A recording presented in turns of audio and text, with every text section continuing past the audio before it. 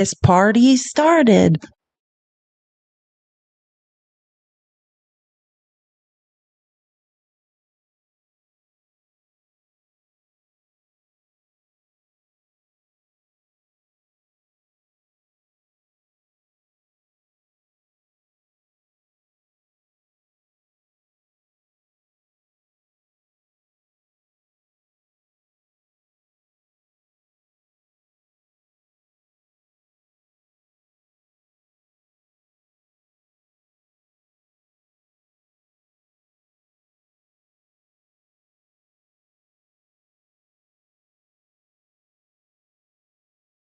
Almost done just getting us live on YouTube and Twitch. Thank you guys so much for your patience. Tap the screen. Tap, tap, tap. Tapping is clapping. Share the live with 10 people. Let's get some more people in here. I know I have not been here for a while. Well, I saw you guys yesterday briefly, but you know what I'm saying. So let's get some more people in here. I have so many things to talk about today. It's kind of overwhelming, actually. I think I have we probably won't get to it all, but I think I have like 150 clips. Oh God, that's electrolytes. So give me 1 second. Almost ready. We are live on Twitch. Live. Oh, yep. I just need to find the chat.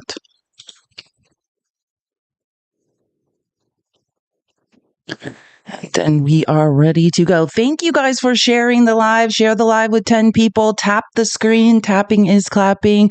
And they have a new thing where you can track tapping. So I put it up here. I hope you guys can see that. I don't know. It depends on the size of your phones and stuff, but I just put it above the people's receipts. So I figured we'd do it in like 25,000 tap goals. Right. So, because I don't know, this is a new feature in TikTok Studio. So that way we'll do it. We'll like work up to 25,000 and then I'll reset. And if you guys can remind me, hey, Copin Zombie, love that name. I'm doing okay. And so we can see, look, I love this. It's like a tap counter. I mean, not that there's another one.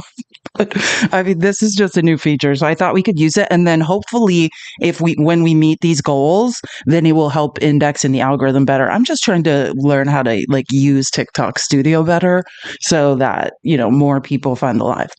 But yeah, so this is like the tap goal thing, and then most concerning is we have lost over 100 subscriptions since last week. So if you would like to subscribe, or you can buy some subscriptions for others, please do. My goal is 445. We were just under that, and then I think a bunch expired.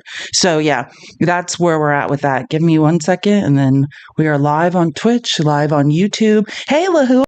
Good morning on YouTube. Thank you for being here. And then we have so much to get through today. And I'm getting on a plane tomorrow, which, like I said, tomorrow will be a travel day. I'll probably do a live in the airport from boredom and anxiety. But then Wednesday, I'll be doing the show. I'm going to talk to Fax later today. We might be doing a show together sometime this week. I'll keep you guys updated on all that. Oh, great. Why is the doorbell ringing? Do I have a package? Some weirdo is at my door, but I don't know. I'm not expecting anything. So we'll just pretend like that's not happening. We'll just pretend like that's not happening. What's happening up here? Am I missing something? Thank you for the gifts, you guys. You guys are amazing. I appreciate you so much. Let me check the live goal before I start preaching. Okay, we're one hat away, and then I might need to update the other one. Now there's so many goals. There's even more goals to update than before. So bear with me. Thank you for the cake. Thank you for the gifts. I'm just going to update it now because I can already see it coming. And right in the middle of me talking, I'm going to need to.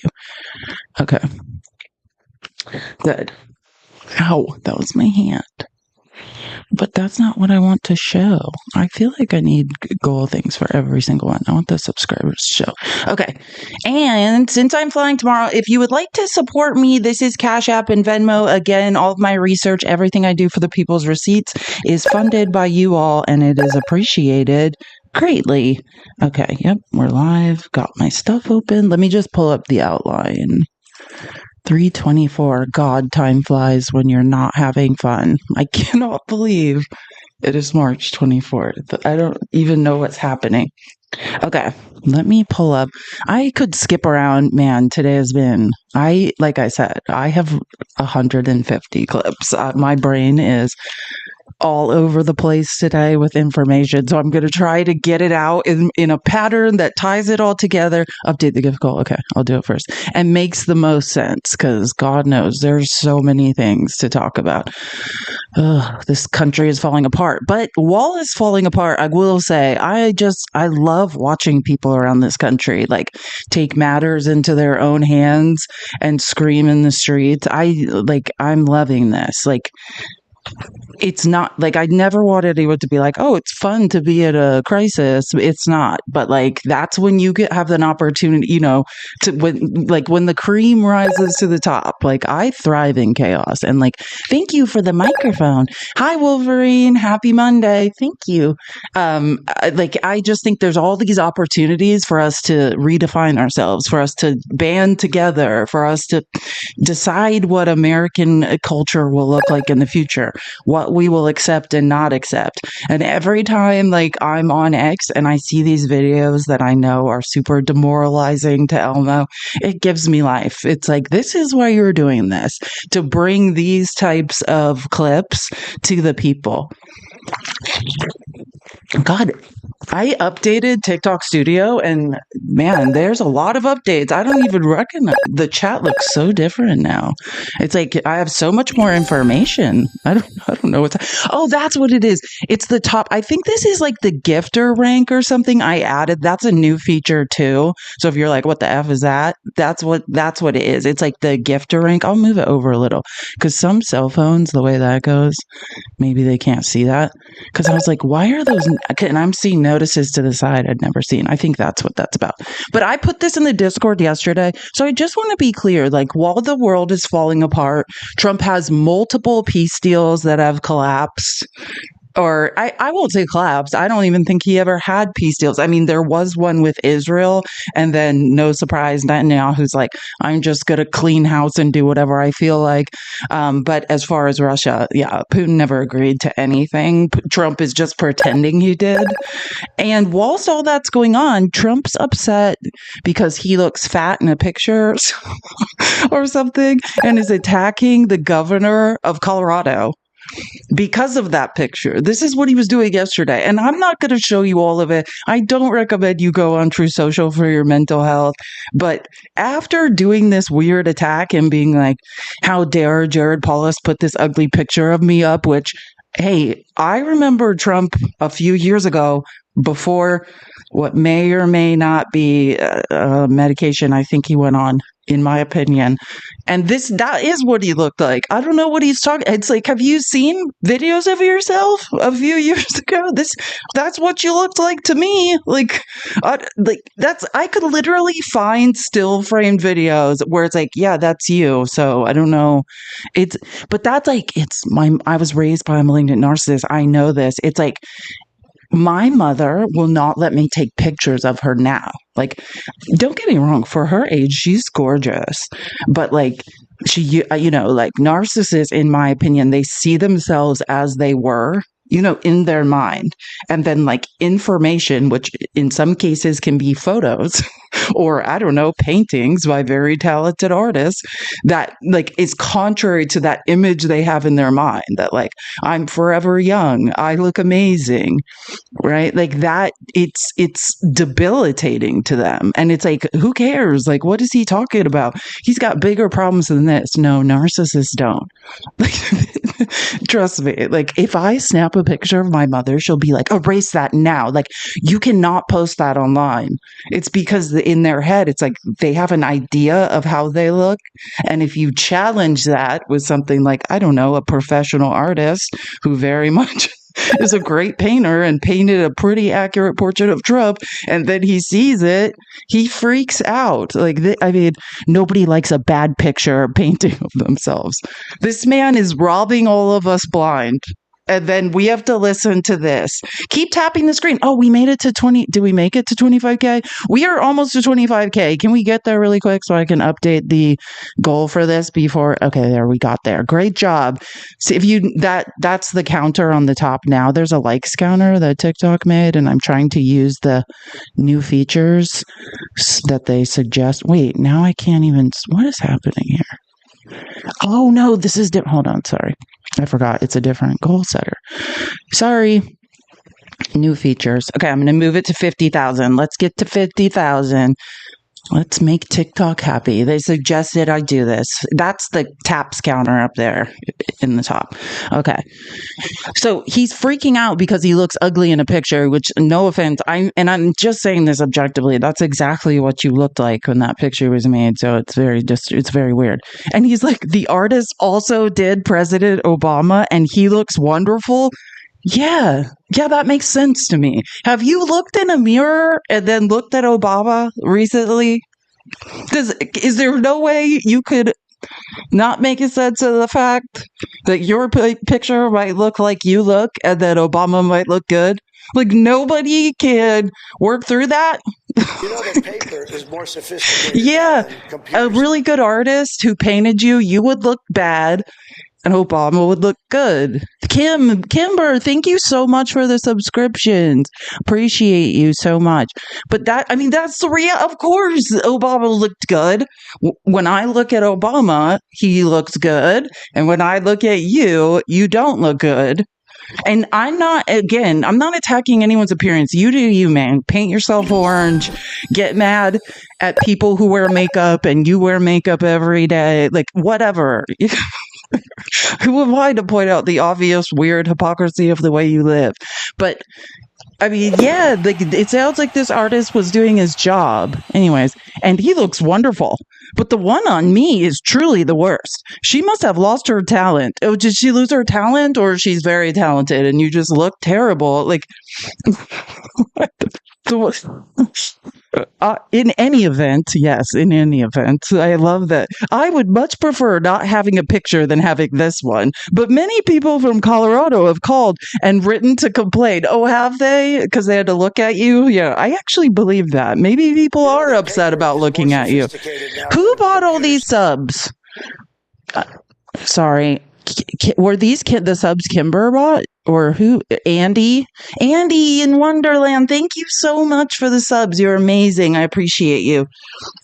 Mirrors off, get it adjusted. I know, because I feel that way too. We all have looked in mirrors and been like, this cannot be me. Like, you know what I mean? How many times have you been in a dressing room trying on clothes and you're like, well, I have to end my own life now. Like, this is what I look like. Yeah, like, but in Narcissus world, it couldn't be him. He is God. He is perfect. So instead of just like, hey man, maybe I'm getting old and I just don't look as like I used to, and that's okay. Or like, hey, I used to be heavier. You know what I mean? And like, now I've lost some weight and like things have changed. He's like, nope, this artist did this to me. And just the fact, like, if you ever wondered if Trump had malignant narcissism, was afflicted by narcissism, like, he truly cannot believe why Obama would look good in his painting. And Trump wouldn't. Like, it's not. We're not curing cancer here. It's not a difficult riddle. I just think it is what it is. I love how he does this. He's like, hey, I'm not doing this because of me, because I'm a delusional, crazy person. I'm doing this for other people. I would much prefer not having a picture than having this one. But many people from Colorado have called and written to complain. Who the hell writes a letter about how ugly Trump looks? In fact, they are actually angry about it. Really? Because I think you're talking about yourself and then again pointing at someone else. I am speaking on their behalf. The other people that are disturbed by how ugly Trump looks in his photo. Not him. It's not his own insecurity, you guys. Trump is defending other people that are tired of looking at him looking ugly. Which might be even more sad. I mean, not might. It is. I can't do this. I literally could not stop laughing yesterday when I read this. Can everyone tap the screen? Wait, what does that say? Press the bottom left star icon to sub. Is that new? I don't even know what that means. Oh, there is. I didn't even know that. Yeah, on the bottom left, there's a star that says subscribe. I never do that until Joanna just pinned that. Learn something new every day. No, yeah, somebody has a lot of time. Trump is defending the people that are tired of looking at his ugly face. I don't even think he knows what he's writing when he writes. Okay, Trump is like, hey, it's not me that cares. It would be less crazy if it was you. Like, but he doesn't seem to get that. He wants to be like, I'm not insecure. I've been getting a lot of letters of people saying I look ugly in this photo, and they want it to change. That's also very insulting to you either way. It doesn't matter. I can't do it. I am speaking on their behalf to the radical left governor, Jared Polis, who is extremely weak on crime. Yeah, I can dispute that fact. In particular, with respect to Tren de Aragua, which I spent a literal week. It's on YouTube somewhere. I don't know if it's labeled, but I spent literally a week of episodes debunking Trump's lies about Aurora, Colorado, which is basically like right next to where I'm going tomorrow. And the Tren de Aragua lies that the mayor of Aurora, Colorado himself helped to debunk. He was like, oh, I'm a Trump supporter, but like Trump's now lying. And I feel like I need to do something about that. So now he's relating this to his weird like immigration lies. Which practically took over Aurora. Don't worry, we saved it. No, you didn't. To take it down, Jared should be ashamed of himself. Somebody should be. I do agree that somebody should be ashamed of themselves. And anyways, excuse me, is this exactly what Trump looked like a few years ago? Look him up in like 2018, 2019. This is exactly what he looks like. Thanks, Cubs. Cubs are my life. Oh, I love that. Thank you for the gifted subs. I appreciate you so much. Thank you so much. Yes, Aaron, I will be in the Denver area tomorrow. My flight is at some point, as long as my flight's on time and I'm not detained by TSA, which seems to be the latest thing. So, fingers crossed. But excuse me, this looks exactly like him. Thank you. I'm not going to repeat that because I can't say brand names of, prescription substances, but my name is Danger. That's exactly what I'm saying. And like the weird thing is, like the problem is, and I know this because like I've lost a lot of weight before when I almost died. I lost like 90 pounds in no, it's probably not 90, but it's probably like 60 in like a couple months. And your skin like hangs off you. In my opinion, he looks better here. So that's the weirdest thing too, because he's like, I don't look like this. It's like, you look hollow and weirder now, in my opinion. Like it took years for my skin to like sort of like recover and bounce back and then like my weight to even out. So after I got really sick. So I'm just saying, I have no idea. Like that actually is one of the better, he looks healthy. I am feeling better. Just to be clear, when I was a teacher, I'm just going to side note before I go on to talking about the way Trump looks. When I was a teacher, my first year of teaching, I was never so sick. I think I had the flu, because that's what happens. Kids don't wash their hands. They sneeze on you. You get sick over and over. But I thought I had heartburn. I had never had when I was like 23. And it turned out I had a stomach bleed, like an ulcer. There was like a tear in my stomach lining that was causing an ulcer. And so, yeah, I don't know if that is happening. I mean, I basically was like, I saw a doctor last week and I was like, I'm going out of town on Tuesday. So I just need like medication. And she gave it to me because she's been my doctor since I was like for over like decades. But she's like, well, when you get back, then you probably you need to come in here and look into it. So hopefully it's not that. But again, back to Trump's face. I don't know why he thinks this is so gross. Like that's probably the best picture that you will ever find. And actually, let me pivot because I did see something that's even funnier about this. But not until after I was making this presentation. So let me find it. Because like Tennessee Holler, they always have the best posts. And they posted something Trump's meltdown about this, which I found effing hilarious. Let me make sure. I hope I can find it. I know it's in this presentation. There's just so many things in here at this point. Where? Donde está? Oh my God. When I just scroll through this, I get sick. I'm sorry for all the things I have to show you guys today. Sorry in advance. Oh, here it is. Okay. Oh, great. Sorry, it's not me. It's TikTok Studio. I'm just reopening the presentation. Going back down. Here it is. Okay. Thank you for tapping the screen. We're almost to 50K. See, this is the tap counter up here. And as soon as we get there, I will reset it. Okay, so this is the Tennessee Holler, which I talk about all the time. You can follow them on pretty much every platform, including TikTok. They're amazing. But they're like, the best part about Trump whining about the Colorado portrait is it wasn't put up by Jared Polis. It was put up by a former Republican state senator who's obsessed with, he's like a crazy Trump supporter. I looked him up, and back in 2018, that's why I keep saying, do you guys remember? Look up any picture of Trump in 2018. This artist did a great job and actually was kind of kind. Like, I don't know, Trump should stop complaining, lest someone point out the other pictures of what he looks like back then. Oh, sorry.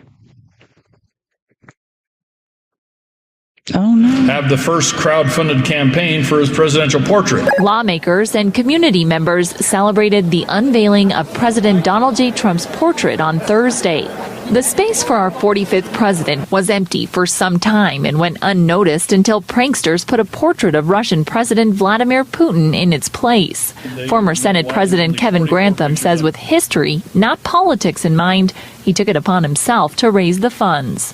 Within less than 36 hours, 216 contributions came in, totaling over the $10,000 necessary to put this portrait in its place.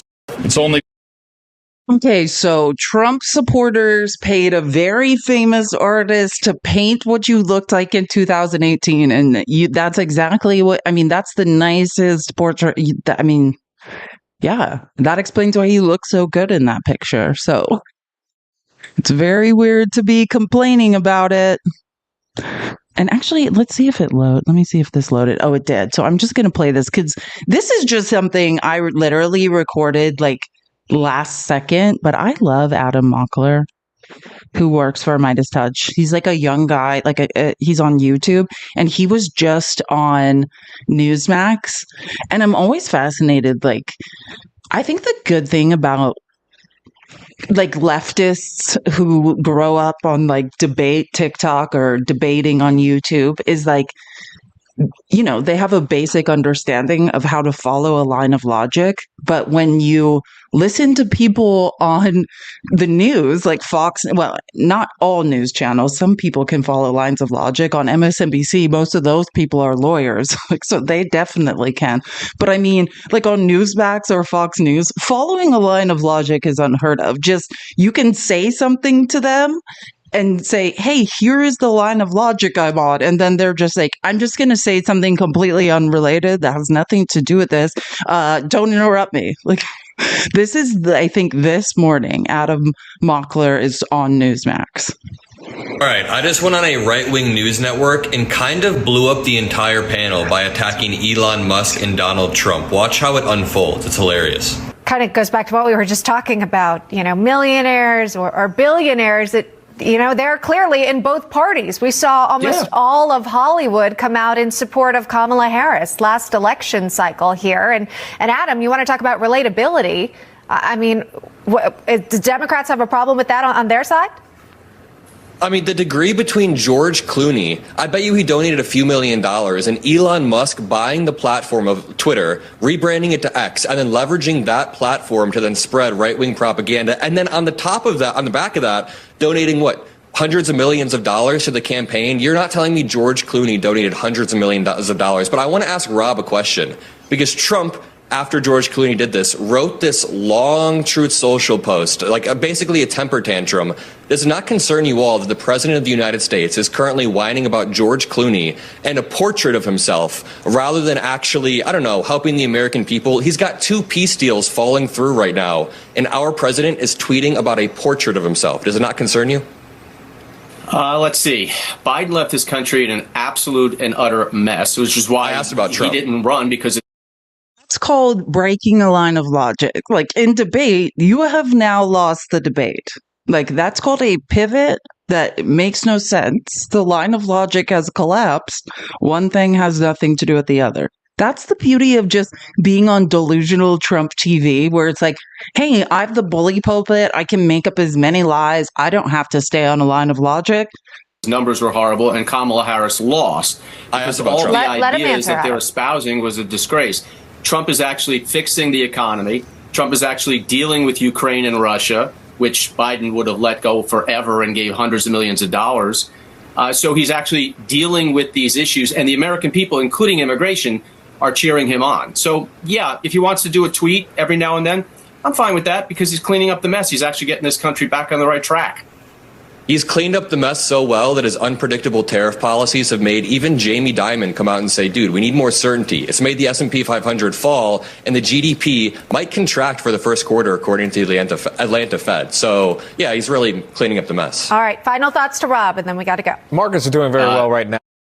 Final thoughts to the idiot that said nothing on the line of logic. Yeah, that's how it goes on Newsmax. Final thought to the idiot that is paid to defend Trump and never stay on the line of logic.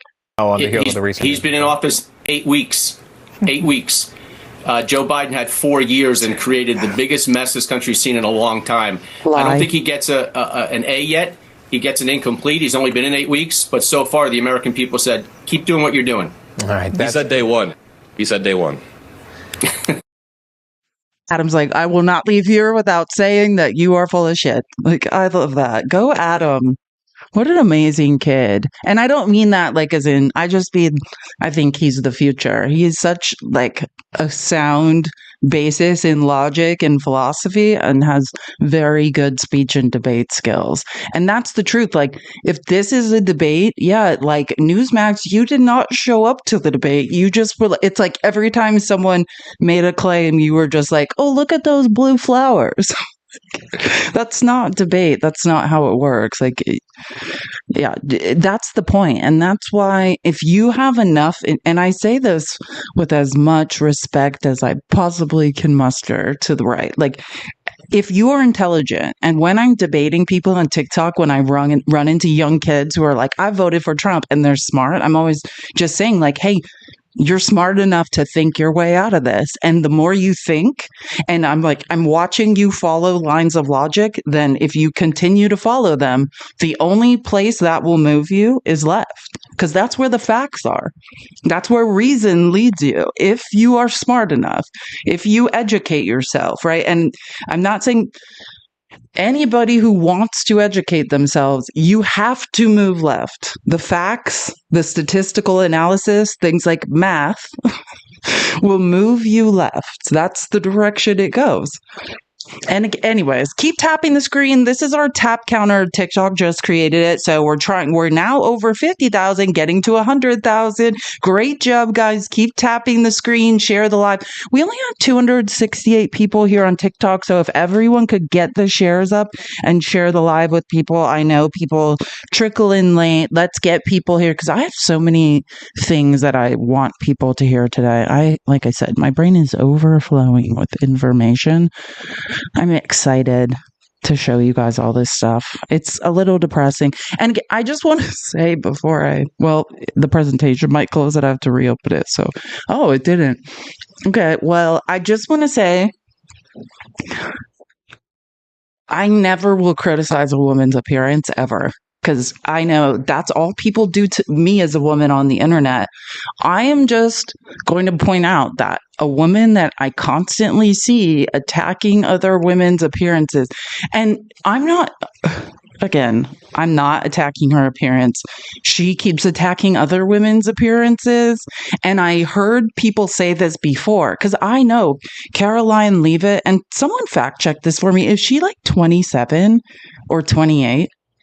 Be prepared to be destroyed by what I've heard of this. I mean, I know when I look at her face during press conferences, like, oh no, like she has like the Matt Gaetz filler person. But if you're 27, why are you doing that?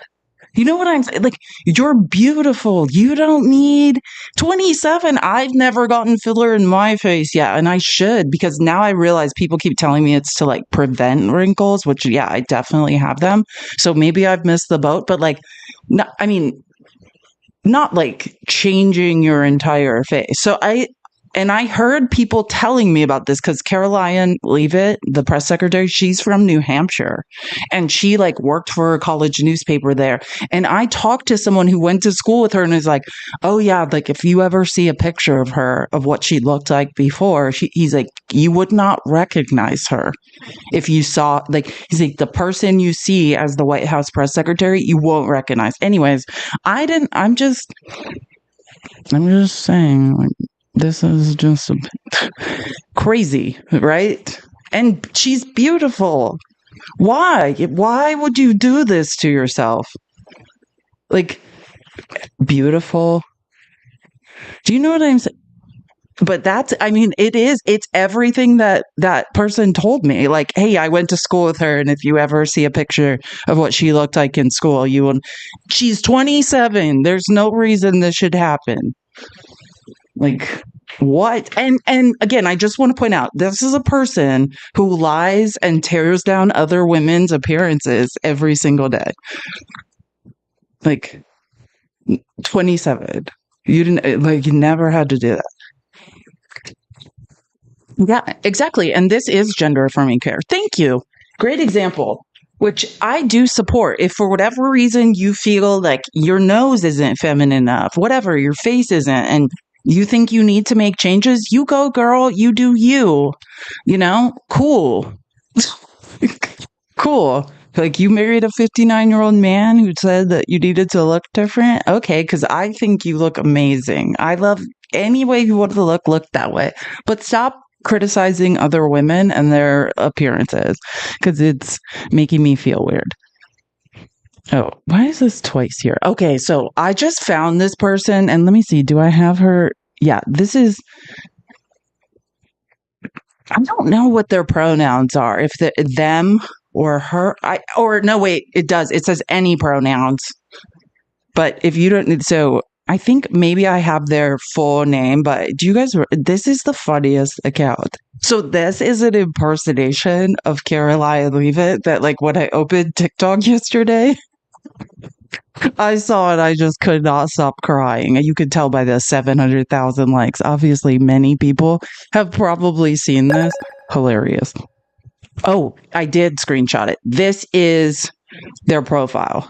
President Georgina Bush, which I love. And it says any pronoun. So there, he, she, whatever. I got it right. So suck it. But in case you want to screenshot and follow, because this is really funny. I was like crying laughing when I saw this. So again, it's just a parody account and an impersonation of Caroline Leavitt. I don't know what big fat fucking rock you dumb idiots came out from under, but I'm going to say what I'm saying even if the facts are wrong. We're pulling out of the Paris Climate Agreement because we fucking feel like it. We're doing these horrible deeds upon the earth because we fucking feel like it. I think that's the most accurate impersonation I've seen yet of Caroline Leavitt. Like, that's pretty much it. There, yes. Don't ask any questions. Oh, where are you from? The Associated Press? That's why I don't want you in here. Like, oh, really? Cool. And by the way, I'm going to just have Robert Reich, our cult leader, was talking about tyranny and things of that nature. And I know last Friday it was when Trump tried to do like I don't know what it was, an impersonation of the set or of Are You Smarter Than a Fifth Grader? While abolishing the Department of Education, he had little kids at desks, which was one of the, I'm not playing those. I can't do it. I saw it. I don't want to, I can't. That's one of the most, as a former teacher, to have little kids at desks while you sign away, like, their rights. I mean, yeah, I can't even do it. But like, I played a video that Robert Reich was playing about education last week, which was amazing. But I love this stuff. He was saying tyrants, and this is so true. Tyrants view educated citizens as their greatest enemy. Slaveholders stopped the enslaved from learning to read. Schmazzies burned books. Dictators censor media. That's why Trump is attacking education, science, museums, and the arts. And this is my can we get this on a mother effing t-shirt? Ignorance is the handmaiden of tyranny. And that's why, because how many people are complicit in the horrible acts, right? In 1940s Germany, how many people were complicit in the absolute disgusting parts of it? Very few, but a lot of people had to remain ignorant, right? To sit there and just say, hey, I'm just blissfully ignorant. I don't want to know. Don't tell me. And that's when I say, like, I will challenge us all over and over and over again. Do not be one of these people. Do not be on the wrong side of history. Oh my God, I love this crown. Educate yourselves, right? Like, the most I've ever learned had nothing to do with being at a school. It had to do with my own passion for learning. Every day I wake up, and as much as I want to learn, thanks to TikTok, thanks to the internet, I can learn, and so can you. So, like, I just want to make it clear. I'm not saying, oh, people without all college educations, you can't think. Some of the smartest people I know have never been to college. Truly, truly. So that's not what I'm saying. We all have an opportunity to educate ourselves, and I just want to challenge everyone across the board. Get the actual facts. Learn to do math. Understand what an impact study is. And I've said this millions of times. The day that white people are disproportionately being discriminated against in this country, and the statistical analysis bears that out, then I will fight for you. I will fight for your rights as a minority group, right? My opinions are formed by fact-based thinking, data-driven thinking, right? Like, that's how we make decisions. Yeah, I know. I need to update the gift goal really quick. So many goals. Keep tapping the screen. We're almost 25K away from 100K. Actually, now that's much easier for me to see what's going on because I'm in TikTok studio. Should we do cowboy hats? They make me feel cool. Sad but true. And since I'm getting on a plane tomorrow, if you would like to support me through Cash App and Venmo, that would be great. Again, tomorrow's a travel day for me. Yeehaw. I can't help it but do that. I don't know why. It's like an addiction. I will, but on Wednesday, I'll be back and be doing the people's receipts. I will just be in Denver. Yeehaw. Thank you for the hat. I appreciate you guys. Keep tapping the screen. Let's get to 100K. Good luck. I know. I'll probably just do a live in the airport tomorrow morning if I have anxiety. But anyways, I love what Robert Reich said here. And then he made this post, which he's just amazing. I just love him. This is our cult leader. If you're new to the show, this is Robert Reich, former labor secretary for President Clinton. If there was like somebody spreading Bernie Sanders' message and was also a professor of economics, that would be Robert Reich. And you should look him up.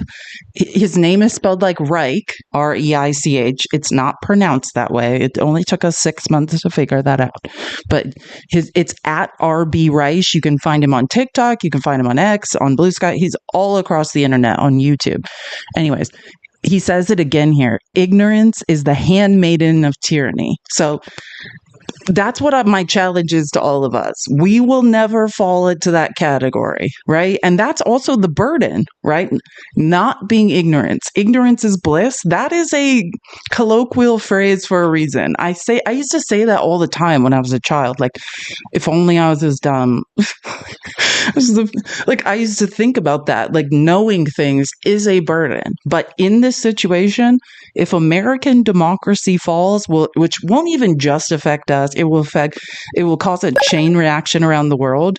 Like, it is our responsibility to not be ignorant of the facts, to not be ignorant of statistical analysis and impact studies, and understand what conservative policy is doing and who it is actually discriminating against in this country. I know we would all be. Thank you. Who said that? Sorry, someone. JL. Yeah. We would all be so much happier if we were ignorant. I know. I think about it all the time. Ignorance is bliss, but that's what I'm saying. Like, you know what's worse? Being on the wrong side of history, and I refuse. And I'm also just, my brain works too much. I need to know things. Every tyrant in history, going back to, Julius Caesar, has tried to get rid of learning, get rid of books. The Nazis burned the books. Slaveholders didn't allow slaves to become educated. Why do tyrants want people to be ignorant? Because they know that an educated population is the enemy of tyranny. It's very hard for tyrants to rule over people who are educated. And this is why, since the beginning of the United States, education has been so important. Free, universal, public education. Horace Mann, all of the great educators in history come out of this notion that democracy needs education. And so you have Donald Trump mounting a direct assault on not only the Department of Education, but calling for libraries to be cut, the amount of money for libraries, the amount of money for museums, cutting all of the funding sources for our universities, threatening Columbia University with $440 million withdrawal of money. This is part of their assault on primary and secondary education. You can't teach about America's history of slavery. You can't mention what we did to the Native American population of the United States. You can't even talk about this. So the Republicans and Trump especially have taken on education the way tyrants in history have taken on education. And the founding fathers talked about the fact that people who are educated, that's how you run a democratic republic. You have to have people who understand civics to know what their representatives are going to be fighting for. And this is counter to that. So it's not just people fight for education's sake, which is also fine by me. But it's so as a dismantling of democracy tactic. The dismantling of democracy tactic, that's exactly right. And part of democracy is deliberating. It's not just getting information. It's thinking critically about that information and deliberating with others. Is that a problem? Is it truthful? What can we understand about it? How does this fit into a larger pattern? That's all education. And that's what tyrants really fear. Oh, the people, Robert Reich. There's our cult leader in chief. Also professor at the University of Berkeley, professor of economics, former labor secretary for Bill Clinton. If you don't know, you should know. Robert Reich is amazing. Kimberly, thank you so much for the $5. She said, thank you for educating me the past couple of months. I appreciate what you're doing so much, and you inspire me to learn. Yeehaw. Thank you so much, Kimber. Oh, Kimber. Did I say Kimberly? I love the name Kimber. I won't get into why. There was a show called Nip Tuck, and there was a character called Kimber. That was the first time I ever heard that name, and I've kind of been obsessed with it ever since. I love the name Kimber. Does anyone remember Nip Tuck? Oh my God. And since I actually brought that up, I have to do a show recommendation because my brain, as you guys could tell by just watching me plan, like how these outlines go with one show, the amount of information I have to imbibe, if you will, in order to calm my brain and it feel like I'm satiated now. I've learned enough. So when that's not enough, what I do is I watch tons of shows, documentaries.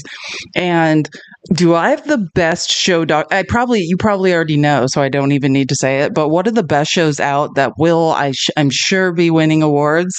And sometimes I'm like, can Shonda Rhimes keep doing it, right? Like Shonda Rhimes, if you don't know, she's responsible for Scandal, she's responsible for Grey's Anatomy, she's responsible for a lot of famous shows. She's responsible for Bridgerton, and a show came out before since the last time after Wednesday, I think it was Thursday. It's called The Residents, and it's like a Clue whodunit. The cast is like, oh my God, chef's kiss.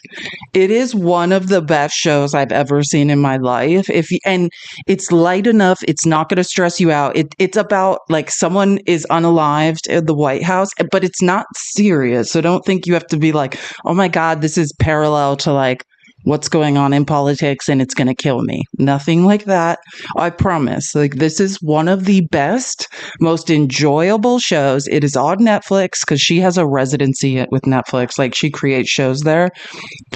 Oh, I've never watched Grey's Anatomy, but like, listen, I agree. You could make I'm with you, Caffeine. Like, we could all make the argument what the F was Grey's Anatomy, but then it was one of the highest grossing shows of all time. I have never watched it. Like, that's not my vibe. Like, after ER, I know how that goes. You know what I mean? Like, I understand the genre. I don't need it. But was that one of the highest grossing shows of all time? Sure. You know what I mean? Yeah, I think, but don't judge Shonda Rhimes by Grey's. But even though, I mean, if this is capitalism, that's one of the things that drove her to the forefront. Like, if you can make money. But anyways, The Residents on Netflix, 8 episodes. It will feel like it's one episode. You will cancel everything you're doing to continue watching it. I do watch The Pit. Like, listen, I haven't watched The Pit. I know what it is because, like I said, I did watch ER, and that guy, isn't it Noah Wiles or whatever from ER? He's the lead in The Pit. So, which I think, from what I've read about The Pit, see, look at me. I know things. I might not have watched it all, but I know. And it's more, it's gotten a lot of like, if you don't know, The Pit is a show about an ER, but it's more lifelike and real. It's not like a Grey's Anatomy. It's like, you're going to feel like you're in an ER room. It's graphic. And it's on Max. But like the original, like Noah Wiles is the lead character. It doesn't look like him. Like, he's got like a full beard. Like, he looks like he's been through a struggle, but it's still very handsome. So if you know, or is it Wiley or Wiles? I don't know, but you know what I'm saying. Yeah. The Twister, Caught in the Storm. I know, I watched that too. That's another one. If you're interested in like the tornado that devastated, oh my God, now I can't remember the town, but there's also a good doc that's out about, it's called The Twister on Netflix. Thank you for mentioning that. But anyways, I could spend the rest, it's Wiley. Thank you. I knew I was saying it wrong. Joplin, Missouri is where The Twister is based. There's a twister that devastated that area, and it's like people's own footage, like firsthand accounts. It's pretty heavy. I mean, it's pretty much our future of what's going to be happening to all of us for the rest of our lives. Keep tapping the screen. We should be at 100K. We could do it. Tap, tap, tap. Tap the screen. This is my Cash App and Venmo. If you would like to support my research, please do. Do I need to update any gift goals before I move on? This is, actually, I can check after this. I'm being cognizant if I need to stop and talk and you're like, please just let the video play. I just want to know, I want everyone to know, well, at least these people that are here now, I have to pause sometimes and talk because I think I'm learning, like both on TikTok and both on YouTube, how copyright violations work. And like I have to spend a ratio of time talking versus playing content, right? Like, so I'm trying to figure all of that out, just to be clear, and not get violations on either platform, which is very difficult. I don't know if you saw this today. I feel like in any other moment, this would have been wallpaper all over the American media. But this statement today from Donald Trump's Commerce Secretary about what Trump is doing to Social Security, this tape is such a political disaster. I feel like I almost have to close my eyes because I can't bear to watch it. Just, here you go. Check it out. Let's say Social Security didn't send out their checks this month. My mother-in-law, who's 94, she wouldn't call and complain. She just wouldn't. She'd think something got messed up, and she'll get it next month. A fraudster always makes the loudest noise, screaming, yelling, and complaining. And if all the guys who did PayPal, like Elon knows this by heart, right? Anybody who's been in the payment system and the process system knows the easiest way to find the fraudster is to stop payments and listen. Because whoever screams is the one stealing. He's talking about Social Security checks to elderly and disabled people. Stop the payments and listen. Whoever screams, that's the one stealing. Howard Lutnick, Wall Street titan, Trump cabinet member, saying that his mother-in-law wouldn't call and complain. She'd just wait until next month, see if her check came then. Anybody complaining about not getting a check is obviously a criminal. How does that comport with what you understand of the reality of getting a Social Security check? And who in your life you know gets a Social Security check? Preach, Rachel. Like, I cannot express. So I just want to be clear of what you heard. That's Howard Lutnick, who's a billionaire, involved in so many crypto scams, you really can't keep them straight, who is saying, hey, if my mother, who has a billionaire son, doesn't get her Social Security check, she doesn't panic. She just calls me and I fix it. So I guess now, I mean, like, and I just want to challenge anyone that's in here that might not, I'll just say, if you are MAGA and you support Donald Trump, I want you to hear it. If your mother, if your elderly family who's on Social Security is wondering where their $65 a day is, meanwhile, Elmo, also known as Elon Musk, he types his name that way on X. I didn't make it up. But he gets $8 million a day in government welfare. He is the ultimate welfare queen. But if your family member is looking for their $65 a day, that's an admission now that they, in fact, are a criminal. Yeah, mind you, it's their money. Thank you, whoever just said that, because I'm repeating someone's Meg Villar. Thank you. Great point. Mind you, it's their money. They worked their entire life and willingly were taxed on thinking, one day I'm going to be able to collect this. And if you ask where it is, guess what? You're a criminal. That's billionaire logic. That makes sense. Meanwhile, actual crimes are being committed by these people. And if you point those out, you're a delusional liar. But I mean, what? That makes sense. Why are we all complaining? That makes perfect sense. And I love Simone and Michael Steele. Michael Steele is the former head of the Republican Party, now very angry at the Republican Party. Oh, I need to pin my gift goal. Sorry. I was trying, Joanna. I saw your text. Okay, I pinned it. We're at 367 subscriptions. We were like at 460 last week. So if we can please work on subscriptions on TikTok, that would make me feel much less anxious traveling. Or this is my Cash App and Venmo. If you'd like to support me, please do. I feel like I'm monitoring way more things now and it's getting difficult. Let me check my live goal really quick and make sure I don't need to change it. Oh, I do. Okay, got it. Doing it.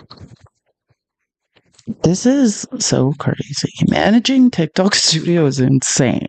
But I love Michael Steele. So what I just showed you and what Rachel Maddow was talking about, Michael Steele this weekend with Simone, they were talking about it and he was like, what the Oh yeah, and that's Gold Bar Bob's daughter. I love her, actually.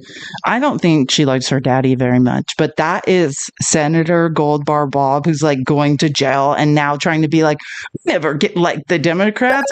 I want a Trump pardon and I'll say whatever Trump wants me to get out of all of my crimes. Alicia, yeah, that's Alicia Menendez. Alicia, is it Alicia? It might be Alicia in the like Spanish pronunciation, but yeah, sorry. That's Bob Menendez's daughter. Yeah, Gumps, I know. And I've talked about this several times, and no one really knows. But when he first was indicted, and she, like she doesn't have her own show like 5 days a week, but she does shows and fills in for other people. And she did like a segment where she was just like, yeah, this is my dad. Like, nothing is going to prevent me from reporting on the facts. Like, if he committed a crime, he did it, like. Whatever. Yeah, that's his daughter. She's a great reporter. Like, she's good for her job. She's very smart. So like, if I was going to judge her, but like by all accounts, she's good at what she does. Yeah, she's very smart. And like, she's his daughter from his first marriage, right? Like, so like he left that woman, and then like the woman he's married to now, which it escapes me, but it's like an Egyptian woman. And that's why he was arrested for having like been bribed by the Egyptian government. Like it's like that. So it's complicated. Just to be clear, like her and her mother and her brother, like they don't have anything to do with whatever Gold Bar Bob is up to now. He has a whole new life and family. But anyways, Michael Steele was on, and Simone were on fire talking about this weekend. What is his net worth again? A lot of money. Oh, sorry. I just want to acknowledge we made it to 100K. I'm going to update the goal now. Thank you guys for keep reminding me, because that's the best way to do it. What is his net worth again? A lot of money. Let's Google. So your mama would call you. She would call you, and guess what you would do? You'd write her a check. But what about the mother who doesn't have someone that they can call to put money in that bank account for a month? You insensitive lug. How dare you? How dare you? $2 and $4 billion. $4 billion. Yeah, your mama's not going to worry, because if you're any kind of a decent son, you're going to cover that month. But there are a lot of mothers out there who don't have that. How dare you? Well, that's his mother-in-law. So you can miss a month. You be okay. Take your ass into a community where they don't have those resources available to them. How dare you? I mean, this is the arrogance right now, America. This is the arrogance. They're looking you in the eye and say, you can miss your payments. You'll be okay. You can feed your family with no money. You can clothe your family with no money for a month. You can do that. You arrogant SOB. $4 billion sitting there telling America you can miss a payment. My daddy's on Social Security. What is he going to do? He's going to come to me if he misses a payment, because he's got a resource. He's got a son who can help him. He's got a daughter who can help him. But their families don't have people who can help them. Sorry, but Michael, you are leveling up, as you would say, how so many people across this country feel. Amen. And like, that is so true. I didn't even like in the beginning when he was like, well, if you have a good son, they're going to handle it. You can be a good child and not have the money. Like at this point in my life, like, no, I have a brother who works in corporate law and makes a lot of money. But like, if it was up to me, and like, if my parents' Social Security checks are canceled, there is nothing I can do about that right now. Does that make me not a good daughter? Like, I'm out here with people who didn't treat me the best my entire life. Like, making sure they get their doctor's appointments done, making sure my dad takes his insulin. Like, anything I can do, I definitely do for my parents. Am I a bad child? Because if the money they thought, if I allow myself to be taxed by the federal government in good faith, one day that will be returned to me when I need it. Does that make me a bad daughter if right now I can't cover that? Like, no, absolutely mother effing not. And for Howard Lutnick to sit there and say that anybody that complains when we shut off Social Security checks, you're a criminal. Those are the fraudsters, the people that need the $65 a day. Well, surprise, surprise, that's most of America, UPOS. Like, ugh. And I do Michael Steele energy. Like, just remember, he used to be the chair of the Republican Party. He's very angry now, quite honestly.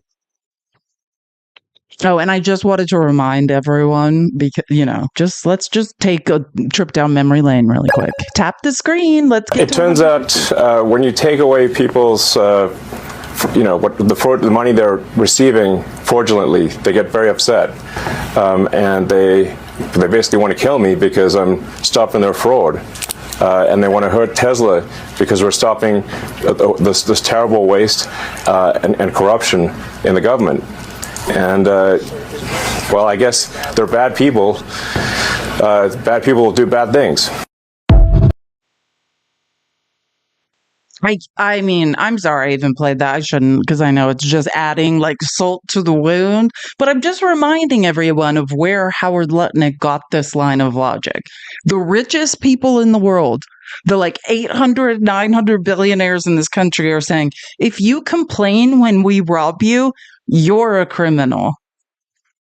That's the new line of logic by rich people. If you complain, you're a criminal. Okay, that makes perfect sense. Yeah, that's what it is. Because you want your $65 a day to buy food and medicine that can't sustain you anyways. You have to be getting help other places. Trish, thank you so much for the 5 subs that you gave away. You don't understand how much that means to me. You're the best. Thank you. Keep tapping the screen. We're almost at 110,000. Goal is to get to 150,000. This is the new tap counter that TikTok Studio added so we can actually meet these goals, and hopefully it will help us index better in the algorithm. But Elmo is gross. Okay, so I'm trying. Oh my God, my mind went blank. So Hands Off Social Security was a rally that happened on Saturday in White Plains. I couldn't remember. I almost forgot.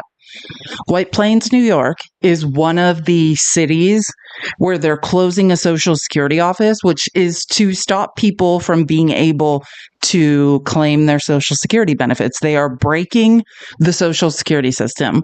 I talked to you guys, I think it was either last week or the week before, about Randy Weingarten. Like, I was showing you guys clips of when Margarine said, like, when she was testifying, let me just tell you, remind you of who she is. Randy Weingarten is the president of the largest teachers union, I think it's American Teachers Union, or someone can correct me. She's president of the largest teachers union in the country. She's an amazing organizer. She's a lawyer. I mean, you can look up her credentials. This woman is a mother effing genius. She is not a biological mother. Her partner has children, and Margarine, during a congressional hearing, informed her that she was not a mother and never would be. And I was playing those clips for you to remind you, how disgusting Margarine Taylor Greene is, but also just to remind you of, her name's Margarine William. That's what we've been calling her now for a couple years. So I've been calling her Margarine since 2022. I think it's the most honest name for her. Her name is Margarine. Yeah, none of us can, Meg. I think that's a fair assessment. Oh, and if you can't stand her now, wait till I have to show you what she was up to this weekend.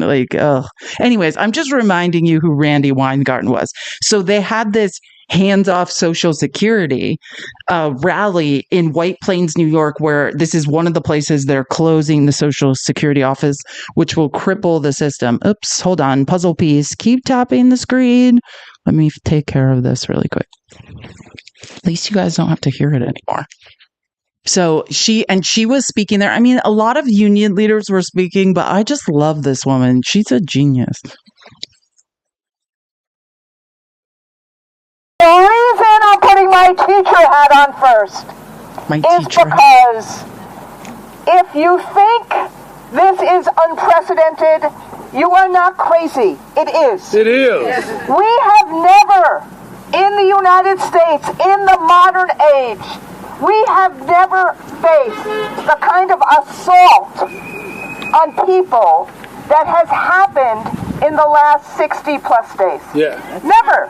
Never. And even though it's coming fast and furious, and even though they're trying to say, don't look here, don't look here, because they're doing that kind of chaotic work on purpose. Yes. Because what they want us to be is tired. Yes. They want us to throw up our arms and say, it's too much, we can't do anything. Yeah. No. And they want us to be scared. Yes. And be frightened. Yeah. That is what they want. That's right. Because at the end of the day, as somebody back there said, they want the people to be broke. Yeah. Yeah. Because the assault, so it's broke and broken, exactly. This is what happens. Yeah. Teachers have eyes and ears behind their heads. Yeah. Because I learned that from my mother. We do have eyes and ears behind our heads. That is so true. As a teacher, it's like I see 20,000 things at once. Like, I love this woman, but I love these grassroots. Like, we don't even have a sound system. We're just out here with a megaphone we charged up, and we're screaming things. Like, I'm going to get a megaphone, I think, because anytime next time I go to a protest, I'm bringing a megaphone. I think it's a great way to get arrested, though. But again, she was not. She was amazing. You know what's going on. Yeah. Everett said it. The congressman said it. Once they close an office so that people can't get to the farther office, Yes. That's right. fewer and fewer people get the benefit. Yeah. Yep. This benefit, by the way, is an earned benefit. Yeah. Every single person who gets Social Security has paid for it. Yeah. Everyone. Yeah. Every single one. Yeah. You know what. Meanwhile, we got Margarine trying to tell this woman she's not a mother. This is she's a lifetime teacher, a lawyer, and now union leader. Like, don't tell anybody who is a mother, Margarine. Like, that's the most embarrassing thing I've ever heard in my life. Like, I'm sorry. I lose sleep over that, thinking about that congressional hearing. Tap the screen. We're almost to 150. So, number one, when they close an office, it is to try and stop people from getting the benefit. Yeah. That's right. Number two, when they change a phone system, it is to stop people from getting the benefit. Yeah. Yep.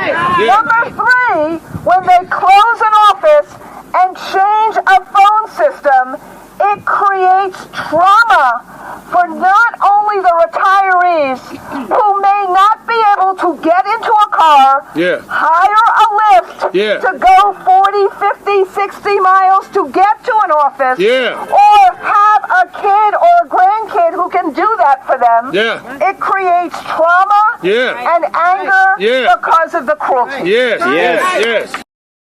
Help people, Randy. God, I love this woman. What an amazing leader. And that's why, like, it is, I mean, it's a compliment. Whenever you're attacked by MAGA, it means you're a problem. And she's a problem, right? Like, don't ever be quiet, Randy. Use that voice. Speak the truth. The cruelty is the point. Thank you, Charlie. That is very true.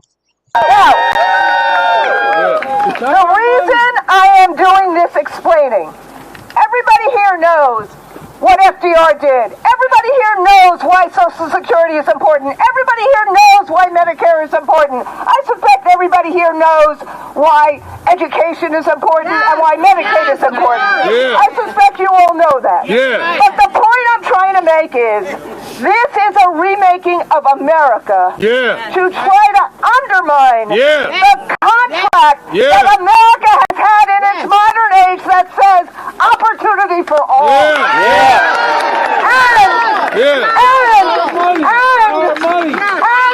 And the contract, more than even our money, and the contract America has had since World War II that says we take care of our elderly.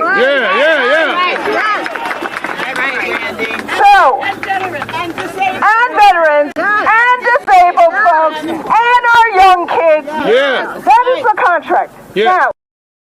Yeah, so that lady's awesome. Yeah, she is. She runs the largest teachers union in America. She's a lifetime like AP civics teacher. She's a lawyer. She's a genius. Randy Weingarten testifies before Congress. Like, I mean, she has that I've seen like 10 times. Yeah, she is a force to be mother effing reckoned with. I mean, she's one of my spirit animals. When I saw she was at this, I was like, oh my God, Randy Weingarten speaking. And now we must listen, because she has been attacked for her sexuality, for not having biological children. I mean, in any way you can imagine, because has a partner. She's a lesbian. She has a partner, right? Everything about her, MAGA has tried to attack. They've doxed her. They've tried to ruin her life. And still, here she is speaking the truth and giving people important information. And I just want to answer Robin in the comments, because I did catch it, because I have eyes in the back of my head. Are you going to talk about what's happening in Miami? If you're talking about the disgusting detention centers in Miami, I think that's part of what's fueling my ulcer. And yes, but I've got a lot to go through today. And so, but I promise you that is in fact part of it. And I did hear, yes, I'm aware of the Chrome detention center in Miami, that if you live in Miami, you need to get a sign and stand out in front of and do something. Yeah, we're going to get there. It's just, we have so much to get through. I haven't done a lot. Like, I got sick. I might be developing an ulcer so I haven't seen you guys since Wednesday. So I have to take us on a journey, but I promise you that is part of the journey. And I was just texting Steve, facts don't matter about that. I was like, we need to have a town hall about this specifically. I know, V, wasn't Randy's speech? Randy Weingarten is one of my heroes. Like, as a teacher, as someone who respects the legal profession, because it's the last place the truth matters, as someone who loves organized labor, anyone who's leading a union, she is so amazing. Yeah, Steve's great. And we're going to talk later today specifically about the Miami detention center stuff. And we're on it. I know I am trying to take care of myself. It's just, if you had to go through this stuff and record all these clips, you'd see. Well, you'll see. I'm about to show you. Don't worry. But it's okay. I get upset when I'm recording them, but then once I get it out to you guys, I feel better, because that's why I'm doing it. It's the way I see it is because I used one of my backgrounds besides teaching is the tech industry and advertising. And I understand the power of, once this is on the internet, once it's indexed in search, and thanks to the Wayback Machine, no matter what anyone does, this always exists. And that's what I want. It's that's why I call this show The People's Receipts. It's you can do whatever you want, but as long as I'm allowed to make outlines, do this show, I will get the truth out, right? And even if you delete my account, the Wayback Machine will still have it there. There's no way to erase what has been indexed on the internet. And that's my goal. Oh, this is another really good one. God, this is the closing of Randy Weingarten. She's absolutely amazing. Yeah, if you'd like to support my work, this is my Cash App and Venmo, same as my name, A Girl Has No Name. Or you can give, or I'm trying to get my subscriptions back up on TikTok as well. Support me, because everything I do is crowdfunded by you guys. Real, Republicans like to talk about free market capitalism. They are actually talking about crony capitalism. But this is real free market capitalism. But listen to Randy bring it home. She is my literal spirit animal. You're getting my point. Yeah. It is the people who will win over Elon Musk. Yeah. It is the people who will win over Howard Lutnick. And we need to remind people that we didn't vote for Elon Musk to call Social Security a Ponzi scheme. No. That's right. And we didn't vote for Howard Lutnick to say, oh, don't worry, no elderly people, including my mother, would care if they don't get their checks for Social Security. Shame! You're getting my... I love this woman. She's my effing hero. We made it to over 150K. I have reset the tap goal to 200,000 and we proceed on. I know. Thank you, Sarah. I just noticed that and I did reset it. So I'm resetting it to 200,000. Keep the taps up. You're amazing. It's easy to do it when people like Randy are talking. Okay. And I know we're on a little bit of a high, but we do need to face reality. And like, I want to make sure when I find these videos in my research that I play them, because this is the reality of what Trump. God, I already want to cry. I will not cry. I might cry. I've had a long morning of going through these videos, and if you guys knew. Anyways, I think, okay, so this is a veteran. If you want to follow him or support, I don't know if there's ways to support him. I found this video on X, but it's at Headspace 1984. And if I need to show you guys this again after, I will. But this is the veteran that posted this video. Okay, so, and again, just everyone take a deep breath before you have to hear this. And I, like, through my research, I've realized this is happening in a lot of places. Like, I have other evidence of, like, they're closing these very rare, they're specifically firing, I'm trying to think of the right way to say this.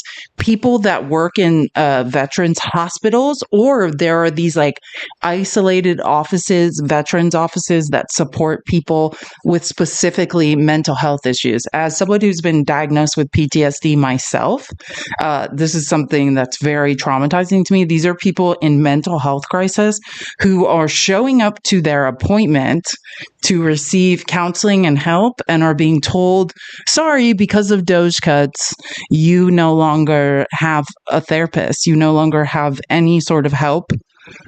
So, yeah. And as long as I get through all of this without getting in trouble, not this video, but I mean in general, I'll have more on this later. So I know this probably isn't going to go anywhere, but I have something I would like to talk about, honestly. I go to the VA for mental health and various other reasons. Today I had an appointment and I checked in, and as I was checking in, they told me that my appointment has been canceled because my therapist has been let go. They specifically said because of these budget cuts of Doge. And here's the thing, it took me a while to get integrated back into society, normal society. I've been shot at, I've been mortared constantly, blown up by IEDs, and patrolled streets daily while I was deployed. This is hard to admit, but a while ago, the VA and my friends pulled me back from a very poor decision. And now, without that, I have no safety net. And it's not just me either. You did this to millions of us who desperately need it. We desperately need these services. Some of the shit we have seen has been pretty fucking horrific. So my question basically is, why do you hate the people who serve so much? Was taking away veteran services worth your racism? Was it worth it fucking having a Christian nation? Was it worth it owning the fucking libs? Now there are going to be millions of us stranded with no lifeline, no hope, and all we see is just an ungrateful fucking nation. So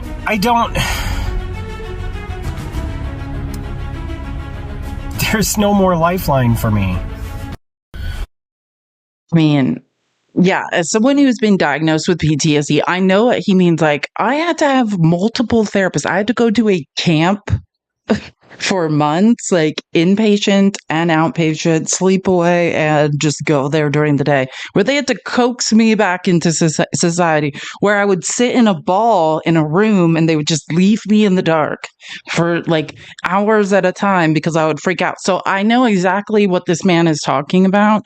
And like, to get back into society, to start trusting people, to like believe there's hope, and then to show up for your appointment, and then that rug to be pulled out from under you is horrific.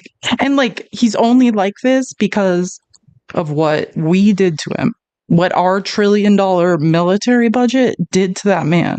So it's pretty heartbreaking to me. Like, I don't blame the US government for my PTSD. I pretty much blame my parents, but and other various people. But you know what I'm saying? Like, this is someone that was like, oh, sign up for this and we'll have your back. Like, are we having his back? He showed up for his appointment to stay alive, and then there's no appointment. Like, this is the reality of what's going on. And a long time ago, I used to think if I started crying, I should end my life. And then I realized, like, no, like, vulnerability is power. Like, it's okay to feel bad and to feel bad for these people who are suffering. Because this is a crime. And like later, well, we'll get to it in my research. Hopefully we can get through this whole thing. Because actually, I've put together a great show today. Oh, no. Yeah. And I'm also regulating my emotions, right? Like, that's what MAGA doesn't understand. Like, hey, when emotions build up, anger is one of them. For some reason, white males that support Trump don't recognize anger as emotion. It's the most base, least intelligent emotion of all of them. It's what infants are. That's why they're screaming all the time. Like, they can't process their emotions and say, hey, I feel angry, but that's probably attached to something deeper. Let me look into that. I'm not angry. I'm scared, or, like, I'm anxious, right? You can't identify those more refined emotions. And that's how I would describe MAGA. They're infants who can't look at, like, beyond the anger, right? But I can. This man clearly can. And I think we should feel for these people. That is what will bring us together as a country.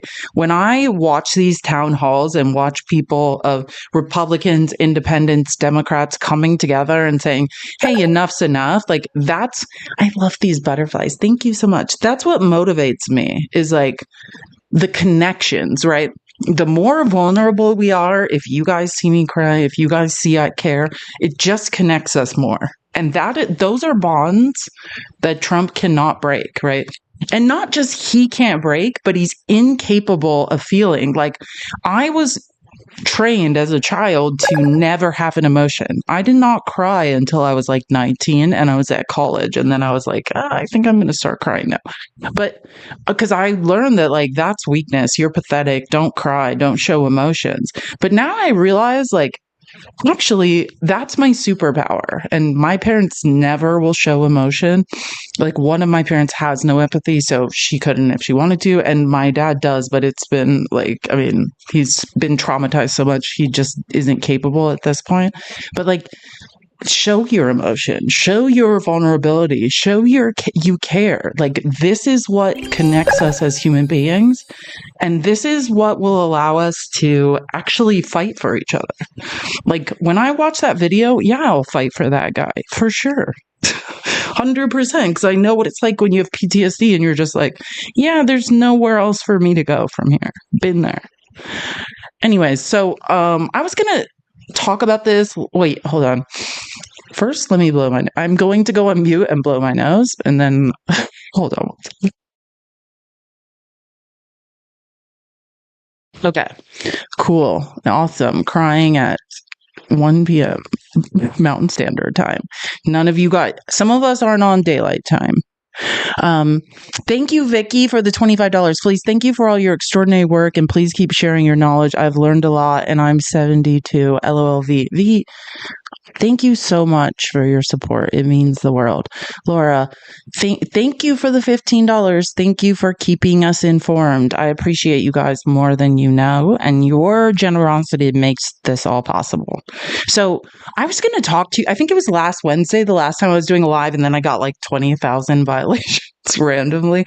I think it was because someone we were talking about, or too many people said K-holes on my I forgot that people were talking about that on videos I was playing or whatever. But anyways, so I didn't get to go through all the things I wanted to go through last Wednesday. But I'm sure you guys know by now, like, Trump is literally firing federal trade commissioners who do their job well. Wait, I don't know how much. I'm trying to think how much of this I should play. Well, let's just. I think, well, this is longer, and I do think so. I've suggested you follow More Perfect Union. Let me pull up the outline really quick and see if I can find this. Ew. Let me find this in the outline because I want to make sure people. Maybe I'll just send it out because I don't know if we're going to watch this whole thing. But it's amazing. More Perfect Union is an amazing account. They're all across the internet. I highly recommend everyone follow them. Oh, here it is. Okay, found it.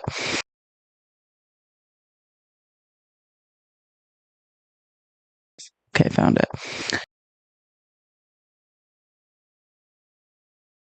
Okay, found it. Okay, found it.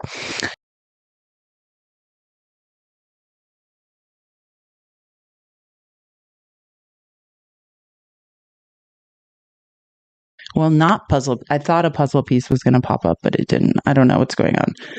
Hold on. I'm going to put this, I'll put this in the Discord, but I just want to say, so his name is Alvaro Bedoya, and this is one of the 2 federal trade commissioners that has been fired. And in this video, he's talking about one of the things I'm most passionate about. And it's hard for me because as someone who, like, because of, my PTSD and things that have happened, like, I don't go places a lot, right? So I'm kind of guilty of, like, giving Amazon money, and I think about this all the time. This man was just fired. He was investigating Amazon, X, and Walmart, right? And for monopolies, right, what they're doing, and I can see it with Amazon's grocery product, with Walmart's grocery product, they are pricing local grocers out of the market and killing local businesses. And I always hear Republicans say, oh, I'm a fan of small business. No, you're not. If you are supporting Trump, who is literally killing off any checks and balances of monopolies for these huge corporations, then you're not supporting small business. Oh, wait, is this not here? Hold on, let me find this video. I definitely have it because I've watched it 3 times. Give me 1 second.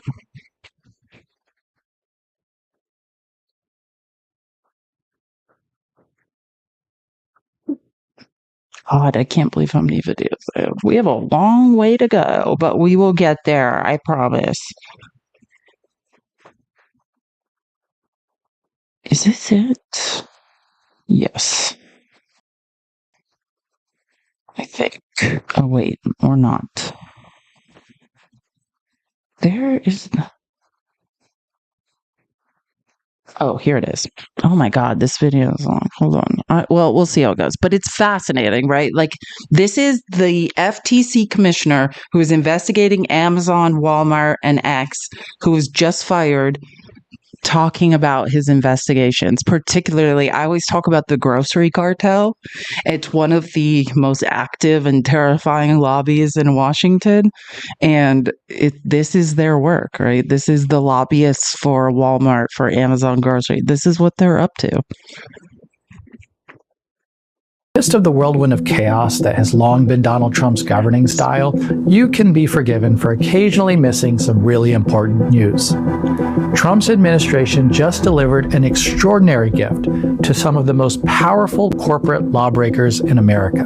Hi, everyone. My name is Alvaro Bedoya, and I'm one of 2 commissioners at the Federal Trade Commission who the president is trying to illegally fire. Breaking news on the FTC. Megan Cassell's got the details. Megan. President Donald Trump has fired both Democratic commissioners on the FTC. That means that just 2 commissioners, 2 Republican commissioners, are operating on the FTC at this point. By attempting to sack Alvaro Bedoya, a key ally of former FTC chairwoman Lina Khan and Rebecca Slaughter, Trump has ensured that every member of the Federal Trade Commission now reports to him. I will bring the independent regulatory agencies such as the FCC and the FTC back under presidential authority.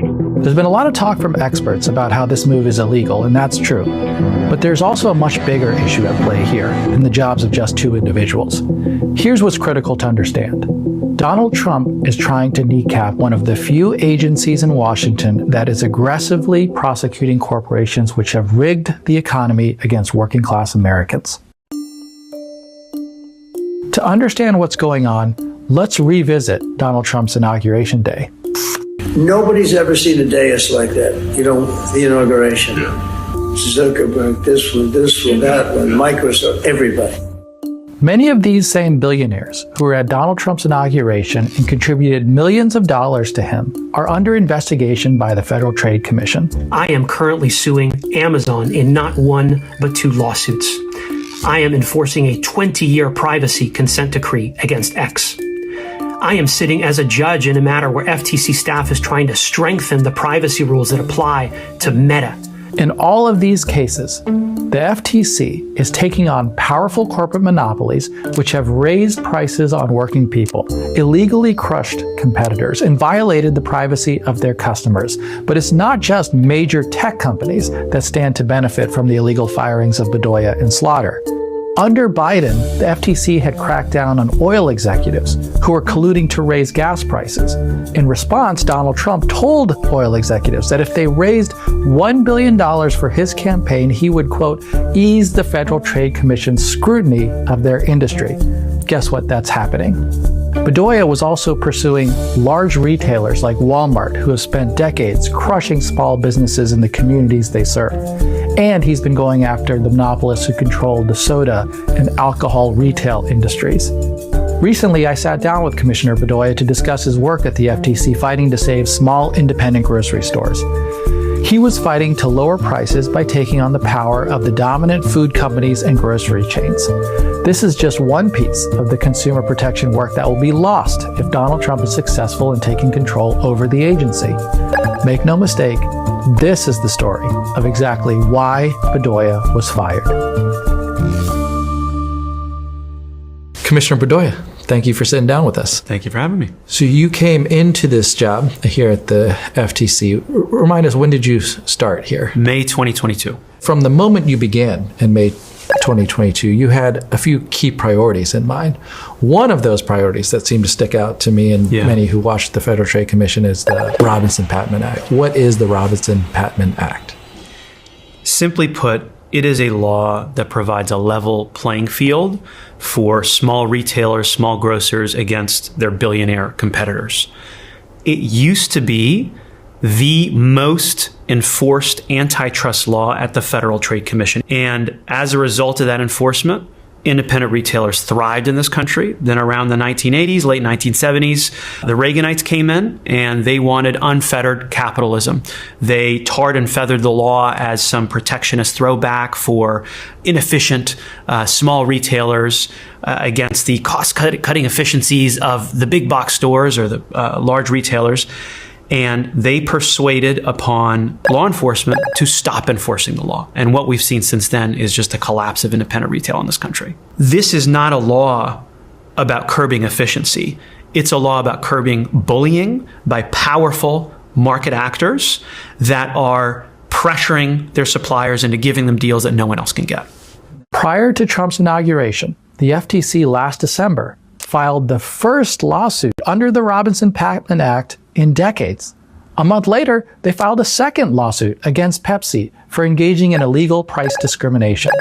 For you personally, why is the Robinson-Patman Act something that you care so deeply about? If you ask anyone, what's the store that matters most to you in town? One thing I've noticed is that it's almost always not a chain. It is almost always an independent. If you live in the city, maybe it's the bodega that holds your keys, where everyone knows your name. It's staffed well at all hours. If you live in the country, maybe it's your community pharmacist who has known your family for decades, who delivers your prescriptions to your door and has done so for a long time. What I have noticed, and I think so many other people have noticed, is that these independent retailers are failing. And so when I started learning about Robinson-Patman and talking to these retailers, they pointed to the law as the non-enforcement of the law as the reason why they were facing this trouble. Give people a glimpse into how a powerful actor operates. Give us some of those tricks of the trade. If you're running a monopoly right now, you're a big Amazon, Walmart, how are you making this economy rigged for you against small business competitors? For me, the aha moment was visiting a fourth-generation grocer in South Dakota named R.F. Bowie. He serves Indian country. He is in Pine Ridge, South Dakota. We went up to the manager's office. It's the second largest reservation in the country behind the Navajo reservation, the Window Rock Reservation in the Four Corners area. And Mr. Bowie took out a list and he pushed it towards us. And on it were a bunch of staples, eggs, cereal, milk. And next to it was the acquisition price to his wholesaler and the sale price at the nearest big box store 50 miles away. His customers, even though they're some of the poorest people in the country, were paying 30 to 50% more than the people served by the nearest big box store. He said, even when my wholesaler bundles my orders with independents around the country to approach the order sizes of the big boxes, we cannot get those prices. And so my folks have a choice. They can either pay too much for their groceries and run out of money halfway through the month, or they can pay a whole bunch of other money to get someone to drive them 100 miles round trip to the nearest grocer, to the nearest big box. And I think this is just not fair. This is fundamentally unfair to rural America. The same thing is happening to urban America. Let's think about them in the independent grocers world. Yeah. People trying to make it right now. If I wanted to start an independent grocer in any town in America, what challenges am I dealing with? You're dealing with the fact that when it comes to grocery, when it comes to retail, too often the best man doesn't win. The richest man wins. The one with the biggest war chest wins. The one with the biggest market size wins.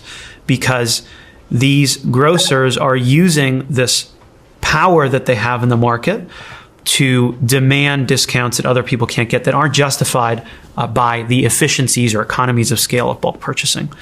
I think that's what you're running up against. Largely where you may have had an independent grocer being able to. Is it becoming clear why this man had to go? Why Trump fired him? This is a man who was investigating Amazon, Walmart, and X, and now had to disappear. And this is why. And I say this all the time, like as someone who was sick for years and I needed groceries to be delivered to me. I say that, like, I was saying this to my dad 2 weeks ago. I was showing him the prices on Amazon grocery because, in Arizona, one of their biggest slave labor factories, or what they call at Amazon distribution centers, is here. So I would be like, look at these prices. Like, there is no way they would be 5 times as expensive for a bag of broccoli anywhere else. And you can get it delivered. And they are literally pricing local grocery stores out of business. And they can do it for as long as it takes to bankrupt everyone around them. And Walmart and Amazon are doing this in tandem, right? Making sure whatever market value is, they are much lower. Kroger's the other one. Yeah, Kroger's the other grocery giant, right? Like, they are literally pricing any local grocer out of existence. I can watch it happening day by day in Arizona. Operate, correct me if I'm wrong, it's now a Safeway, it's a Kroger, it's an Albertsons, it's some other large chain. Fair? Yes.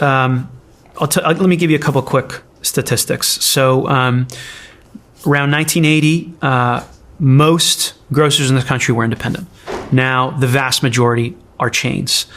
Between the end of Robinson-Patman enforcement in 1981 and 20 years, 30 years later, we lost 100,000 small retailers and independent grocers.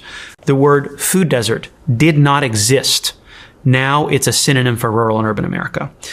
And if you look at the graphs, you plot it out, it is undeniable that the end of enforcement of Robinson-Patman has hollowed out urban and rural America. What has been your experience of why people are being charged higher prices in a time when arguably the market is the most efficient it has been? You have big box store retailers, big chains governing most market share in America. I know from depositions FTC has taken, from trial transcripts, from our litigations, that executives look at inflation, and yes, sometimes they have to raise the price of their products because of inflation from their suppliers, but other times they say, this is an opportunity for us to be a price leader and to increase the price of our products. I think we have too little competition. I think you have too concentrated a market. And I think you have a culture in which the grocers that serve their community are too often disconnected from that community. There's nothing free about the capitalistic market in America. This is crony capitalism where if you bribe Trump, you get certain advantages. You are allowed to buck antitrust laws. Hey, Mark, McDoodoo's dad correctly was pointing out that Albertsons and Kroger tried to merge and it was stopped. And God knows if they will now. Yeah, I mean, that is what is happening. There is no way to survive as a small business in this market. Another thing, oh my God. Actually, I don't want to bury the lead because I'm wondering, is it in this video? Because I don't want to ruin a clip I have. Hold on, let's listen to the end of this. Donald Trump's firing of Alvaro Bedoya is part of a pattern. When Trump's major donors raised concerns about government officials attempting to hold them accountable, we had organizations that were looking into us that were not really involved with social media, like the CFPB, like this financial. I don't even know what it stands for. It's the financial organization that Elizabeth Warren had set up. Trump shuts them down. We virtually shut down the out-of-control CFPB, escorting radical left bureaucrats out of the building and locking the doors behind them.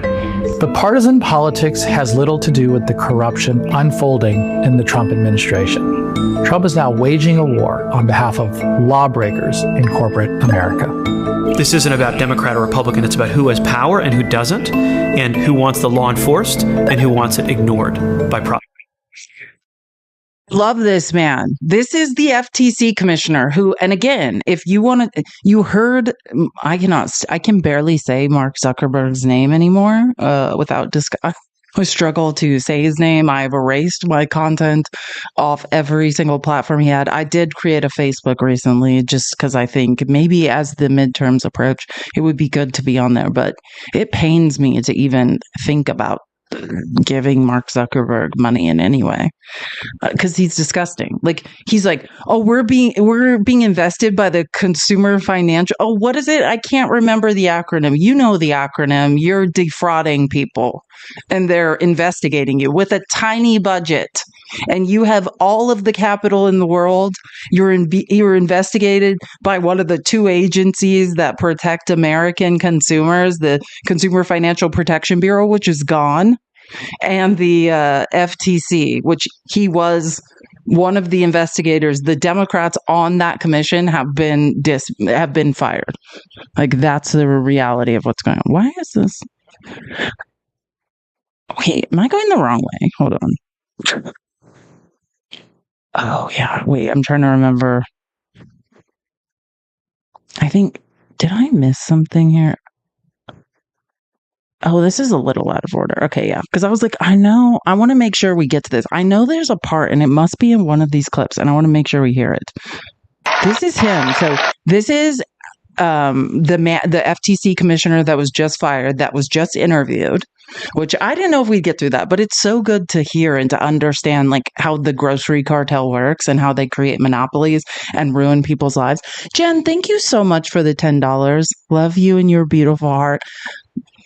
Yeah, and that sentiment is absolutely mutual, Jen. Thank you so much. So this is him at a recent rally. I love this. I love this man. His fight is amazing. But it's not just groceries. It's also rent. The rent is too high.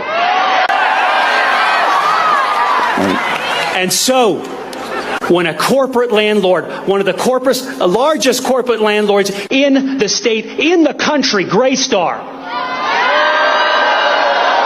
you know where this is going. When Graystar started loading rent bills up with hidden fees and junk fees, things like, oh, you don't like cockroaches in your apartment?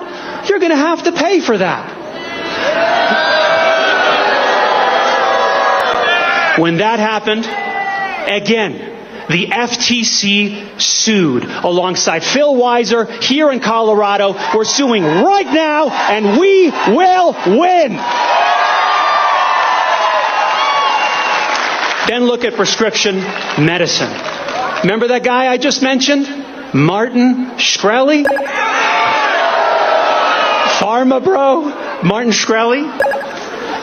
We got him banned from the pharmaceutical industry for life. Whether you are a Democrat or a Republican or you're so sick of politics you can't watch the news, the FTC has worked for you.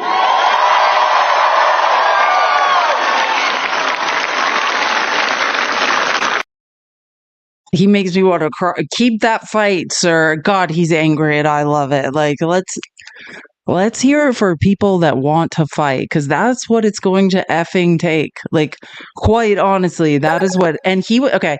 Actually, now I'm remembering it must be in this clip, because I'm like, there's a piece of this that's how my brain works. I'm like, there's a pattern to this, and I feel like we're missing one piece. He was on Chris Hayes' program. Now I'm remembering Chris Hayes. And if you don't watch Chris Hayes' show on MSNBC, he is a genius. Former federal prosecutor. Like the way his mind works. It's just, it's genius. But anyway, so this man, this former Alvaro Bedoya is his name. And actually, here, you can see it right here. If you want to follow him, this is his profile, but I'm sure it's the same across the internet, at Bedoya FTC. This man's angry and awesome. And I cannot, like, I don't know. He inspires me. And he, this is an auditor. Like, this is a man whose job it is to prosecute these people, who knows where all the bodies are. It's amazing. Anyway, so he was on Chris Hayes' show, who I love. You're going to love this, or it will. The extraordinary step of illegally, as far as I understand, firing you and the other Democrat on the commission, even though they control it. That's right. And not only did they do that, but they did it for no reason. The email I got when I was standing in my daughter's gymnastics class on Tuesday night said the president has the power to fire you, so he's doing that. But I think it's really important to not make this about the law, and frankly not make it about me, but rather make it about the billionaires over President Trump's shoulder at the inauguration. Because Mr. Bezos, Mr. Musk, Mr. Zuckerberg, I am actively suing or enforcing court orders against all three of them. And so I think we need to ask ourselves, who does this help? Does this help people trying to make rent, or does it help the kind of billionaires that are backing the president right now and sending hundreds of millions of dollars into his pockets? Yeah, in fact, complaints about the FTC were legion among big business in the campaign. There was a whole campaign against it. When you say you're actively suing them, like, what do you mean by that? Take Bezos, for example. So if you are a small retailer in this country, you have to be on Amazon. Why? Because it's a monopolist. What Amazon does. Okay, this is it. Not to scare everyone with my screaming, but it's like I knew a big piece of this was missing. And like, this is what I'm saying. This is a very random thing to say, but it's connected to this. Like, so I know I look very young and very fresh. The company I get skincare products from, I previously got them on Amazon. That company disappeared from the site. And I've done some research into this, and I'm not going to say the name of this company because for many reasons that it could cause legal problems. And I've just done my own research. But this is why I believe they disappeared. And because this is what happens. Either you give Amazon 50% of your profits, or if you're successful enough, they demand to absorb you, to buy your company against your will. And if you refuse all of that, you have to leave the company. Right? Like that. I mean, you have to leave Amazon. You can't sell there, even though that's your primary marketplace. So anyways, yeah, hold on. And I'll show you guys his name again if you need to know. It's Bedoya. But I just listen to this, because this is what Amazon's up to. And I talk about, God, I'm going to get the name wrong again, but I talk about this book I was so obsessed with a year and a half ago. It's called The End of Capitalism, The Rise of Techno-Feudalism. And before you hear this, just understand what techno-feudalism is, right? Capitalism was this idea that before we were operating in Western civilization under aristocracy and feudalism, there would be a lord or a king or whatever who owned this land. You were a serf. You could work on the land. You owed any of your profits to that landholder, and they would sort of give you what you needed to survive, as as as payment for you working yourself to death every single day, like the scraps to survive and to feed you, hypothetically, they would give you. And that was Fire Breathing Dragon. Thank you so much for the gift. We're almost to 250,000. Keep tapping that screen. Let's go. I feel like I'm feeling very fired up today. Tap the screen. Let's get to 1 million likes. Okay. So that was feudalism. Then that was why the French Revolution, why a bunch of people were like, I am angry. I'm not doing this anymore. Like, I want to be able to sell my own products at the market. And if I am growing apples, I should be able to bring them to the marketplace and sell them. And I don't owe this king anything. Right. And that's what capitalism was about, was like anybody had the power to sell, okay, you grow something, take it to the market and sell it. And techno-feudalism, right? This book that's talking about the end of capitalism is saying the rise of techno-feudalism is there's very few marketplaces. And I talked about this extensively like a year ago when this book came out. You want to know why they're forcing a sale of TikTok? It's one of the last marketplaces up for sale. Amazon's one, Facebook has a marketplace, right? These are, Instagram has a marketplaces, techno marketplaces, techno feudalism, right? And Amazon, which he's about to expose, is basically saying, oh, hey, you're a business owner. You think, all these business owners are just selling their product there because they want to. They have to give up 50% on average to sell their products on Amazon. 50 cents on the dollar. That's techno-feudalism. You're not bringing your wares to the marketplace and, hey, I brought them here and I can sell them to whoever I want. It's someone saying, I own this marketplace. You want to be found on it? Give me 50%. These are mob bosses leveraging the marketplace. That's what techno-feudalism is. That's what this man was investigating. That's why he has now been fired. Anyways, I just needed to explain that before you hear this. What do you mean by that? Take Bezos, for example. So if you are a small retailer in this country, you have to be on Amazon. Why? Because it's a monopolist. What Amazon does is force those small businesses to fork over almost half of every dollar, almost 50 cents of every dollar they sell on the site. Meanwhile, they were, we allege, monitoring, surveilling other websites to ensure that those businesses didn't go off Amazon and do this grave sin of offer people lower prices off of that site. And so we're bringing a suit to stop them. And so that's something I want to stress, that this isn't just about consumers. This is also about small businesses getting a fair shake and a level playing field by the likes of these tech giants like Amazon. That's why this man doesn't have a job any longer. In case it's not clear, and let me just go back if you want to see his name. This is Alvaro Bedoya. And this is his handle on X. He's showing up at protests. He's speaking actively. I assume this is not the last we'll see of him. I mean, he's on a press tour now, but he seems like he's very passionate about what he's doing, and I appreciate what he's doing. So again, it's Alvaro Bedoya FTC at Bedoya FTC. I'm sure if you look, you could find him on many platforms because it's not safe anymore just to be on X. I think we've all learned that. Keep tapping the screen. We're almost to 250K. Tap that screen. I appreciate it so much. If you would like to support my research and work, this is my Cash App and Venmo. Same as my name on TikTok, A Girl Has No Name, which, by the way, if you're not following me, please do follow me. Follow me on TikTok. Follow me on Twitch. Follow me or subscribe to me because the names are different. I'm just learning this on YouTube. I appreciate it. In my link tree, in any of my bios, it has my link to anything. You can follow me on Blue Sky, on X, all of the things, and I would highly, highly appreciate it. Any way you can support me is appreciated, and mainly just, sorry, one of my computers went to sleep. That has my outline that I look at. There we go. Wait, I'm going the wrong way. Yep. Oh yeah, we went back. Oh God.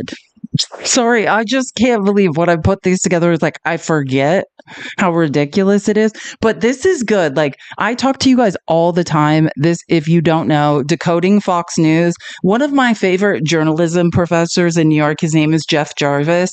He's one of the original grant writers that funded Decoding Fox News and her work. She's amazing. In the research community, she's pretty amazing. Like, if you don't follow Decoding Fox News, it's a podcast. You can follow it. Oh, thank you, Andy. Can someone, Joanna, can you pin Andy's post? Because she has found his Alvaro Bedoya's name on Blue Sky. Or I can wait. God, every time. Thank you. I almost had it, I swear. I clicked on like 3 other posts. But thank you, Andy, for looking that up. So if you want to follow Alvaro Bedoya on Blue Sky, that's his name. Because I don't recommend anyone be hanging out on X. It's not safe.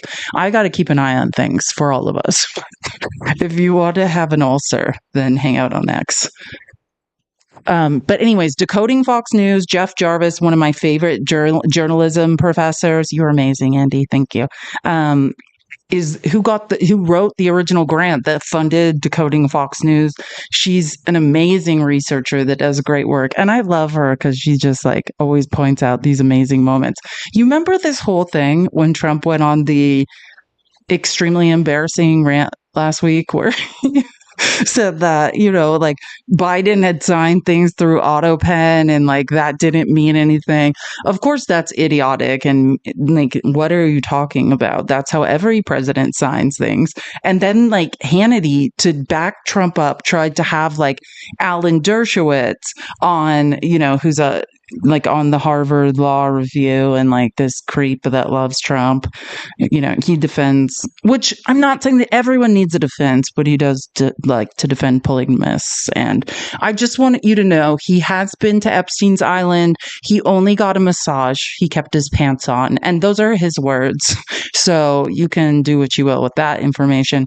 But they were trying to bring Alan Dershowitz on to be like, oh yeah, you can't sign things with AutoPen. And Alan Dershowitz is like, yeah, you don't even need to sign anything to pardon someone. You could just say it out loud.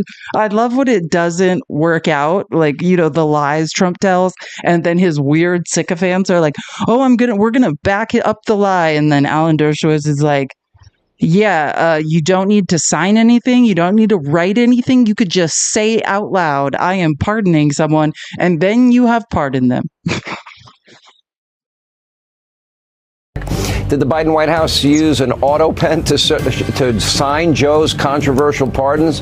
Well, we'll find out. From Greg Jarrett, Alan Dershowitz, straight ahead. Raises a lot of questions. Now, I know it came up as an issue in, I think, 2011 with Barack Obama. Yeah, but these are serious questions relative to Joe Biden. Using an auto pen is perfectly legal. Many presidents have used it going back to Harry Truman and probably before. Pardon, on the other hand, he doesn't say he has to sign it. It just says the president shall have power to grant pardons. So in that case, you need to know it was the president who granted the pardon. He could do it orally. He doesn't have to do it in writing, whereas for a bill, he has to do it in writing. And the other question is, what kind of an auto pen is it? The first person to use a auto pen was Thomas Jefferson. I'm not listening to that because, no, that is not the second question, because you answered it by saying he doesn't have to write anything. He can just say it out, or he can say it orally, right? And I myself have seen all the videos about, or why am I saying videos? Like we're all watching VHS. We rented at Blockbuster. Like, I've seen all the clips of Joe Biden saying, here are the people I'm pardoning, and here's why. And unless you're telling me that's AI and none of that happened, which I know that's not true, I think we can move on from there. Oh my God. You guys are going to love this. And we've talked about this man before, and I love his work. Hold on. I think I have it. Yep. So I'm going to show you this now. Oh, That's Rich, which I think a lot of us know. We all love. I think most of us, if you do not know who this man is, that's why I'm showing you this. I promise you, after you see this video, you're going to be like, who is this? Show me who it is. Put it up again. I'm showing, this is me showing it to you now because I know when you see how smart and amazing he is, you're going to be like, I need to know who this is and how I follow him. So this is that moment of listening and receiving that information. His name is That's Rich. It's OHH. That's Rich. RICH, right? 2 H's, Joanna. I know. That's why I don't type things anymore. Every time I type someone's name, I just misspell it. Then I'm like, oh God, I'm just making it worse. Yeah, pin that, Joanna. Okay, so Joanna's gonna pin it, and then I'm gonna show you this. God, I love the way this man's mind works, even though we're looking at like his hairy ear. But I promise, it's better than his ear.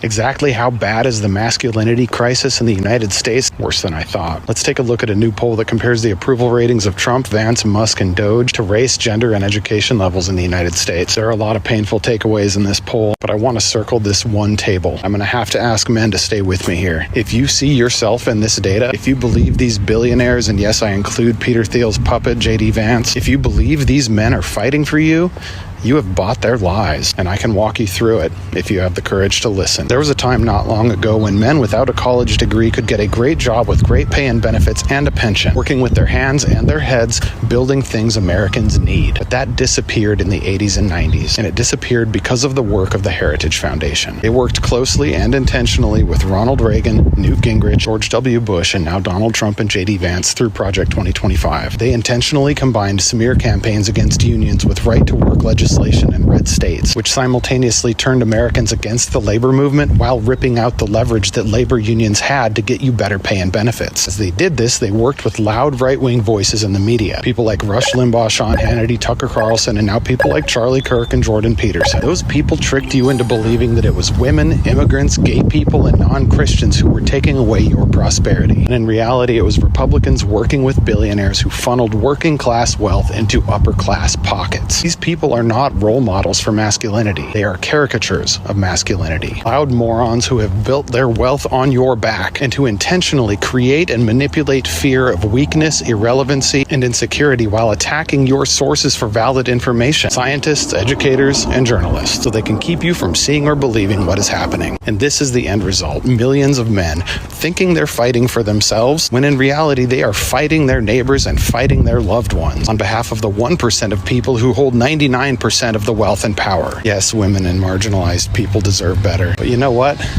Men deserve better too, because Trump and the small group of profoundly insecure billionaires who surround him have almost completely destroyed what it means to be an American man. The American men I admired as a child, including both of my grandfathers, fought and defeated the worst in the human race so that marginalized people could survive. But now our Republican leaders attack and defeat marginalized people so that the worst of us can thrive. We deserve better, and the only way we're going to get it is if we reject them and replace them.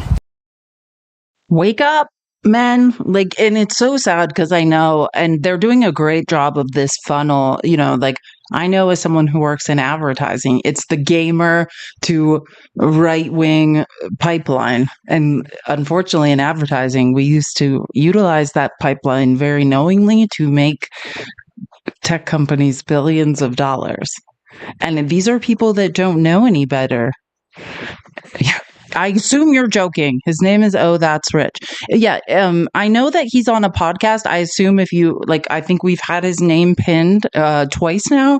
That's Rich, 2 H's. You can look up his page, and I'm assuming he has a link tree that will link you back to, his... I know he's on a podcast with other people as well, but, I don't have that information in front of me. But I love the way his mind works and the way he actually uses data to talk about facts and have honest conversations with white males. Do you guys know Tate Hoskins? I also love this kid. Do you guys know who this is? I love this guy. I mean, he's first of all, great eyebrows. I feel like he's doing a lot of work on his eyebrows. hold on. I think, oh yeah, I do have it. In case you don't know, this is his handle. Yeah, he is great. And I don't know, like, if our age group, because I think I've realized because I look like a child, I'm like on Gen Z TikTok, and other people are not on Gen Z TikTok. Like, I tried to mention that scandal involving you know who at last week, and everyone's like, "What the f are you talking about?" And I'm like, "Well, I think I'm on Gen Z TikTok where everyone's talking about it." But anyways, if you want to follow him, he's great, and he's angry, and he's like a person who's yelling the truth. So I really appreciate it. Oh no, hold on. Uh-oh. Sorry, this is what my brain looks like. Sorry, you have to see it. It might close because that's how TikTok is. Oh, it didn't. Look at us go. Can we please tap the we should be at 350K at this point. Let's aggressively tap the screen. Everyone in here, tap the screen. We should be at 350K. And I have absolute faith in your fingers, which is the creepiest thing I say every day. What the F? Okay, but you'll love, if you don't know who Tate Hoskins is, you'll like him after this, because I like anyone, especially young kids, because I think we need more young kids saying the truth, right? Like, and I think he does a great job. Every time I see a video of his, I'm like, oh, okay. Too bad I smashed my finger. Who's sitting on you? I'm a Division I athlete. I shattered my hand. I now have screws all over this hand. This finger's like weirdly misshapen. My thumb has screws. This knuckle has screws. So you can shatter your fingers and hand and continue to tap the screen. I'm proof of it. I promise you can do it. Power through the pain. Let's get to 350K. I love you guys. One of the hardest things about 2025 this far is coming to the realization that a lot of people who I love and care about very much are covertly very bad people. Two-faced is a term that doesn't feel adequate, but it fits. People that have looked me dead in the eyes and told me I love you unconditionally and then turned around to support and endorse ideologies that want nothing but to tear me down to pieces. Politics that would strip me of my humanity. Policies that would put my life in danger as a gay man. Clapping for the destruction of Medicaid, the thing that helps Mama and Papa get their medicine every month. Laughing and cutting up about deportation ASMR at the families who are literally being ripped apart. Propping up a man who is just about as close to the Antichrist as you could get. And going to the church pews on Sunday and praising the Lord for finally putting a real Christian man in the Oval Office. Having to come to terms with that level of cruelty, and in most cases you can't do anything about it. You just got to accept it and try not to think about this person doing and saying all these heinous things. That has unexpectedly turned my world upside down. It's changed my perspective on so many people. It's changed the way that I interact with just about everybody that I know. I'm not even saying that I'm some morally superior person. I make mistakes and make misjudgments all the time. To just sit back and see these people take joy and relish in the corruption, in lies, in disinformation. I just don't know how to handle it at this point. Love you. Keep preaching. Here, this is his name in case you missed it. It's Tate Hoskins. It's a very, very Southern name. I mean, that's what his parents named him after, a potato. Tate Hoskins. He's adorable. I love this guy. And he's smart AF. And I'm just saying, like, we need more young political people, like, speaking the truth. And I love what he's doing. So, again, Tate Hoskins, like Tate, Tate Hoskins, and you can find him. Oh, is Tate on the Find Out podcast too? I didn't even know that. I don't know. I don't know about that, but I shouldn't even play this video because I'm going to be traveling tomorrow. And sometimes I wish I could tell you guys all the things I'm privy to, but I can't because there's just things I need to not talk about to protect people I care about. But I think it's very important for everyone to know if you're going to leave this country and re-enter through customs, you might not be safe. Anything with you, anything. If you have a laptop, it will be searched. It will be a copy of the hard drive might be taken. A copy of your whatever phone you bring. that phone, whatever's on it might be copied, any passwords, anything, and you need to be aware of that. It's not just happening when you leave the country and come back in. It's also happening in different TSA searches, in interstate travel, when you move through TSA checkpoints. And I shouldn't be talking about this because I'm about to get on a plane tomorrow and it's making me very paranoid, but this is the reality. And I think it's important to talk about it because people should know, like, these are things you need to think about before you travel. No, you can't. Immigration. Like, let me just be clear. You can't refuse any sort of search. Or as a world traveler, no, you don't want to refuse. Well, let me just let this guy say his piece and then we can talk a little bit more about it. Immigration is checking your phones and laptops and tablets at the border, at the airports when you come in from an international flight. Sometimes they just take your phone and start looking through it. Sometimes they put some external equipment with some fancy cords and download stuff off your phone. What an obvious invasion of privacy. But if you're a visa holder and refuse, you may not be allowed into the United States. And unfortunately, your rights are limited at the border simply because you haven't entered the United States and the U.S. Constitution only applies in the United States, not out of it.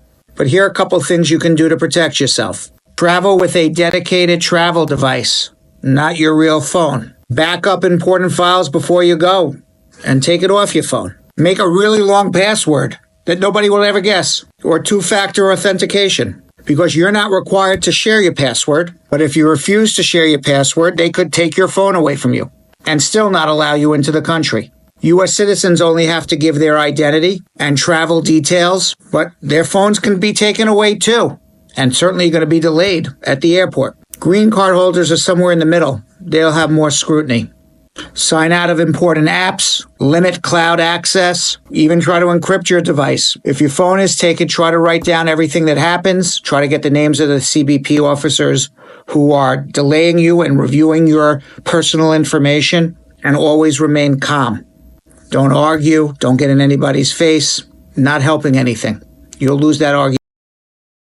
Yeah, he's right. And so you can't refuse any type of search. If you want to enter a country or even moving through TSA, like TSA checkpoints are federal checkpoints. So if they want to detain you, if they want to strip search you, which did, I mean, I don't want to get into it, but that did happen to me once. You can be on a list for a number of reasons. I think at this point, especially if you've posted content against Trump, it's safe to assume you are on a list of some sort at this point. It could happen. I think like what's best is to back up all your stuff in a cloud and wipe your phone. And I mean, like, if you are leaving the country and entering the country and you don't want anyone to find anything you have, wipe your phone. Save everything, back it all up to the cloud, and reset the phone to factory standards. That's what I would do.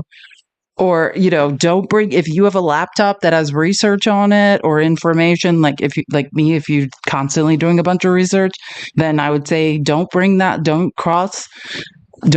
laptop. If it's your hard copy, don't bring it through customs, which is hard for me too, because you want to work. I never not want to be I don't want to not be working, but what information? Like, that's what I'm saying. Like, maybe save your research in a cloud, which is also not safe in different ways. But if your research is not saved in hard copy on a laptop, it can't be found. That's all I'm saying, which are all things I'm milling over before I get on a plane tomorrow morning. Like, these are things we all need to think about. Yeah, you can take a company laptop and be like, oh, this is all my stuff. It's like, yeah, that's great. If you have take the company laptop, let them search that. Perfect. Or, I mean, depends on what kind of company you work for. But yeah, better them to search your company laptop than your personal laptop. Yeah, I talked about this before. I'm going to Denver tomorrow. I'll be there until Sunday. I still plan on, tomorrow's a travel day for me. I will be working on Wednesday. I plan to still work, but I haven't traveled since I got really sick, and good exercise for me for a number of reasons, because of my PTSD and just in general, to branch out and like not live in my own head all the time and make actual connections with physical people. So yeah, no, and it's apparently it's a great place for single people and yeah, all the things. And don't worry, I'll take you with me. I'll probably do a live in the airport tomorrow. I don't know. But yeah, that's my plan. I just have to make it to Denver tomorrow without being detained for any reason. But my advice to you, and I'm not going to tell you why I'm saying this, but I'm just going to say I have a lot of reason to believe this is true. If you're active in political work, I would assume that you are on a government list. I don't know if that means interstate travel will get you searched or not, but it's definitely something you need to think about, because a lot of information has recently been brought to my attention about my own safety and people I directly work with and their safety. So just don't be naive to passing through federal checkpoints. Federal checkpoints Trump controls the federal government now. So just food for thought. But I love this. Okay, so this is a guy who owns huge Tesla investors that own huge chunks of Tesla. This is one of them. And this is amazing. He was on CNN. Can we please get to 300K? Oh, wait, I didn't update. This is my fault. Sorry. I didn't even notice we reached our goal. We got to 250K. I'm updating it to 300. Let's go. Great job. Wait, is that enough zeros? That might say 3 million. Hold on. Oops. Okay. Now it says 300. I was 3 million. That would be an impossible goal. I hate impossible goals to reach. You'll love this, though. This kind of makes me smile. This is one of it says top Tesla investor, but I don't know if I think technically Elmo owns the biggest share of Tesla stock, which is 51%. But this is a man who owns a huge position in Tesla and is like, what the fuck is going on? I'm the tipping point. I've had enough. Okay. And I'm going to keep saying it until it happens. Somebody needs to address the issues at Tesla. And if it's not going to be Elon, it needs to be somebody else. And I think the tipping point is here. I mean, what's worse than literally Tesla owners are scared of having their car vandalized, including me. I drive a Cybertruck, and it's like I shouldn't have to feel like I'm taking some sort of risk driving my truck.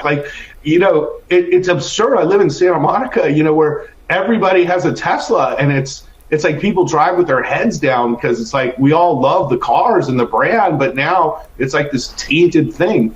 So I think there's still time to repair Tesla, and a really good crisis communication team could really help, real professionals who know what they're doing, who could help repair the brand. But for some reason, Elon thinks he's above anybody else, and he knows exactly what he's doing. Well, let me tell you, this sucks. Okay, it sucks to be a Tesla shareholder, and it sucks to be a Tesla owner, and that's why I'm here. Boom. Yeah, I know. Tesla stock, what are they up 11.9%? I mean, still that doesn't matter. And do I believe this stock is artificially? I don't, and I haven't done research. Sorry, I haven't been looking at the markets today. I know that Tesla's up, but I know that that's what they're doing. They're doing anything they can to artificially inflate a stock that nobody gives a shit. So, cool. We'll see if that holds. My guess is not. But yeah, I don't think anyone, this is just my opinion, but if you're driving around in a Cybertruck, even before everyone hated Elmo, it was not cool. Those things don't look good. And read the actual, JD, I used to work in the automotive vertical in advertising, and I would sit on panels at JD Power and Associates conferences. Those aren't good trucks. What, you should be embarrassed if you're driving one. It's not a good thing. It doesn't work it doesn't work so good. Okay, have you guys heard of this guy, which I think I have his name after? What in Clay Nation? What in Clay Nation? I said it wrong. But I love this guy. He's great. You look like something a kid built for a science project. I know it is. It's like if a kid invented some ridiculous thing that made no sense aerodynamically, scientifically, physics, with physics, like none of the science made sense, but they're like, I want it to look like this anyways. Yeah, that's what Cybertrucks are. That's why they're in like Tinder boxes. Yeah, I agree, Gumps. But anyways, what inclination? Love this guy. And I think I have his name after the video too. Why can't I move it? Okay, there we go.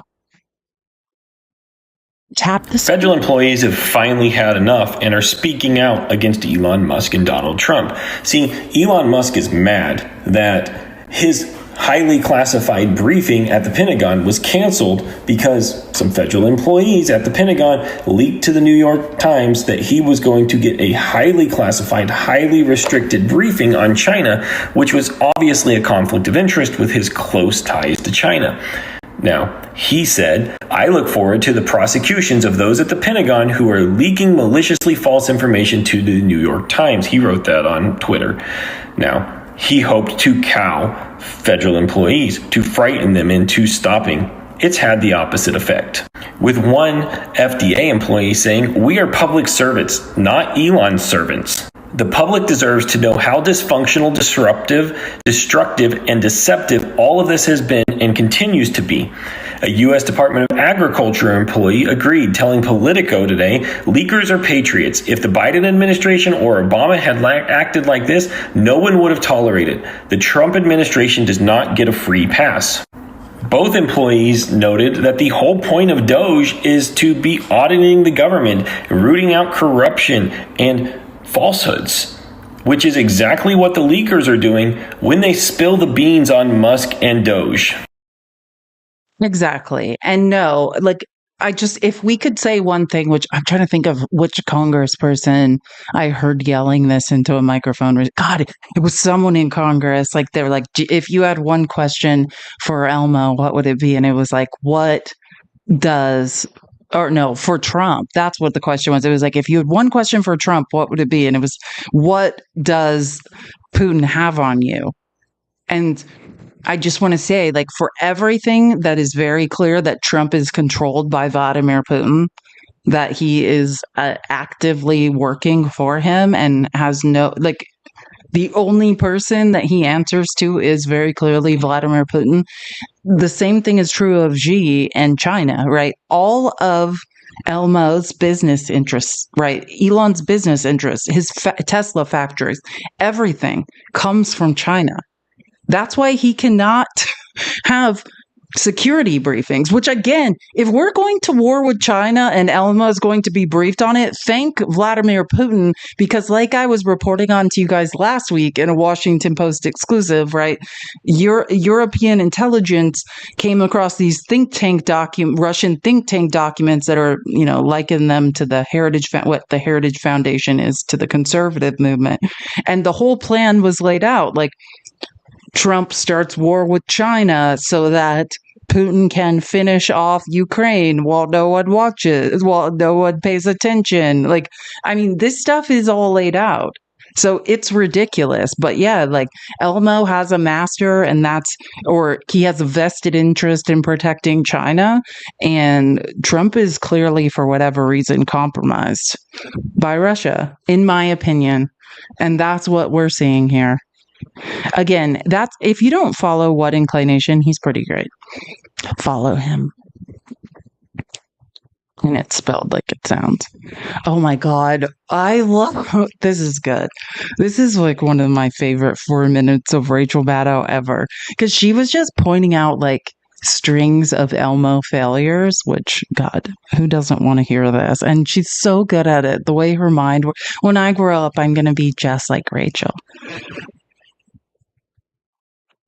Which occasions I feel like it's only fair, just a reminder of what his predictions have actually been like over time. This, for example, was Elon Musk speaking in 2017. I think we're still on track for being able to go cross country from LA to New York by the end of the year, fully autonomous. Okay, so by the end of the year, you're saying someone's going to sit in a Tesla without touching the steering wheel, tap in New York, off it goes. Yeah. Won't have to ever touch the wheel by the end of 2017. Yeah. Essentially, November or December of this year, we should be able to go from, all the way from a parking lot in California to a parking lot in New York. No controls touched at any point during the entire journey. Amazing. Imagine if you were in the audience of that event, looking back now in 2025 and realizing that you might have been one of the people who applauded that. Gave up on Elmo when he said that the Cybertruck was bulletproof, and then at a investor meeting threw a baseball through the window of it. Like, that's when I was like, no matter what Elmo is talking about, no, I could give you other reasons because I come from the tech industry and used to work across the street from Twitter. So I could give you actual information firsthand of why you should never trust Elmo, but I won't because I signed non-disclosure agreements. But yeah, I mean, if you believe a word Elmo says, you're out of your mind. Did you buy stock too? Yeah, I love the part where he's like, November, maybe December. Like, he thinks it's speaking in 2017. He's like, by November, might be December, but then we'll have it. This was in the following year, in 2018, saying, yeah, actually rescheduled. Now it's going to happen by 2019.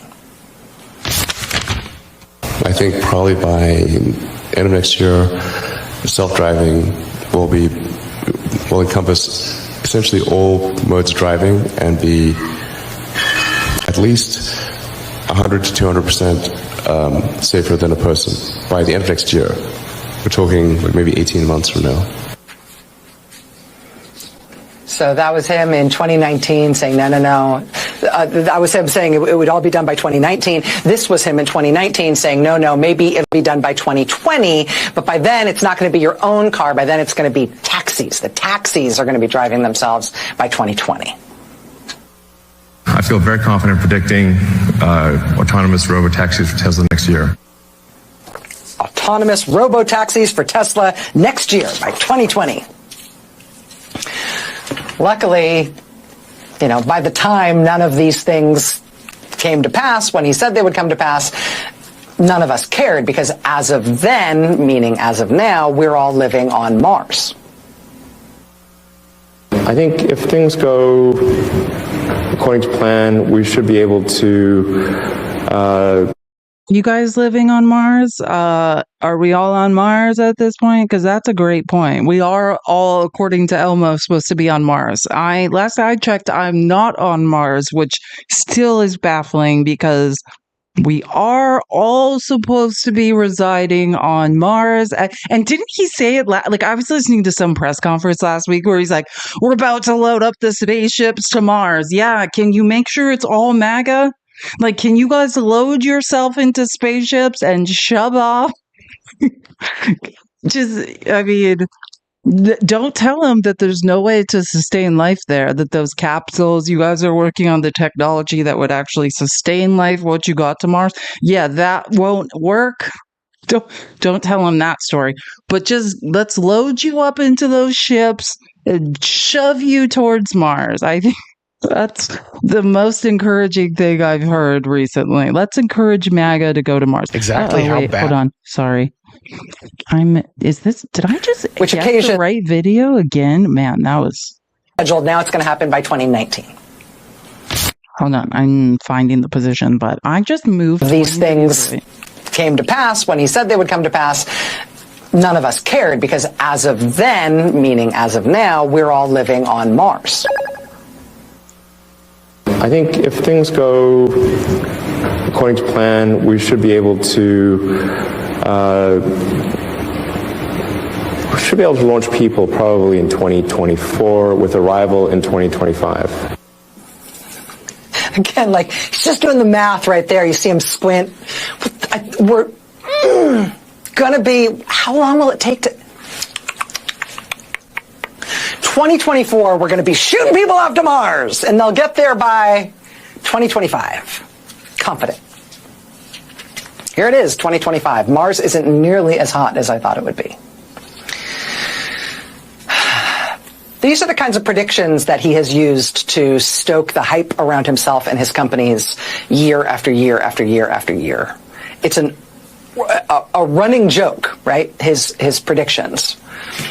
But the faith in Elon Musk and in all the things that he can see coming true in the future has driven him to the position that he's in now with our U.S. government.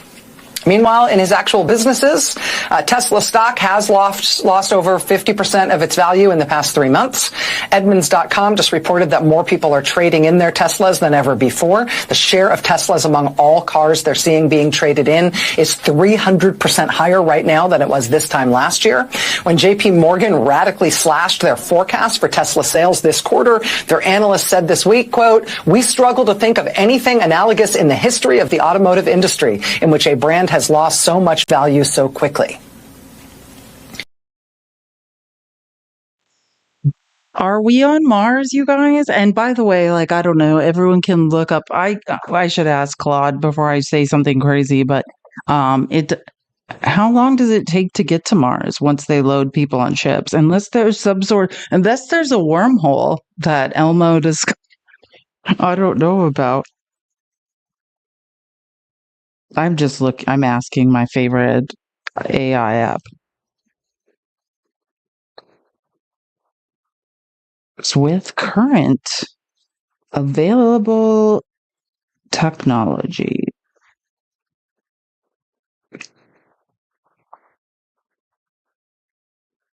Yeah. What's current technology? Oh my God. As of 2025, a one-way trip, well, I guess we were talking about 2020, because I think it was around a year, is 7 to 9 months. This duration is primarily constrained by orbital mechanics and propulsion limitations.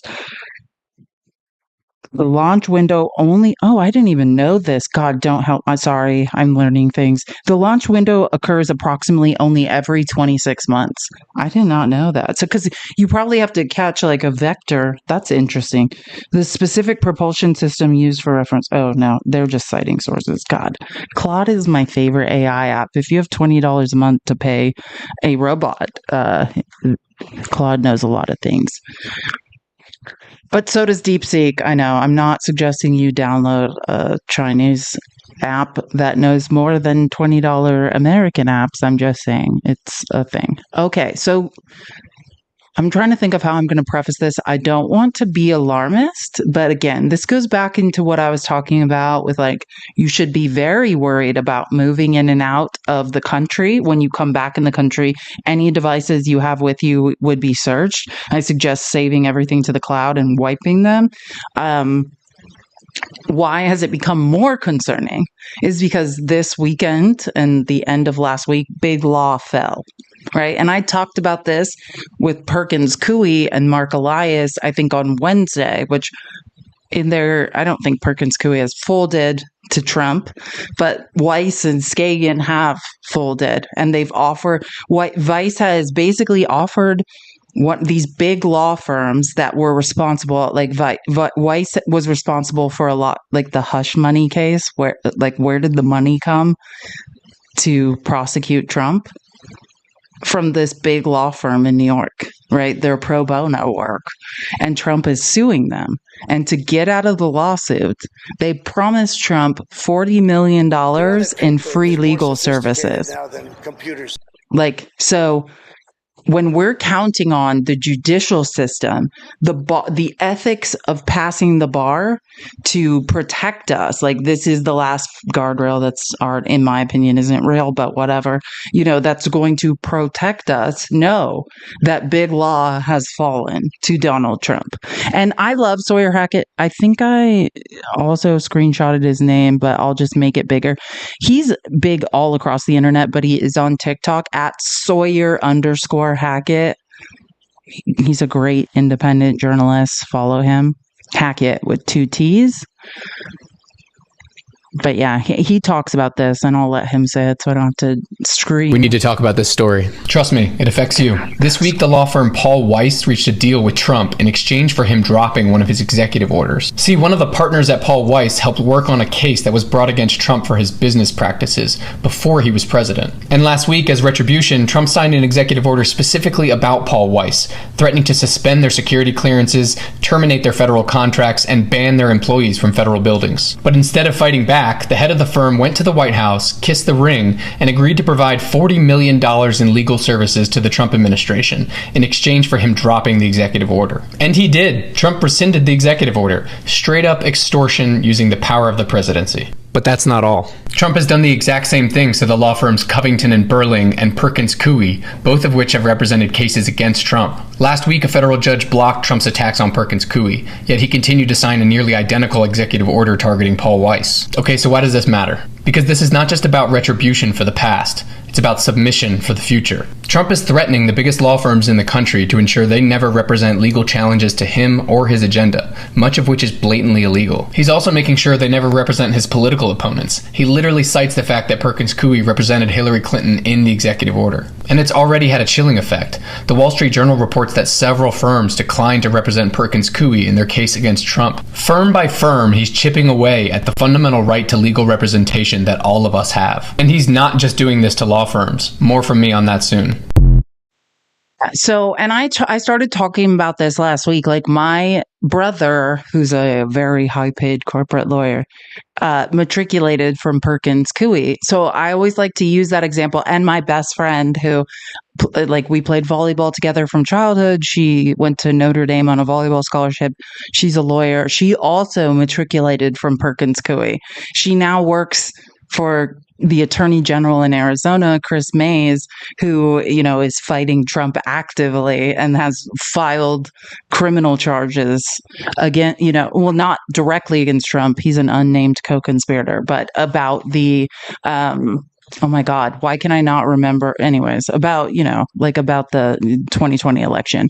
So Perkins Coie, my brother went to Berkeley, where Robert Reich is from, Berkeley Law, which is one of the it's a top 10 law school in the country, where they teach you, pro bono work is important. We're, resisting, caring about the ethics of the bar. All of this matters.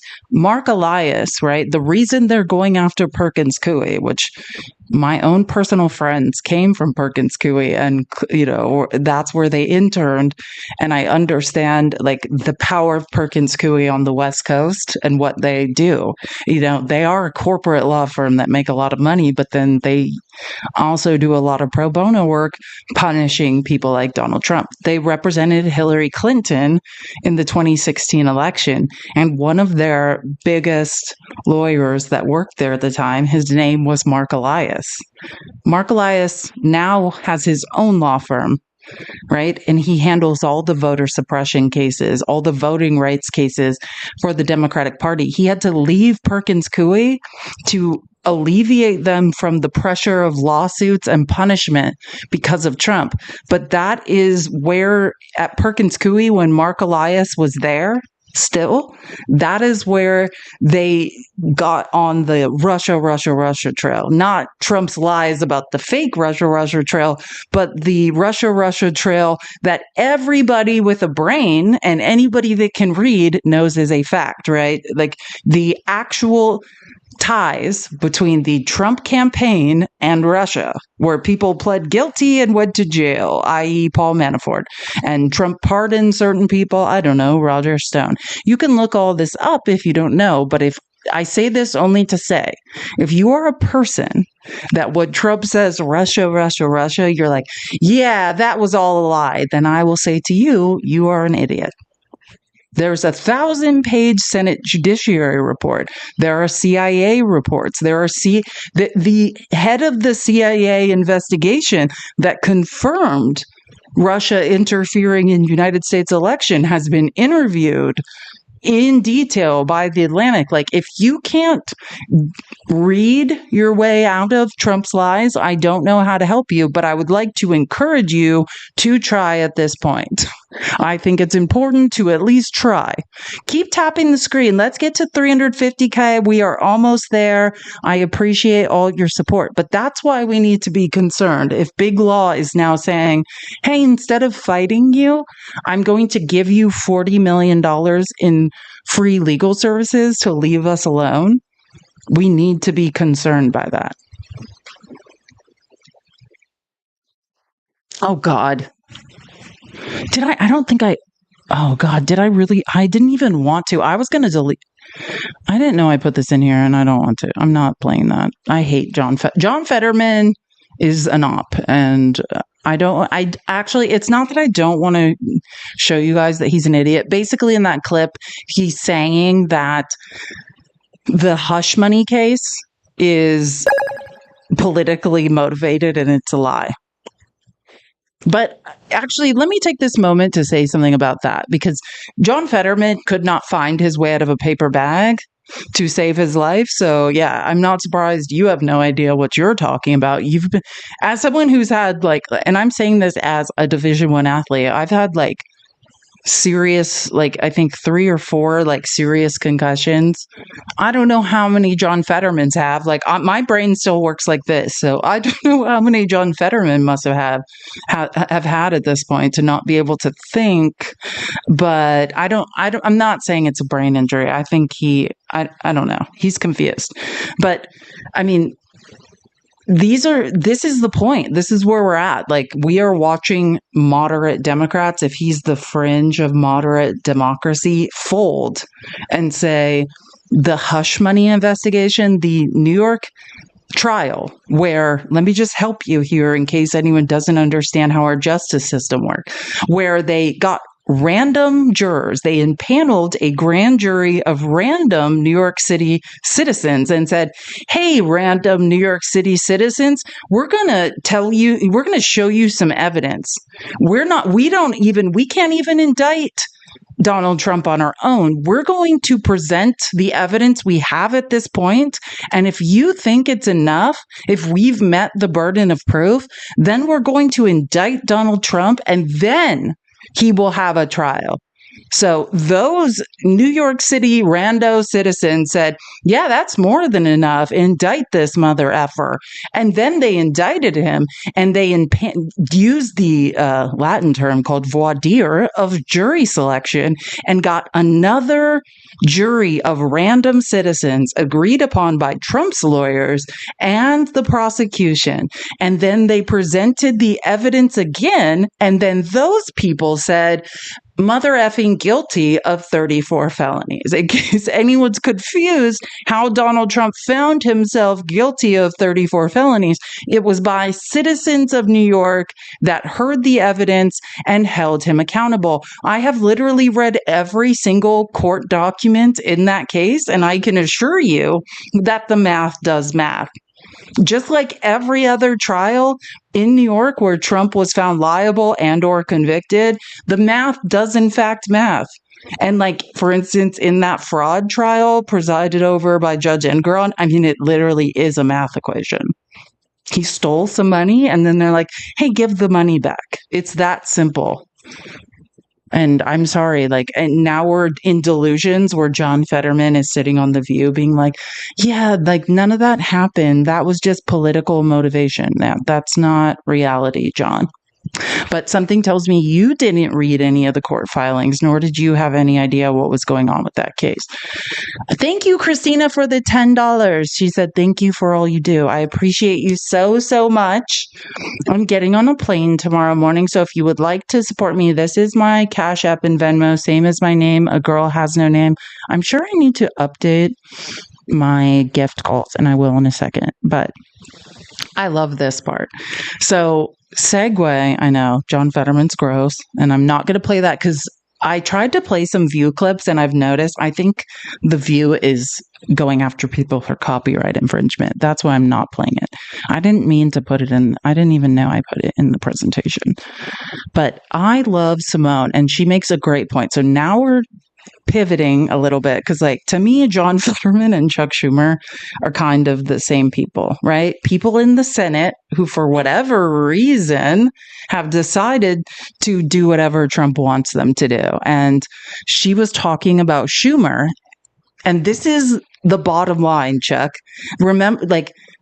I remember this in depth, like when Chuck Schumer was like, I had to go to Joe Biden and say, you can't be the candidate anymore. Here's the polling that shows you need to like give up your candidacy. And then he said he cried in his car after because him and Joe were such good friends. Well, Chuck, now that's you. You're now Joe Biden, and you don't need to go tell anyone. People are telling you to resign, and you're resisting it. I want the same energy that people have for Joe Biden. When y'all felt like Joe Biden, where's the camera? When y'all felt like Joe Biden wasn't doing what he needed to do, that he wasn't up to meeting the moment, that, you know, it was an existential threat and all, we got to do something. I believe it was Chuck Schumer that went to Joe Biden's house, knocked on his door, presented him with the facts, and then got in his car and cried, according to the New York Times story, because that was his friend, and he was like, this is a tough thing I had to do. Can someone please go knock on Chuck Schumer's door? Well, he's probably... We might also need to knock on Senator Gillibrand's door. That's my friend, but I mean, again, she was in the meeting allegedly saying we can't be for the shutdown, which that's not being for the shutdown, folks. It's just protecting the American people. She's talking about Kristen Gillibrand. Both New York senators voted to keep the government open, right? And she's saying someone needs to knock on Chuck Schumer's door and knock, just like what Chuck Schumer, you did to Joe Biden. It's about that time we're knocking on your door. Get the F out. Like, I don't know how else to say it. I'll show you. I have some clips to show you guys, which are going to piss you off. So prepare yourselves to feel gaslit by Chuck Schumer. I don't know if he's gaslighting us or he's incapable of understanding how offensive everything he says is. I'm still unsure. No, I don't trust him at this point. Like, just like you said to the president of the United States, pack your shit, like, and get out. Like, now it's your turn, Chuck. Get out. Get out and take Kristen Gillibrand with you. You guys both have failed us. I'm sorry. That's just a thought I had. I said it. That was a little. My favorite. Thank you, Jeremy. I know you said it for me. My favorite G.I. Joe character. Thank you so much for the $5. I appreciate you. See, I love that you are listening. Prepare yourselves. This is gross. Look, this is an extraordinary moment. It does require extraordinary action. If he defies the Supreme Court, then we are in uncharted. I'm sorry for stopping it. I'm sorry. I can't listen to this. He just said out of his own mouth, this is an extraordinary moment that requires extraordinary action. And when the ball was in your GD hands, Chuck Schumer, you dropped it and rolled it on over to Donald Trump and said, hey, I don't have the balls to meet this moment, quite literally. I'm going to punt. I'm using a bunch of weird sports analogies and other things, but I mean, how dare you sit here? This is yesterday. This is him, Sunday Morning Politics on Meet the Press yesterday, gaslighting us. Yeah, this was an extraordinary moment that you were in control of, and you shit the bed. Look, this is an extraordinary moment. It does require extraordinary action. If he defies the Supreme Court, then we are in uncharted territory that we haven't been in for a very long time, and our entire democracy, this whole beautiful enterprise of democracy that we've had for over 240 years, is at risk. And look, I believe that if Donald Trump should defy the courts, the public will rise up. Democrats will. Chuck will do nothing. In case you're not grasping. Chuck will not be rising up. Chuck will be sitting down and doing nothing while the rest of us rise up. Chuck will not be rising up. Chuck's like, I have done nothing, and now I'm talking about other things and other people who will do all of the heavy lifting for me. Yeah, Chuck, you need to get out. The public will rise up. Democrats will fight it in every single way. And I believe, autocrats only succeed, Kristen, if the public lets them. But if the public is so angry and takes action, and certainly we Democrats will, it will trigger a mass movement from one end of the country to the other, something that we haven't seen in a very long time. Get out, Chuck. Get out. I cannot. Yes, we will succeed in spite of you and your patheticness and unwillingness to do anything to help us. Like, you literally, I don't even want to say drop the ball. That implies it was a mistake. I don't believe that. I think he knowingly did what he did. Like, there's no excuse for it. And every time I hear this man speak, and just to be clear, I'm not going to play the part because, I'm not going to help you promote your book no one cares about. But that's why he was on Meet the Press yesterday, was for that stupid book that he canceled the book tour because everyone was going to picket it. But he doesn't want to see his own constituents, apparently. So he's hiding from them. But he went on Meet the Press. And basically, she came up on there and was like, yeah, we're going to talk about your book in a second, but I have a couple questions for you. That's why he's answering these questions. He's only there to try to make money on his book. I just want to be clear about that because brace yourselves. It's about to get worse. I can't even listen to this stuff anymore. This man infuriates.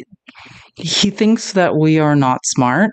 He didn't want to face Trump. He didn't want the wrath of Trump. He just wants to skate on by and then make money on his book. Get the F out. How dare you? That's like if Hugh Jeffrey's like, hey, I have a book. I'm going on a book tour. If Hakeem Jeffries goes on a book tour right now, he needs to get out too. You're trying to make money after you failed us? No. Our plan, which we're united on, is to make Donald Trump the quickest lame duck in modern history by showing how bad his policies are. He represents the oligarchs, as I said. He's hurting average people in every way. And we are, through oversight hearings, we're exposing what he's doing. Through the courts, which I mentioned, we've had some real success in. Through legislation and through organizing in all the districts throughout the country. So that I believe that because the Republicans are already nervous, a lot of them said don't hold town hall meetings. I believe by 2026, the Republicans in the House and Senate will feel like they're rats on a sinking ship because we have so gone after Trump and all the horrible things he's doing, and they will know it, see it, hate it, and act on it. And you're on that ship with them, and you also will be sinking? Since you have decided that's the team you're on, you will be drowning with them. And people don't forget. And you should never be forgiven for what you've done. And I should have probably recorded the part where she's literally like, oh, you're here to talk about your book. The only reason he's there is to make money. It's not because he cares about the American people. He's there to talk about his stupid book that no one cares about. I just want to be clear. This is not because he's like, oh, I care about the American people. He's like, I want to talk about making money off the backs of the American people that I have failed. Sorry, I'm very passionate. Chuck Schumer is on my last nerve. And we can hold a lot of people accountable, but if you want to be the minority leader of the Senate, then show the F up.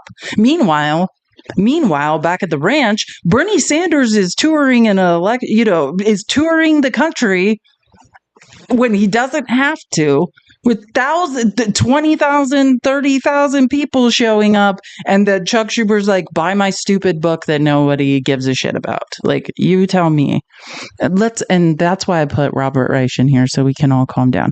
And I love this. He made this video yesterday, and I was like, he motivates me. And like, I love this. He's talking about all the ways we can change things now in this year, which, God, I love this man. Please stop feeling helpless. Now, it's true that those of us fighting oligarchy took a big hit in 2024. But we can still fight back in our communities right now. 2025 is a major election year. There are 100,000 open seats up for election this year across 45 states. Now, I get it. You're probably just tired of being told to keep on voting. And Donald Trump may think that we don't have a constitution or checks and balances anymore. But newsflash, we do. Governors, mayors, city councils, state representatives, judges, school boards, these positions up and down the entire ballot in 2025 are a vital defense against Trump, Vance, and Musk and their regime. Wisconsin voters, for example, will fill the deciding seat on their state's Supreme Court. This election will have huge implications for the labor rights and voting rights of every Wisconsinite. And as Wisconsin goes, so goes the nation, because Wisconsin is a key swing state. And New Yorkers, if you don't want a mayor who can be controlled by Trump because of the federal corruption charges hanging over him, well, you can choose a new mayor. The great states of New Jersey and Virginia will elect their next governors and decide control of their state houses. And even on the federal level, Florida will hold 2 special elections for the U.S. House of Representatives. New York will hold another later this year. These races could decide who controls the House. Off-year elections may not get as much attention as presidential races, and voter turnout often sadly reflects that. But state and local offices have a huge impact on your day-to-day life. Electing people-powered leaders who believe in democracy and the rule of law will be instrumental in pushing back against Trump and his billionaire cronies' lawless agenda. So please, register, volunteer, donate, and vote. You do have a voice, and right now it's more important than ever to join the fight for democracy and against fascism in America. You can go to vote.org or Ballotopedia to look up the elections happening where you live. Remember, tyranny cannot prevail over people who refuse to succumb to it. Don't agonize. Organize. Love this man. That's why he's leading our cult. I wanted to say, so I just sent this to everyone in the Discord. Someone asked where they can get the video. It is number 93 in the outline in the live sources section, but I added everyone in the Discord. So it should also be somewhere in your notifications on your phone if you want access to it. But yeah, it's on Robert Reich's, X page, but also he's on Blue Sky, he's on TikTok, he's all across the internet, so you can find it anywhere too. But join the Discord. Link in my bio, in my link tree, you can join the Discord. And every clip I play, I put the outline in the live sources sections, or Chrissy does. I should not lie. And then if the videos are important enough, I try to send them out to everyone. I'm trying to get better about that. Oh my gosh. And I've talked about Greg Casar for a while and said, I think he's the whip of the Progressive Caucus. I don't know. I could be wrong. He's the whip, or he has some position of power. He's a representative from Texas. He's amazing. I love this man. And I'll show you why. We'll get to I need to pin my live goal. I did reset it. I just didn't pin it. Doing it now, Joanna. Got it. Okay. He's amazing. So, and I think people were always wondering, where's the next thing we can go to, AOC and Bernie and Greg Casar. Greg Casar was in Tucson with Bernie and AOC this Saturday, but I think this is amazing. They're about to fan out across America and go to places where Republicans are refusing to do town halls, which I love. We don't have that much time left, but tell us, you've been doing these rallies. What's next for the House Progressive Caucus? Well, Jen, I'm happy that I can maybe make a little bit of news here on your show, because we have all of these progressive members of Congress that we are just about to fan out all across the country and go do town halls in Republican districts. House Speaker Mike Johnson told the Republican members of Congress, don't do town halls. So we're going to call it the Democrats Show Up campaign, and I was invited to Chip Roy's district this coming weekend, and I'll be there. I don't know if Chip will be there, but I'm excited to talk to those voters. Whether we agree on everything or not doesn't matter, as much as showing up and letting them know we care about their pocketbook issues. No question. Showing up, answering questions, being present. That's a big part of being a representative. He's going to Chip Roy's district in Texas. If you're anywhere near Chip Roy's district, you should definitely, but look up where Democrats show up. It's a campaign where they're going to go to Republican districts where they're refusing to do town halls. Of course, Chip's not showing up. But if you're anywhere near Chip Roy's district in Texas, you should look that up. I've seen Greg Casar speak in person, and I have clips to show you him speaking in Tucson this weekend. He's pretty amazing. Now we get to a better part of the show where it's more motivational and less like, let's all off ourselves. So there's amazing town halls going on. I love Senator Warnock and Senator Ossoff of Georgia. Like, Georgia's very similar to Arizona, where I'm a native-born Arizonan. Like, they have two Democratic senators, but there's a control of the state legislature is held by the Republicans. I love these two men. They did a rally in Georgia on Saturday that was like chills. If you've never heard Warnock speak, he's like the minister of the church that Martin Luther King used to preside over. In fact, Mr. Musk had the unmitigated audacity to call Social Security a Ponzi scheme.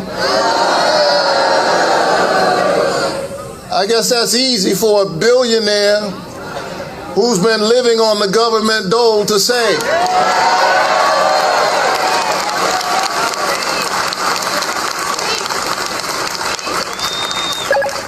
He doesn't understand the struggles of ordinary people, and that is the problem with this administration.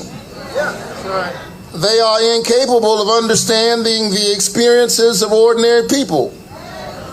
They've gone out of their way to target seniors.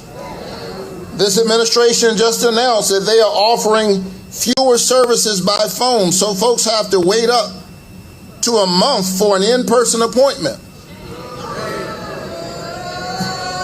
Now that's what I call government efficiency. In fact, people. Wait, am I missing a clip? I feel like I'm missing one clip of his. I don't know. Maybe I'll figure it out. But if you don't know Jon Ossoff, more importantly, Jon Ossoff is going to be up for like one of the toughest re-elections in, I don't know. We shall see, right?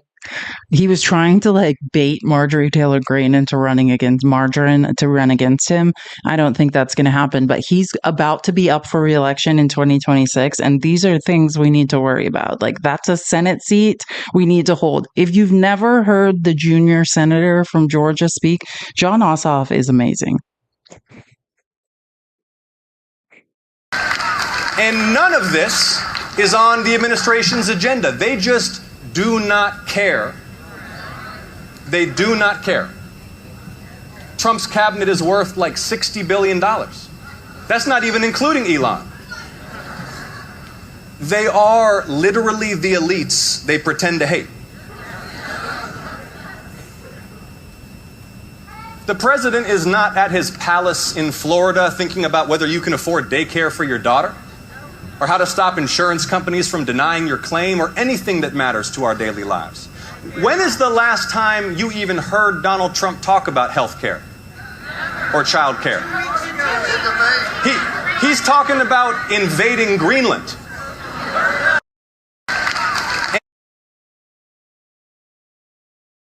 No, I found it. Okay, I thought I missed a clip. I didn't. They are busy attacking ordinary people. They don't understand what it's like to have to fight to cover the cost of child care. They don't understand what it's like to have to ration your prescription drugs, or what it's like to try to figure out how to afford groceries, even the price of a dozen eggs. In the words of that prophet who just spoke at the Super Bowl, they not like us.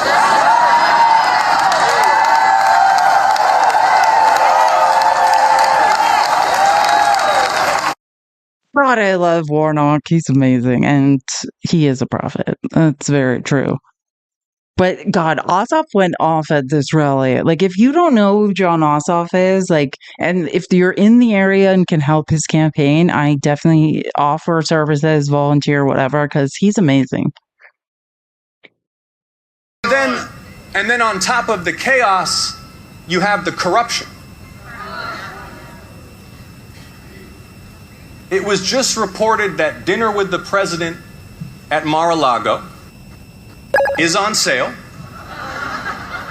for just $5 million.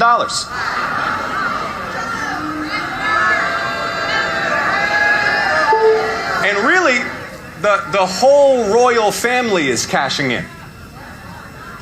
Don Jr. is setting up a new business empire. Jared's investment firm got $2 billion from the Saudi royal family. Like, Hunter Biden should have been more ambitious.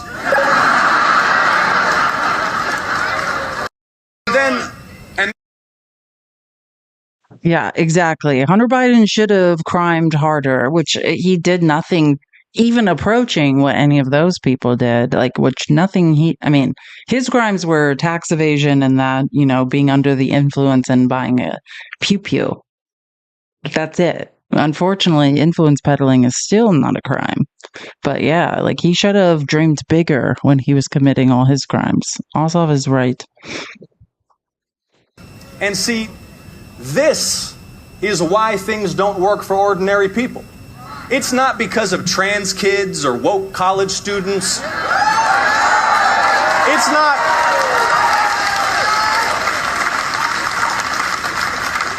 It's not because of our new arch enemy, Canada.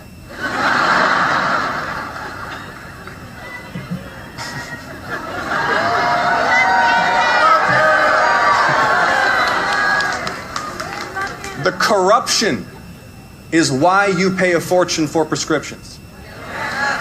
The corruption is why your insurance claim keeps getting denied. The corruption is why hedge funds get to buy up all the houses in your neighborhood and Congress doesn't do anything about it. See, this is why so many have lost faith in our system. Because the system really is rigged. But Trump's not unrigging it. He's re-rigging it for himself. Preach, John. Tell the people. I love this man. Oh, and then he went off at the end. John Ossoff's amazing. If you never knew who John Ossoff was, he's about to be up for re-election. We need to support him. He's awesome. In my Senate office, just over my desk, there's a portrait of Congressman Lewis.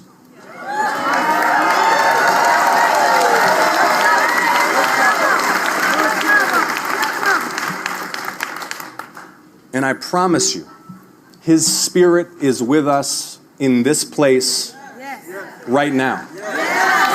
Right now.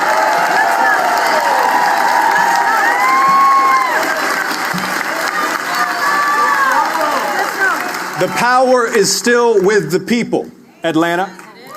Atlanta, are you ready to get in good trouble?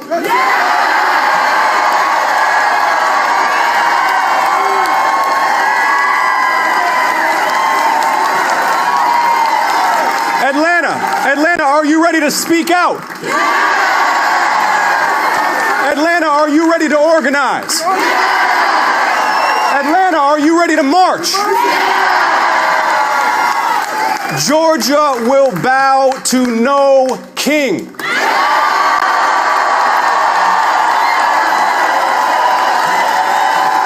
And Georgia will lead the way again. Thank you all. Thank you, Georgia.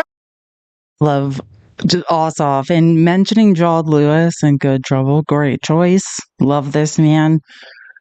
I know. And that's all it takes, right? Like, that's what I like about Senate elections is it's the entire state. It's not like gerrymandered districts where it's harder to elect people. I mean, it's still hard. Like, you can definitely gerrymander a Senate election. I'm not saying you can't, because I could give a million examples as to how, but I just love Jon Ossoff, and we need to do everything we can to keep that man in office. I don't know who his opponent is. I don't know if he knows who his opponent is. I don't know who is running against Ossoff. Does anyone in Georgia know to tell me? I don't know. Like, for a while, like, they thought it might be Marjorie. Oh, no. I don't think it's not Marjorie. Like, they're not going to let her run. She's not going to win. I mean, he was trying to bait her into running. Like, I remember, like, a few months ago, like, back in October, where he was literally like, let's go, Marjorie. Like, he was on, like, TV begging her. Because, like, yeah, that's a slam dunk. She's not getting elected to anything. Oh, wait, is this not? Oh, no, it is. So, if you don't know Representative Lauren Underwood from Illinois, she's amazing. And she was talking about Social Security and stuff on, I think, CBS. I love this woman. So the situation in the House is this. We have 215 Democrats. We need 218 people, members of Congress, to support any bill for it to pass out of the House. That's why we're saying we just need 3. So if we can find 3 House Republicans that are willing to stand with us, we are able to literally block through legislation these actions that Donald Trump is taking to slash Social Security from America's seniors. We are able to protect the Department of Education and prevent this attack on our children that Donald Trump has unleashed yesterday. We are able to literally stand in that gap. And so what we're asking families across Illinois to do is to stand with us and to reach out to Republican representatives. Do you think it's possible, Congresswoman, I mean, with, so many members of the Republican Party very loyal to the current president, do you think it's even possible to get 3 Republican elected officials to actually vote with the Democrats? Absolutely. You know how I know? Because I know that my colleagues have disabled children or children with learning disabilities who count on having that teaching aid in the classroom with them in order to stay on grade level and to be able to learn and interact with their peers. I know that my colleagues have parents who rely on Social Security. I know that my colleagues are just like every other American. And when they hear about the impact of their votes and these proposals, those colleagues will respond to the pressure. However, if we're just counting on a collegial cross the aisle conversation member to member, that's not necessarily what'll get it done in this moment. But that public outreach, that public pressure is what will move these vulnerable Republicans. Just to say, like, whatever state you're in, put pressure. Like, I live in my stupid district is run by a Republican. Put pressure on your representatives. We need 3. Right. And I think she makes a good point. Like, you don't know, like, who has a kid that has IEP needs, who has parents that depend on Social Security. Like, all we need are 3. And that's why I say, in whatever state you're in, call, email, fax. You don't have to have a fax machine. That you can do it from online, or there are apps that fax. They have to read those faxes. We need to put pressure on Republicans to save this country. We only need 3 people to spontaneously grow a spine. Just 3. I love Lauren Underwood. So, I mean, that's the way we need to think of it. We need to pressure every Republican in the House because we only need 3. Hey, you never know who it could be. Oh my God, I love this. So I'm into these like climate groups that like lose their shit. And this is just a question, but you tell me, is this, when you watch this video, is that Walter Masterson who's with this climate group called Climate Defiance yelling? It looks like Walter Masterson. It sounds like him. I'm just asking if it is him. So Mike Lawler in New York was having a town hall that no one was invited to but Republicans, and they like burst in. You tell me, is this Walter Masterson or not? Hey, look! Hey, get up it! Stop people over profit! I just want to thank everyone here. Thank you for his support of Doge. And thank you for defunding Medicaid. You've done a great job. Medicaid, Social Security. Those grandmothers don't need all that money. Let's just buy dog food. Let's just buy dog food and everything. Get out of here. Get out of here. You can't do that. I'm not. I'm just being, Get out of here. Nope. That's personal property. Get out of here. You are a the American people and your constituency. Everybody out. Lawless Lawler! Lawless Lawler! Fine. Stop doing the bidding of corporate landlords. Start doing the bidding of the people. Shame on you. Prices rise. Lawler serves the richest guy. Thank you everyone here for supporting President Musk, and a corporate oligarchy. You've done a great job. You're all true patriots.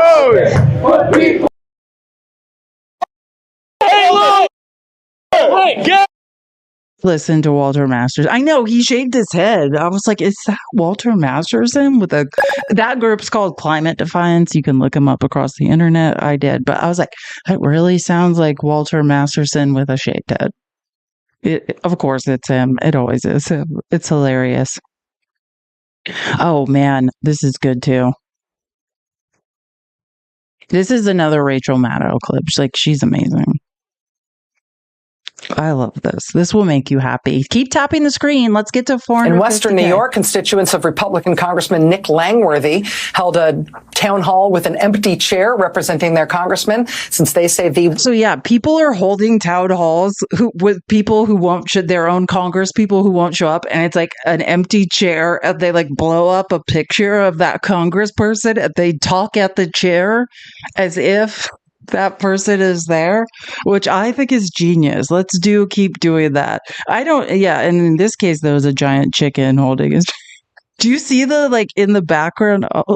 You got to see in the background, there's a body and an empty. In Western New York, constituents of Republican Congressman Nick Langworthy held a town hall with an empty chair representing their congressman, since they say he won't hold any in-person town halls with them himself. Same thing when it comes to Republican Congresswoman Elise Stefanik. Her constituents held an empty chair town hall for her as well in Rome, New York. We saw the same thing in the great state of Maine, where there was quite big turnout yesterday at a town hall for, but not with, Republican Senator Susan Collins. She did not attend, but lots of her constituents did. The organizers did put a big blow-up mounted flattering photo of her headshot at the front of the room, to which they addressed their questions and their anger. In Chandler, Arizona, Republican Congressman Andy Biggs held an event that apparently was held for Republicans only. So Andy Biggs's constituents who aren't Republicans or who otherwise couldn't get into that event, they protested outside. Republicans have been having town halls like this one by Congressman Pat Fallon in Bonham, Texas yesterday. We are seeing more and more that they are having police remove people from the town hall if those people shout at the member of Congress. U.S. Senator Chuck Grassley's 99-county tour turned tumultuous this afternoon. It took place at the public library in Dysart, where nearly 100 people showed up to ask questions to the senator. But KCRA GTV9's Brian Tabak reports that number could have been much higher if people knew this town hall was happening. Brian? Questions range from how Elon Musk is wielding so much power to tariffs and everything in between. Your role as a long-term senator is to speak up and remember those of us with little power. At times, questions to Senator Chuck Grassley boiled over at a boardroom in the public library in Dysart. Many of the questions focused on the work of the new Department of Government Efficiency and Elon Musk's impact on shrinking the size of the government. I want to make it very clear that Musk has no power. The senator says he's holding the town hall despite the Republican National Committee advising congressional Republicans to stop holding town halls because of how tumultuous the meetings have been across the country. But critics pointed to how even his own office didn't promote this event. There was no mention of this town hall. I didn't find out about it until late Like yeah. So people have been mentioning, I think I have another clip of a Chuck Grassley town hall, but we'll get there. I'm pretty sure I have another clip of that town hall. But basically, if you don't know, Chuck Grassley, I'm pretty sure he is and I'm not just like being dramatic or ageist. I think he is the oldest person in Congress. Like, he rode in on a covered wagon and has not left, like, since I don't even know when, like the 70s or 80s. I don't, like, he's been in the state legislature in Iowa before, whenever he went to Congress in Washington, D.C. Like, that man is, yeah, he might be 1,379 years old. That sounds about right, Joanna. Thank you for doing the math. He might be a vampire, and someone should actually check into that, because it's been too long. But I love this video AOC posted. We'll get into the town halls with AOC and Bernie, but like, she posted this video. And if you don't, I mean, obviously we can all find AOC on TikTok, but it's everything AOC. If for some weird reason you don't get her videos in your feed, it's everything AOC if you want to follow her. No, yeah. Chuck Grassley is on, yeah. He doesn't even understand how to use his phone. It's not good. Shout out to my fellow radicals in the United States who believe crazy things like a full-time job should be enough for you to live, and also, believe in crazy radical things like if you kill someone, there shouldn't be impunity.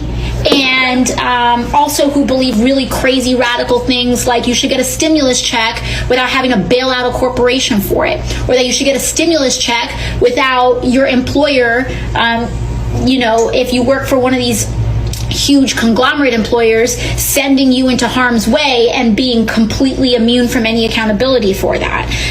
Shout out to my fellow radicals who think that, we should live in a humane, advanced society, and that we shouldn't be under the thumb of a $7 minimum wage and, racist systems, because because that just benefits whoever the people are in power to already be in power. So, shout out to my radicals who think that maybe one way that we can deal with a lot of the shortfall that we have is to do things like legalize marijuana and tax the commerce on that so that we can fund our schools. Or, tax the rich. Maybe we can tax the rich so that people who have helipads on their house or near their house can help chip in for black school districts that are perpetually underfunded. How about we do that?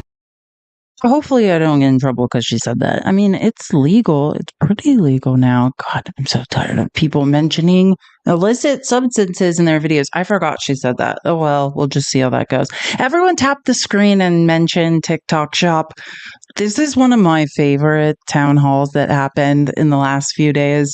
Harriet Hagman. This is the woman in Wyoming that replaced Liz Cheney, which Liz Cheney's bad enough. Like, who in the F would replace her and be more insane than she is? Oh, if you don't have the absolute displeasure of knowing who Harriet Hagman is, you will now. And I apologize in advance because she is truly gross. Like, truly gross. But she got eaten alive at her town hall. To get into the long run, and then as far as the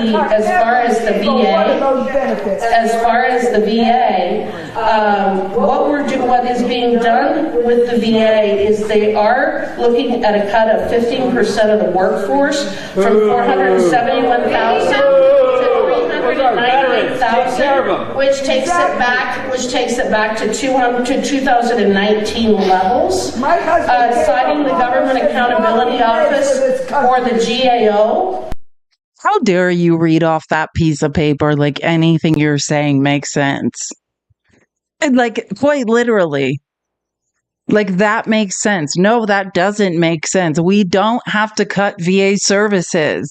We can tax the rich. We can increase the Social Security tax to make Social Security. So we can close tax loopholes. We can tax corporations. We can we can grow the size of the IRS. There's many ways we can levy revenue from the rich and corporations to pay for all of these things that you are now speaking of. The only way to pay for things is not punishing and stealing from veterans who are in desperate need. Like, no cap on Social Security tax. And like, I love how Republicans are just like, this is the only option. There's nowhere else to get money from. It makes no sense that the 800 people in America have 90% of the wealth. Like, should we talk about that? And maybe they should pay taxes? No, we don't want to talk about that. We're just going to pretend the only thing we can do is take mental health care and medical care away from veterans. Like, disgusting. You should be ashamed. Oh, wait, hold on. That's what they're trying to do, is they're trying to cut it out. That's they're trying to talk through both sides of their mouth. No, where they're cutting it out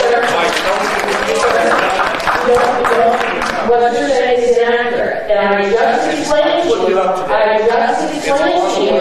that is a Medicaid expansion that I'm talking about. ABC News senior national political reporter. Oh, I don't know where that came from. Sorry. But no, that guy's right. They are going to cut Medicaid. And you can lie, Harriet, and act like people you're talking to are idiots. But in fact, they are not. This woman makes me furious. Like, I want to freak out. Wait, hold on. I'll come back to that because that is important. But I also don't know why it's there. Oh, wait. Yeah, we just listen. That's what they're trying to do, is they're trying to cut it out. They're trying to talk through both sides of their mouth. No, where they're cutting it out by what you're saying is inaccurate. And I just explained to you that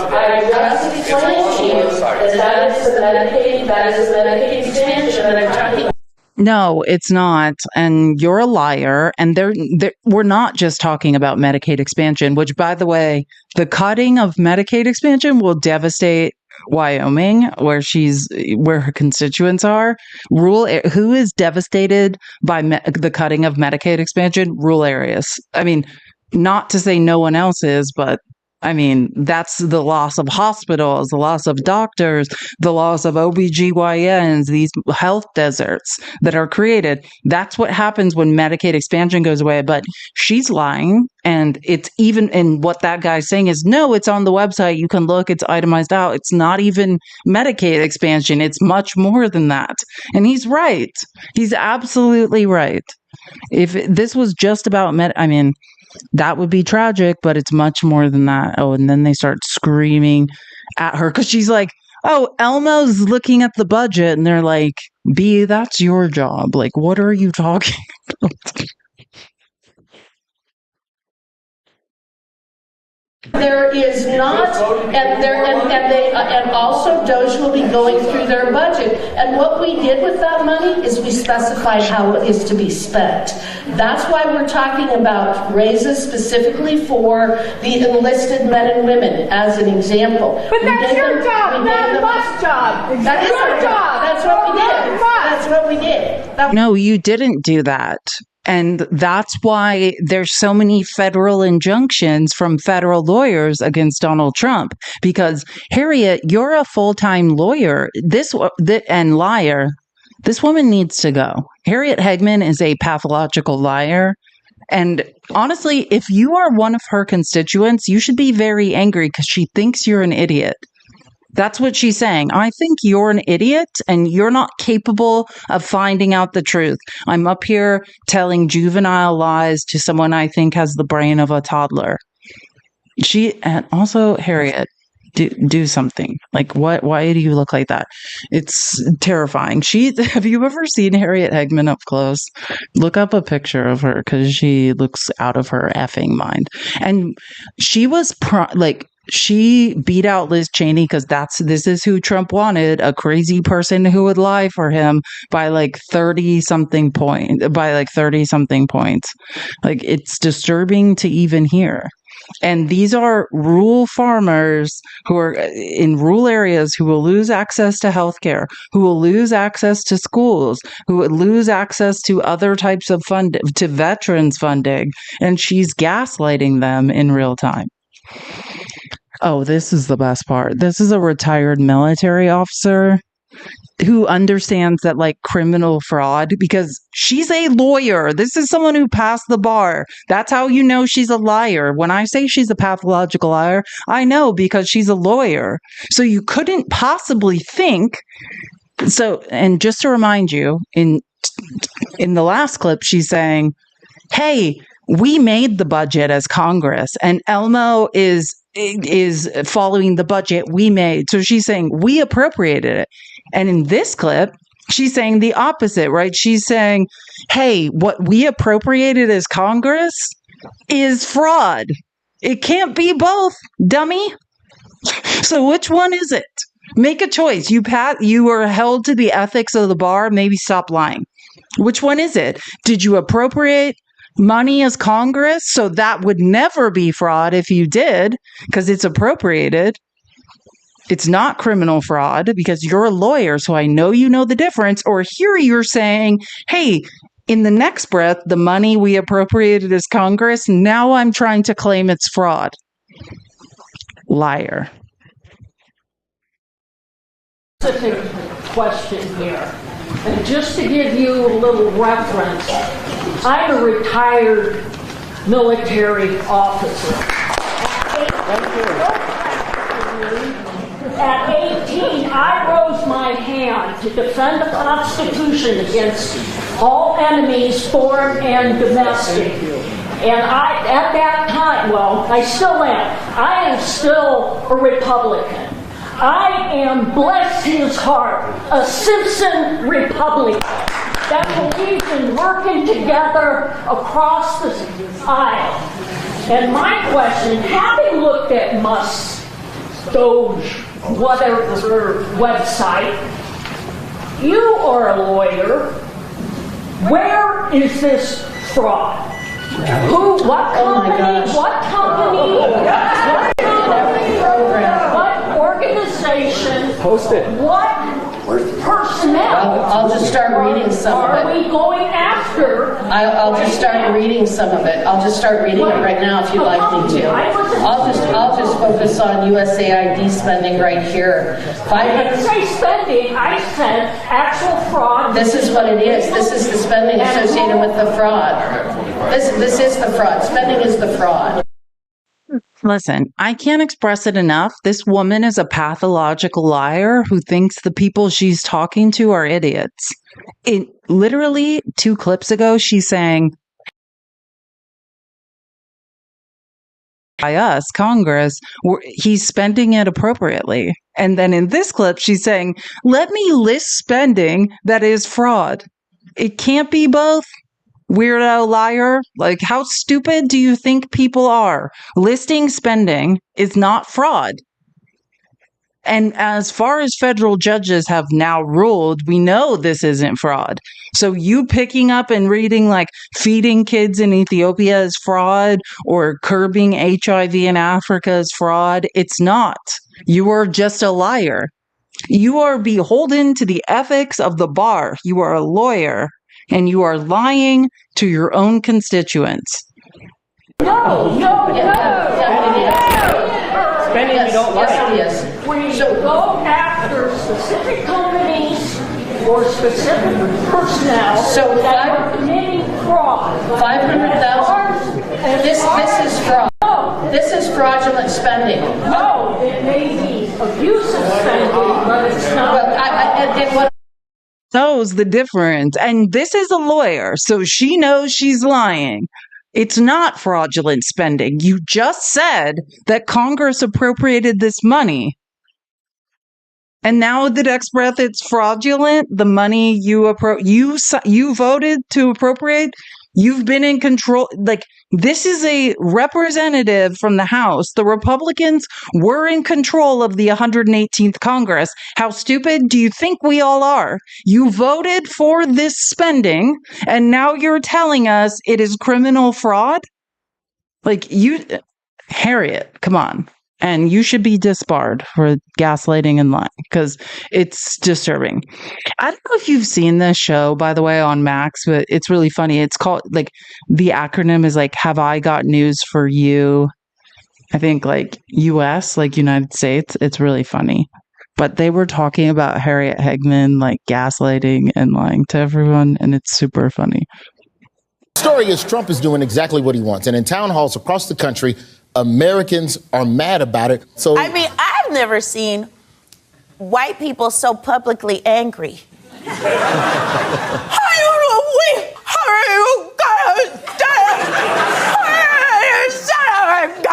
Here's GOP Representative Harriet Hegman of Wyoming calling out her haters at a town hall on Wednesday night. Trump's plans to cut these programs and the people who administer them, coupled with the tariffs, will decimate Wyoming farms and rural communities. What are you doing about that?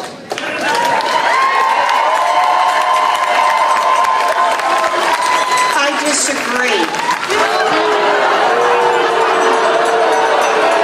It's so bizarre to me how obsessed you are with federal government. But here's the thing. She literally said, "Why are you so obsessed with me?" Are you kidding me? So I just want to remind you that before Republicans had control of the federal government and control of both houses of Congress and control of the Supreme Court, they used to say, states' rights, brother. Let's dismantle the federal government. States' rights. It's our right to discriminate against people.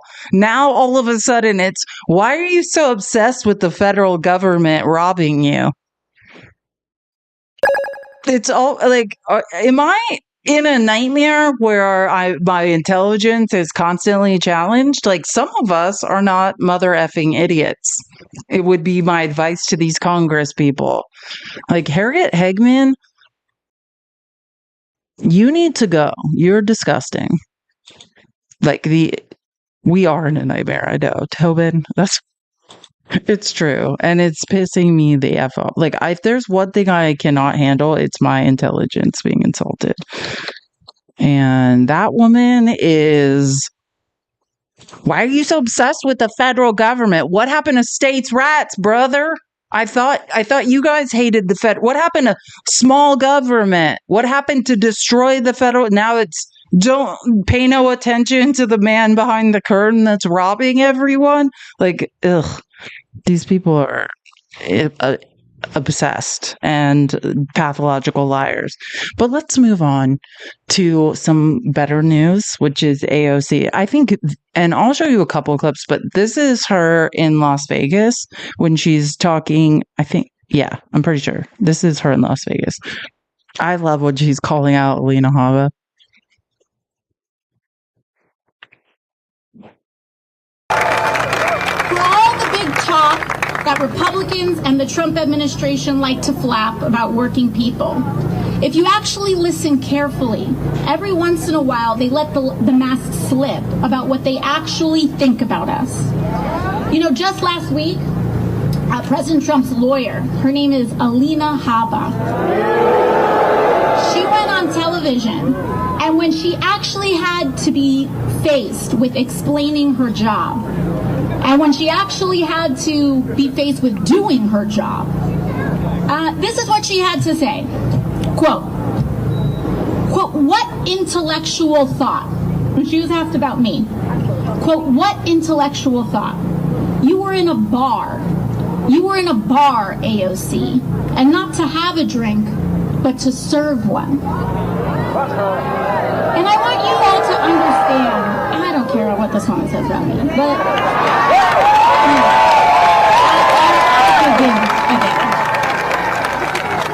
I want you to understand that she isn't just talking about me here. She's talking about you. She's talking about all of us. Because the entire job of the president's lawyer is to speak for him. Trump hired her to speak for him. So imagine what it means for our country that the president's own lawyer cannot even conceive of a working class person being intelligent simply because of the job that they have. This woman could not even recognize the American dream if it was fed to her on a silver spoon. But understand that this kind of disdain for working people by the most powerful people in this country doesn't just come from not being raised right. It's a shorthand for Elon Musk and Donald Trump's entire political agenda and a certain ugly kind of politics, lying to and screwing over working people so that they can steal from our health care and Social Security and veterans care to pay for tax cuts for the wealthiest and bailouts for their crypto billionaire friends. There's a word for this: corruption. I love this woman. God. And this is, I mean, I was listening to someone, I can't remember which news station, but they were like, they are barnstorming the country in an off election year when they don't need to be doing this. And this message is resonating. So I encourage Alina Habba to keep saying dumb things, keep saying things, keep being out of touch with the reality, keep acting like you can't understand how somebody who was ever a waitress or a bartender could in fact have a brain. I read every court document, Alina Habba, when you, for some reason, I'm assuming it's because you had some inappropriate relationship with Trump, allowed you to defend him in the second E. Jean Carroll appeal, when the judge had to sit there and explain to you for days how to submit evidence into the trial correctly. You had no idea what you were doing. I have no idea how you passed the bar. You have zero trial experience. I know from watching and reading every piece of those court documents that you could not find your way out of a paper bag if your life, in fact, depended on it. So for you to act like this woman doesn't have a brain only shows me how actually dumb you are. It's an indictment on you. And I mean that seriously, because there's two options. And this comes from me, who I assure you, my brain works better than most people's. And I can recognize other people who are intelligent, right? AOC is intelligent. I can recognize Steve Bannon is intelligent, and that worries me. I know he is. I am able to say that because I'm not insecure, because my own brain works. So I'm not insecure by other people who are also intelligent around me. So if and this is for you, MAGA, because I know your brains don't work so good. When you feel intimidated by people whose brains do work good, you tend to want to attack them, be like, she's just a waitress, her brain doesn't work so good.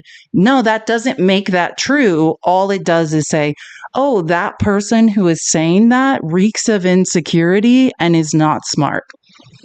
That's what I know. I just want, this is my advice to you. You trying to devalue AOC does not make her not intelligent. It makes you painfully insecure. Like, I could smell the insecurity wafting off of your body. Cologne perfume is not covering it up. It doesn't make that your indictment on AOC true. It means you're deeply insecure. Just saying. That's just some advice. That was free advice that I should not have given any of you, but you're welcome. Just me continuing to educate the idiot masses. You know, Fox News and the right wing will have you believe that these American values are something out of the Communist Manifesto. That we believe these things because we went to college and read them in a book somewhere. But let me tell you, Fox News, I don't believe these things. I don't believe in healthcare, labor, and human dignity because I'm a Marxist. I believe it because I was a waitress. Because because I scrubbed toilets with my mom to go to school, because I've worked double shifts to keep the lights on, and because on my worst day, I know what it feels like to feel left behind. And I know that we don't have to live like this anymore, Las Vegas. We deserve better than this. You know, Fox News. I mean, that's the future. And I get it, MAGA. I get why you would constantly try to insult her. I'd be intimidated by AOC too if my brain didn't work. But I don't have to worry about it because my brain also works. So I am not intimidated by people whose brain works in addition to mine. But I do get it. If I had to listen to someone whose brain was firing on all cylinders, I might be like, oh my God, I need to tear her down. And maybe I will feel smarter as a result of that. Yet it's just like you're flailing around and it's embarrassing for you. My advice to you is if you want to like hide in plain sight, don't attack people who are very clearly smarter than you and who are following lines of logic that make sense, because it just exposes you as an insecure idiot. Jeremy, thank you so much for the $5. For we had an empty chair in Limestone County, Alabama. What does that mean? Am I invited? An empty chair in Limestone County, Alabama, West 300. Why am I invited to somewhere? Jeremy, thank you for the $5. Appreciate it. You're the best. You might be my favorite. Okay. I don't know why I put this in here, but I just like how this is written. I'm not going to read all of this, but Trump is woefully dumb transactional con man who's confronting the schmotzification of America to find out who is actually turning the U.S. into a facsimile, which I love the word facsimile, of the third, you know what, look behind the curtain. And I think I put her, yeah. I've never seen this creator before. I just like what she was saying. So I put this in here but I guess it's Jessie Tough 2. Jessie's Tough, sorry. Oh, it's like, oh, you can see it better on your screen. On mine it looks blurry, but you could see it. Jessie's Tough 2.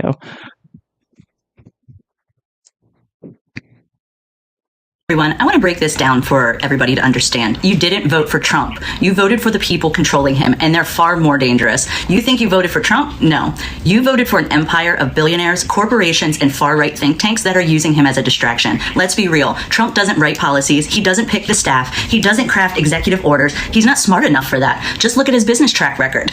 Trump Airlines failed. Trump casinos bankrupt multiple times. Trump Steaks, a complete joke. Trump University shut down for fraud. Surprise, surprise. Trump Vodka, Trump Mortgage, Trump Magazine, all flopped. Yet somehow the guy is running the most powerful country in the world? No, he's not. He's just the front man. The real power is in the hands of three main groups. The Heritage Foundation, they wrote the plan to dismantle democracy. They created Project 2025, that plan, the blueprint for removing worker protections, killing DEI programs, gutting education, and consolidating power, which we're seeing every single day. They are choosing who will be in charge of every government agency, ensuring total control. The other one, America First Policy Institute, they are running his administration. They handpicked Trump's staff and cabinet. He's just reading the names. They wrote the first 300 executive orders for him to sign. Trump isn't writing policy. AFPI is. The third, billionaire corporate interests. They fund it all. Oracle's Larry Ellison, Elon Musk, and other mega donors are paying for this power grab. Why? Because they want to remove worker protections, crush wages, and create a workforce that can't fight back. They're bringing back company towns, which in reality are modern day slave camps. Have you seen the pictures? Trump can't even run a business, but you think he's running a country? Trump is nothing but a loud, obnoxious distraction designed to manipulate people with fear and outrage. They picked him because he speaks to the uneducated and to the biased. They knew he would rile up emotions and make people ignore facts and also worship his mega brand, which he profits from, by the way. You voted for an authoritarian empire, not Trump. They don't care about democracy. They don't care about your rights. They don't care about you. They are stripping away all of what we need: worker protections, education, diversity, and democracy, so billionaires can control every part of your life. Trump is just a puppet for the much darker force. And the worst part, they made you cheer for it. Wake up. Love this woman here. I'll show you again. It's Jessie's Tough 2. Jessie's Tough 2, which I saw Joanna post, but yeah, it just because I know, like, she's good, right? That's the first time she pinned it. Okay, thank you so much, Joanna. Yeah, Jessie's Tough 2. That's the first time I've ever seen her. Again, I find these through like these aggregate people that post like really interesting TikTok creators. So I know she nailed it and said it really fast. I think she sped up that video. I don't think she was talking that fast. But I appreciate that too, because my ADHD, like, say it as fast as possible. Speed up your talking, because I have the attention span of a gnat. So I'm here for it. Okay, so this is, and I've told you guys about Fact Post News. This is what I think used to be like the Kamala, like, immediate rapid response account, and then they changed it to Fact Post News. So it's like the Democratic rapid response account at Fact Post News. If you don't follow them, they're all across the internet. But this is GOP Representative George Malloy at his town hall, saying if, oh God. Anyways, listen to this. Let me wrap up. Everyone can have one follow-up. I can't do it because I got a lot of people yelling. Society, did you share a concern that we're careening toward an authoritarian country with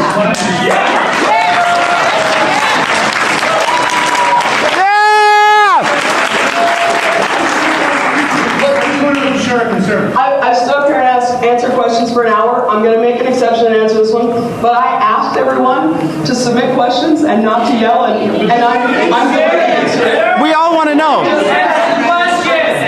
I am going to answer the question. Is your question appreciated? Yes. I do have a concern that if we don't get the executive branch under control, we drift towards authoritarianism. This is going to happen. Before, when Biden was the president, I had the same concern. No. He didn't fucking do any of it.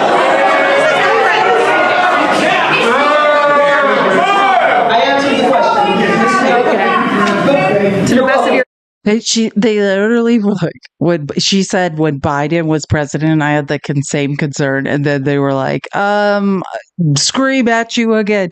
Yeah, I could not. I think that's why I spent time clipping like 100 clips of this stuff, because like I do think I cannot get enough of watching people hold weirdos accountable. Like, quite on. Oh my God, wait.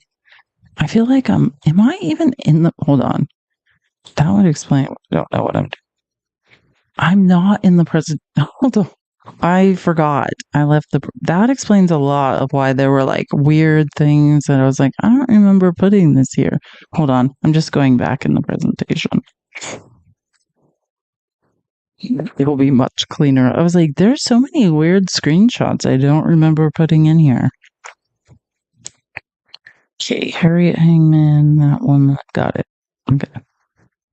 Oh yeah, and I think this is where the clip is of the town hall from Chuck Grassley. I didn't find a lot of clips online of Chuck Grassley. I mean, other than Rachel Maddow like running him over, and then I found hold on. Let me find where we are here. I think that's what we're on. Is a clip of Chuck Grassley. Yep. And by the way, that's not a town hall. He's in like a room that fits like 10 people. So I don't know. That's very convenient for you. It basically, this is like, I'm just going to read. Oh, wait, you can't see this. Hold on. Keep tapping the screen. Let's get to 500K. We're almost there. I appreciate you guys. Okay, so this is what the voters saying, because it's, if I remember correctly on this clip, it's hard to hear. We've trusted you with our votes for decades, and we mean decades, like literally since like you came to Washington on a covered wagon, Chuck Grassley. We expect you to follow through on what we Iowans want and not have a government dismantled by Trump and Elon Musk. Please stand up for what is right. That's what, because it's a little hard to hear. And like, look how small this room is. This is like Chuck Grassley chose who was allowed in this room. Like, make no mistake about it. Do you know what I'm saying? Like, this is Chuck Grassley chose these people to be in there.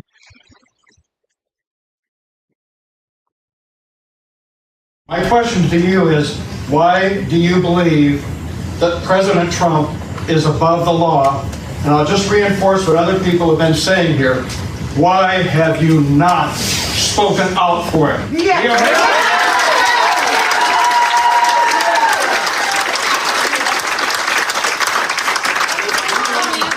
do your job, and we have trusted you with our votes. We have sent you to Congress for decades. We expect you to follow through for what we Iowans really want our government to do, and not to be have a federal government that is being dismantled by this President Trump and Elon Musk. Yeah, I know. Please stand up for what's right and do your job.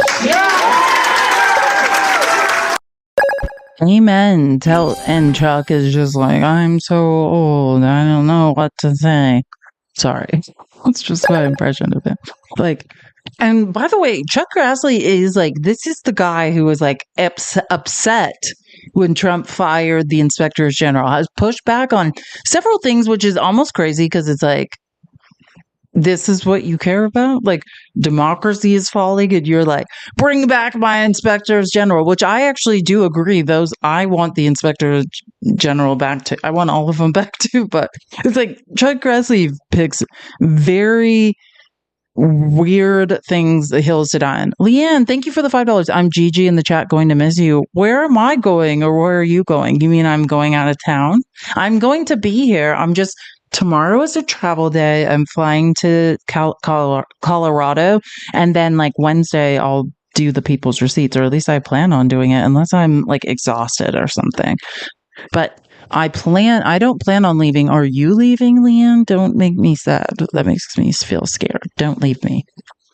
But okay, so I love More Perfect Union. They're, like unions or organized unions posting things, and one of my favorite Democratic people is, we can't live without you for one day. I know, but normally tomorrow would be the broadcast, but Mandy's trying to re-enter the country, and I think we've gone over it. Like, she's very worried she should be at this moment trying to re-enter from Germany. She's been in Germany, and Danny is about to leave the country, so it's not a good day for the broadcast anyway. So it's a travel day for me, and basically Mandy's probably exhausted coming back from Germany, and Danny, I think, is going to Brazil. So in any case, it's a travel day for all of us, or a rest day. So Wednesday is probably better anyways for me to work again. So hopefully I will have all my stuff I need in Colorado to do my show, as you guys are used to experiencing it. But Jim McGovern, who I love, the gentleman from Massachusetts, he was having a town hall, which I love. Like, that's what we need, is show up and let people speak.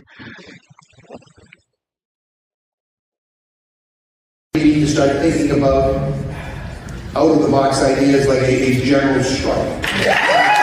Can I just say, no. So maybe not all of you were here when I was talking about this last. I actually think it was it was like a week from tomorrow. I was on Faxes Live in the morning, and I was saying, like, what levers do we have as American citizens to pull? And I was talking about, there's two things we have control over, right? We can grind the economy to halt. We can stop buying things, and we can stop working. Those were our choices. And a bunch of people were like, who can stop working? And I was like, if your freedom is all, if you're not going to have rights anymore, if this is the end of democracy, then it would be something you would do, on principle. But again, not saying everyone should stop working, but a general strike basically means, like, it's not that when you hear it, because that's what he's saying. He's recommending a general strike, which I think it's, oh my God, I'm going to get it wrong. Maybe I should look it up. I think it's either general. I don't think it's generalstrike.com. It might be generalstrike.org. There is a site about this.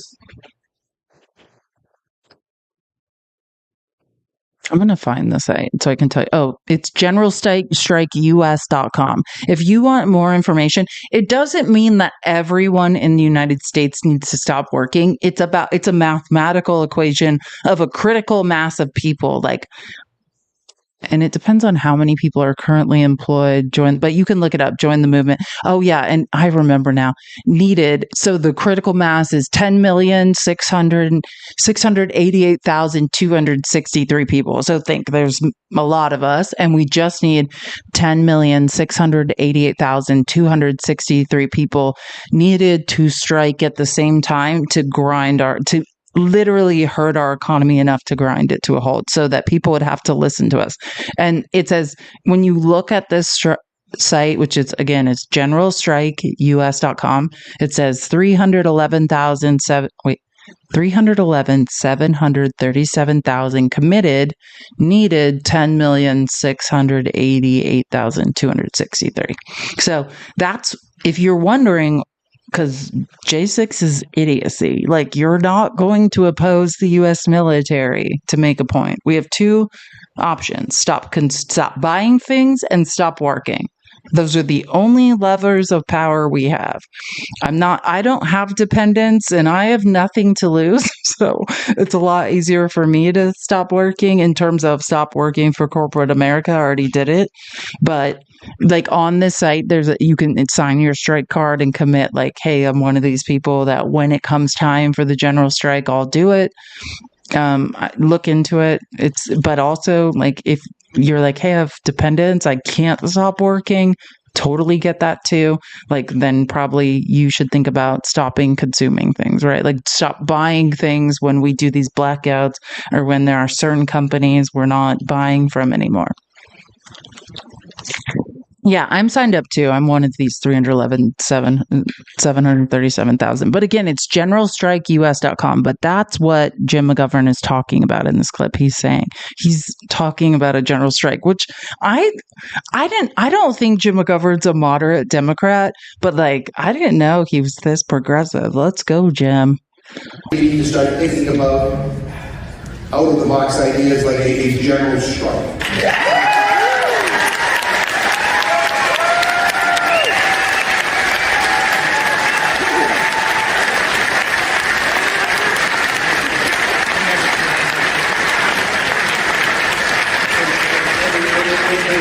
Easier said than done because it requires buy-in by everybody. Right? It requires planning. But in Europe, there was a tradition of that. I mean, you saw that in Poland. When the communists were in charge in Poland. He's saying in Europe, there's a tradition of general strikes. Yeah, in France, they're like, not only am I going to stop working, I'm going to burn the business down I work. Yeah, there's a long tradition of general strikes in Europe. That is correct.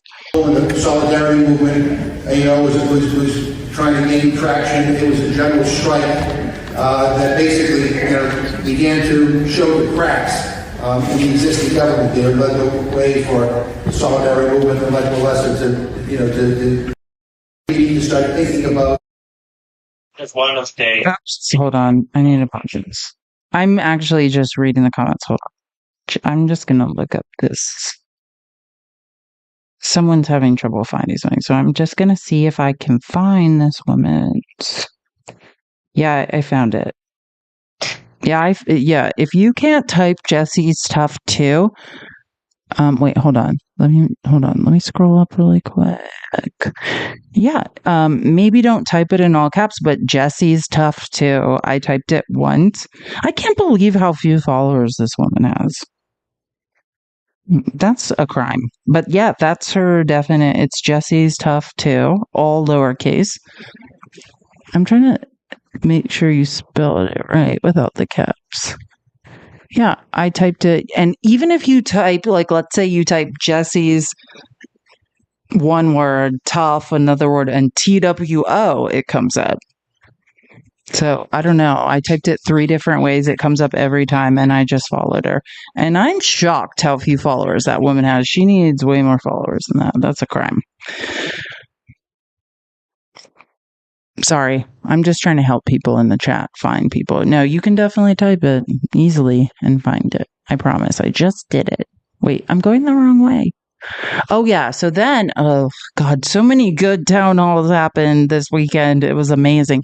Ro Khanna had a town hall, which I would say, like, of the far left fringe, there are a lot of far right MAGA people that will listen to Ro Khanna when he speaks. So that's why I'm like, hey, let's all listen when you guys seem to listen when Ro Khanna yells things at you. So let's listen to him because he said some amazing things. He was having like town halls. He's also going on a tour of like places where Republicans won't show up. I think this one, he was in Bakersfield. Like, he represents Silicon Valley, and then he might have been in Bakersfield, or but that's what Ro Khanna is doing. He's going on tour in Republican places where their representatives won't show up. Thanks, St. Bart Gaston. Thank you, my favorite Frenchman. Thank you for resubscribing.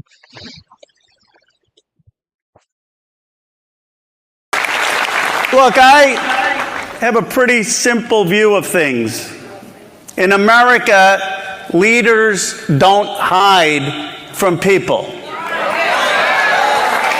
That's why I'm here, to listen to you and to try to give voice to your concerns. But I have a simple request. Representative Valadao, show up here next weekend. Say, I'm the congressman from Silicon Valley, and we do a lot of things virtually, but I think Bakersfield deserves better than virtual representation. Look, I not agree more. And oh my God, this is one of my favorite moments, because people at this town hall were able to ask questions, and then Ro Khanna answered. And this is, I think I've been talking about this for a few weeks now, how I'm very pissed at moderate Democrats, and Gavin Newsom in particular. If you think the answer, if your intelligence level is to jettison trans people and to not defend them, then that's a sign of stupidity, right? Like, what we know of fascism is there's always a struggle. There's always an other, right? First it was gay marriage. They lost that fight. Now we're othering trans people. If they eradicate trans people, it's going to be women. It's going to be interracial marriage. It's going to be brown people. It's going to be black people. It will never stop.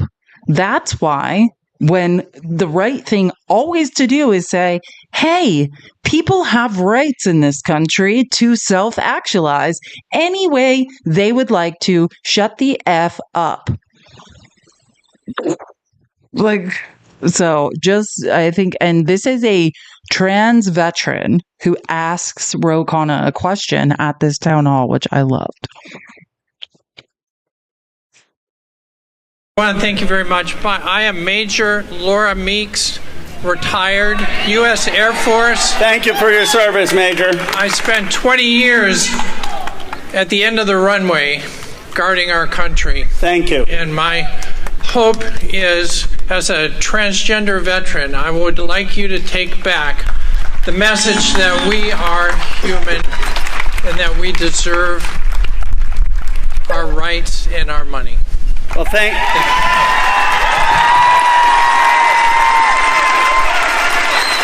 you for coming here.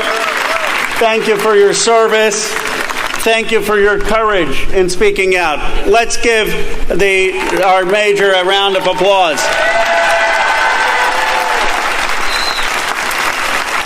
Look, there's some people in my party who think we should just talk about the price of eggs and the price of groceries and inflation, and we should.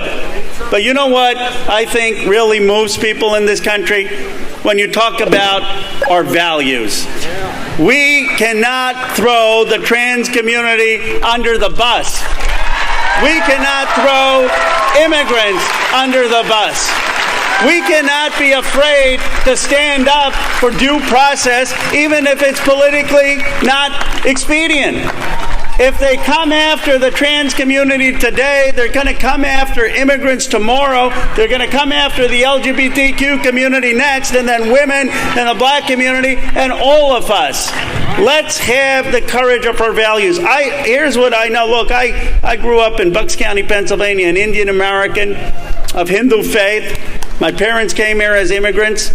This is a decent country. We should have the courage to make the argument that we don't bully in America, we don't discriminate in America, that we're not going to run away from our vision. We're going to run towards our vision, and that's how we're going to win back this country. So thank you for your courage. That's Ro Khanna, R-O space Khanna. He's the representative for Silicon Valley in California. He is the farthest of the far left fringe, like, of the country. And that's what I say. Like, this is a person who actually a lot of people I know on the far right fringe, like MAGA, that frustrates me.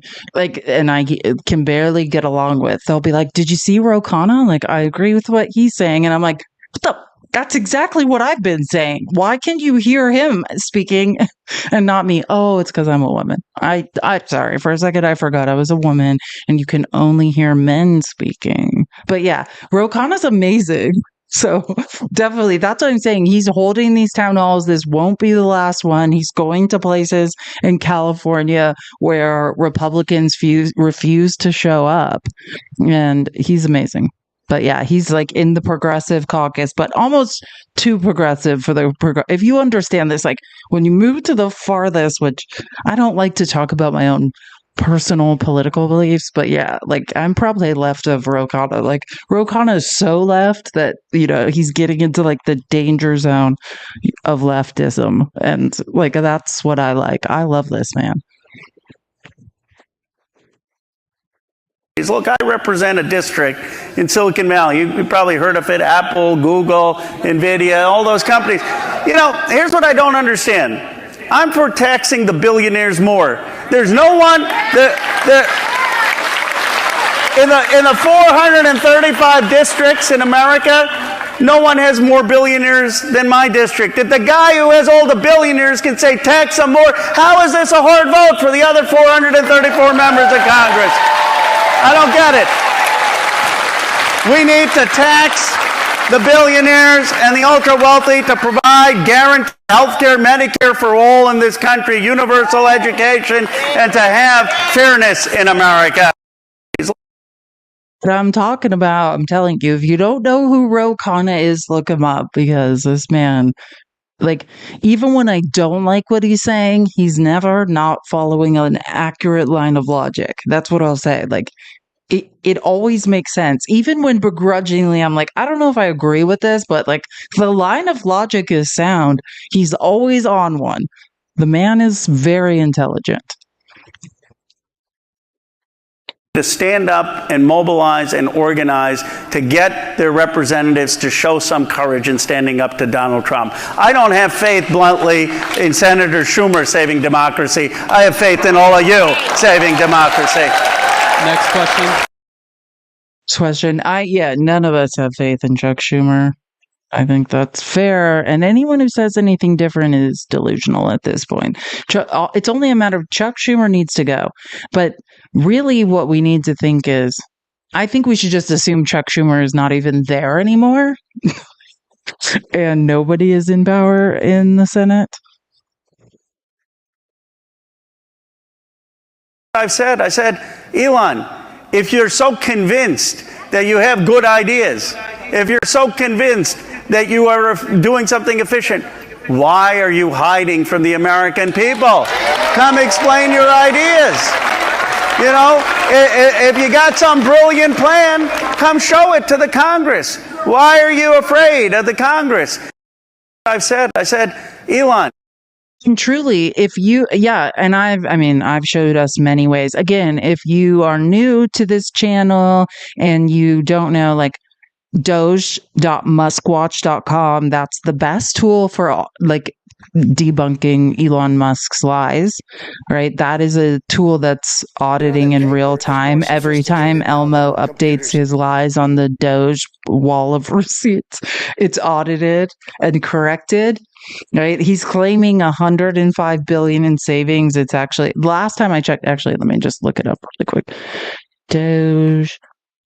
Oh, I don't have it saved on this computer. Sorry, I used two different computers. Muskwatch.com. It's at, let's see, Doge claimed cuts 115 billion, Doge itemized cuts 35.1 billion, verified canceled funding 12.6 billion. Yeah, he's a liar.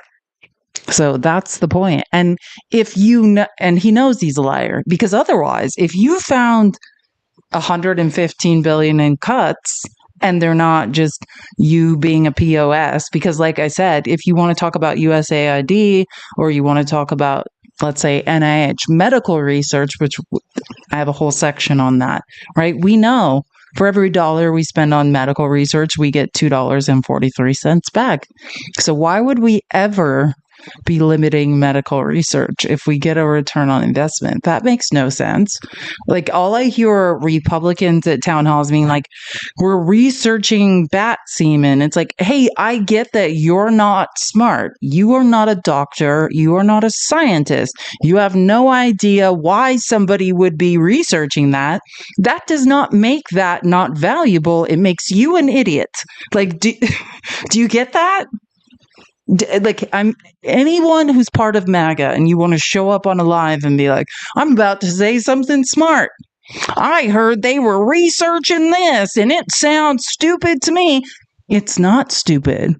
We make money off the medical research we invest in. It just means you're stupid. Do you get it now? I'm sorry that you can't fathom why scientists would be studying something. That doesn't make it less valuable. It makes you stupid. Period.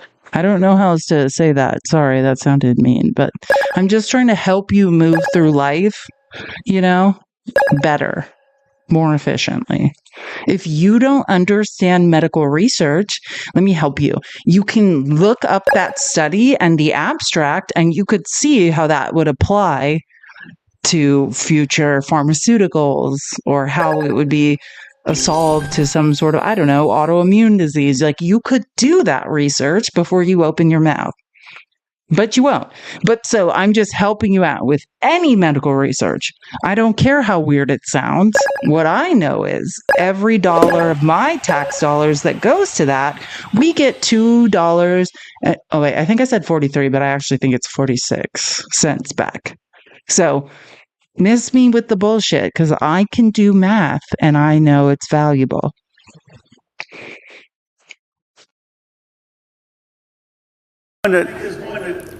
If you just cared about American power, and I believe there's far more to care than just power, you have to care about justice and fairness, but if you just cared about power, the way you build America's strength in the 21st century is not by conquering Canada. It's not by conquering Panama. The Chinese are laughing at us. The way you build America's strength is by educating our young people. How this president thinks that the answer is to dismantle the Department of Education, it's not just morally wrong, it's moronic. Thank you. I'm trying to be loving. When I am telling you, MAGA, that your brains aren't working so good, I say that from the deepest place of love, because if I was your mommy, I would be doing you a disservice to not point out that your brain's not working so good, and you need to think about that and maybe start reading. Right? What is it that Robert Reich was saying? I will show you that quote: tyranny, ignorance is the handmaiden of tyranny. That's you, MAGA. You're the ignorant. You're the reason that tyranny will prevail. Your idiocy. It's you. Because you refuse to read, to educate yourselves, and to learn anything. But don't worry, as long as you remain silent and don't disrupt the chat, we will allow you to sit in here silently and learn. You are welcome. But that's your challenge, is to use your brain and to read. Because tyranny, ignorance is the handmaiden of tyranny. That is the truest words I've heard today. Unless you decide to learn something, you will vote us out of democracy with your own stupidity. Oh, this is a good moment too. And this is from his own web. Oh, I just remembered this. I like this moment.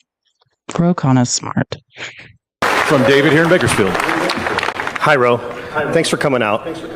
I was going to ask, our leaders have done some serious damage to the party, and people are saying that it is corporate, captured, controlled opposition, that we can't change it from within, and they'll never let us have a presidential nominee like Bernie Sanders because it's rigged.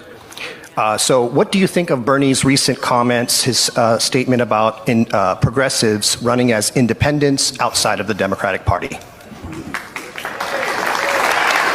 Well, look, I co-chaired Bernie's campaign in 2020, so I'm a big Bernie Sanders fan.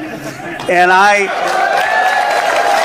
I'm all for people running in whatever party they want. It's a democracy. If you want to run as a Green Party, if you want to run as an independent, if you want to run as a Republican, a Democrat, I'm not there to tell you what party you should you can run for them. But here's what I will say about the Democratic Party. We are the party that got the 40-hour work week. We are the party that got overtime pay. We are the party that got Social Security. We are the party that got Medicare. We are the party that got Medicaid. We are the party that funded public schools. We are the party that fought and got civil rights and voting rights. We are the party that got the Immigration Reform Act of 65 so my parents could come here. We are the party of FDR and John F. Kennedy and Barack Obama. And if the party is letting us down, it's time to rebuild the party and understand what this party has achieved for America. Make me cry, because I will mother effing cry. Like, there are people in this party that understand where we need to go. And like I said this, and that's why I like how Bernie Sanders, and you'll hear Ro Khanna talk about it. Like, it is not a progressive ideal. It's not it depends. If I'm in a debate and I want to make Republicans feel dumb, I might say, hey, that's a progressive cause. Join us. But healthcare is not a progressive cause, right? That's why Trump can mutter weird things and distract us from what Putin's doing to help his Lord and Savior, Vladimir. But no, Canada will never be the 51st state. Why? Because the farthest right of the far right conservative fringe of Canada has universal health care, right? Healthcare is not a progressive issue as we talk about it in America. It's a human right. And in every developed country in this world, you can be a conservative, you can be a weirdo bigot who's trying to drag us back in time and still get universal healthcare. Period. Right? Healthcare is a universal right in this world. It's a human right. And you can have dumb political ideas that don't make any sense, that drag us back in time, and still go to the doctor. And that's what people need to know. That's the message that people need to hear. Listen, it doesn't matter. Everyone deserves healthcare. These aren't progressive issues. These are human rights issues. People in rural areas shouldn't have rural hospitals closing. They shouldn't have to drive 2 hours to get to a hospital. They shouldn't have, public schools are closing. They shouldn't have to be bussed hours to get to a school and be told, oh, but school vouchers, but there's no private schools hours. They're anywhere near you, so that doesn't apply to you. But we're defunding and closing your public school. That should not be a thing. These are basic human rights, the right to education, the right to health care. Think about it. It's like we call them progressive issues in America. You could be the far right conservative fringe in Europe, in Germany, and these are all things you have rights to.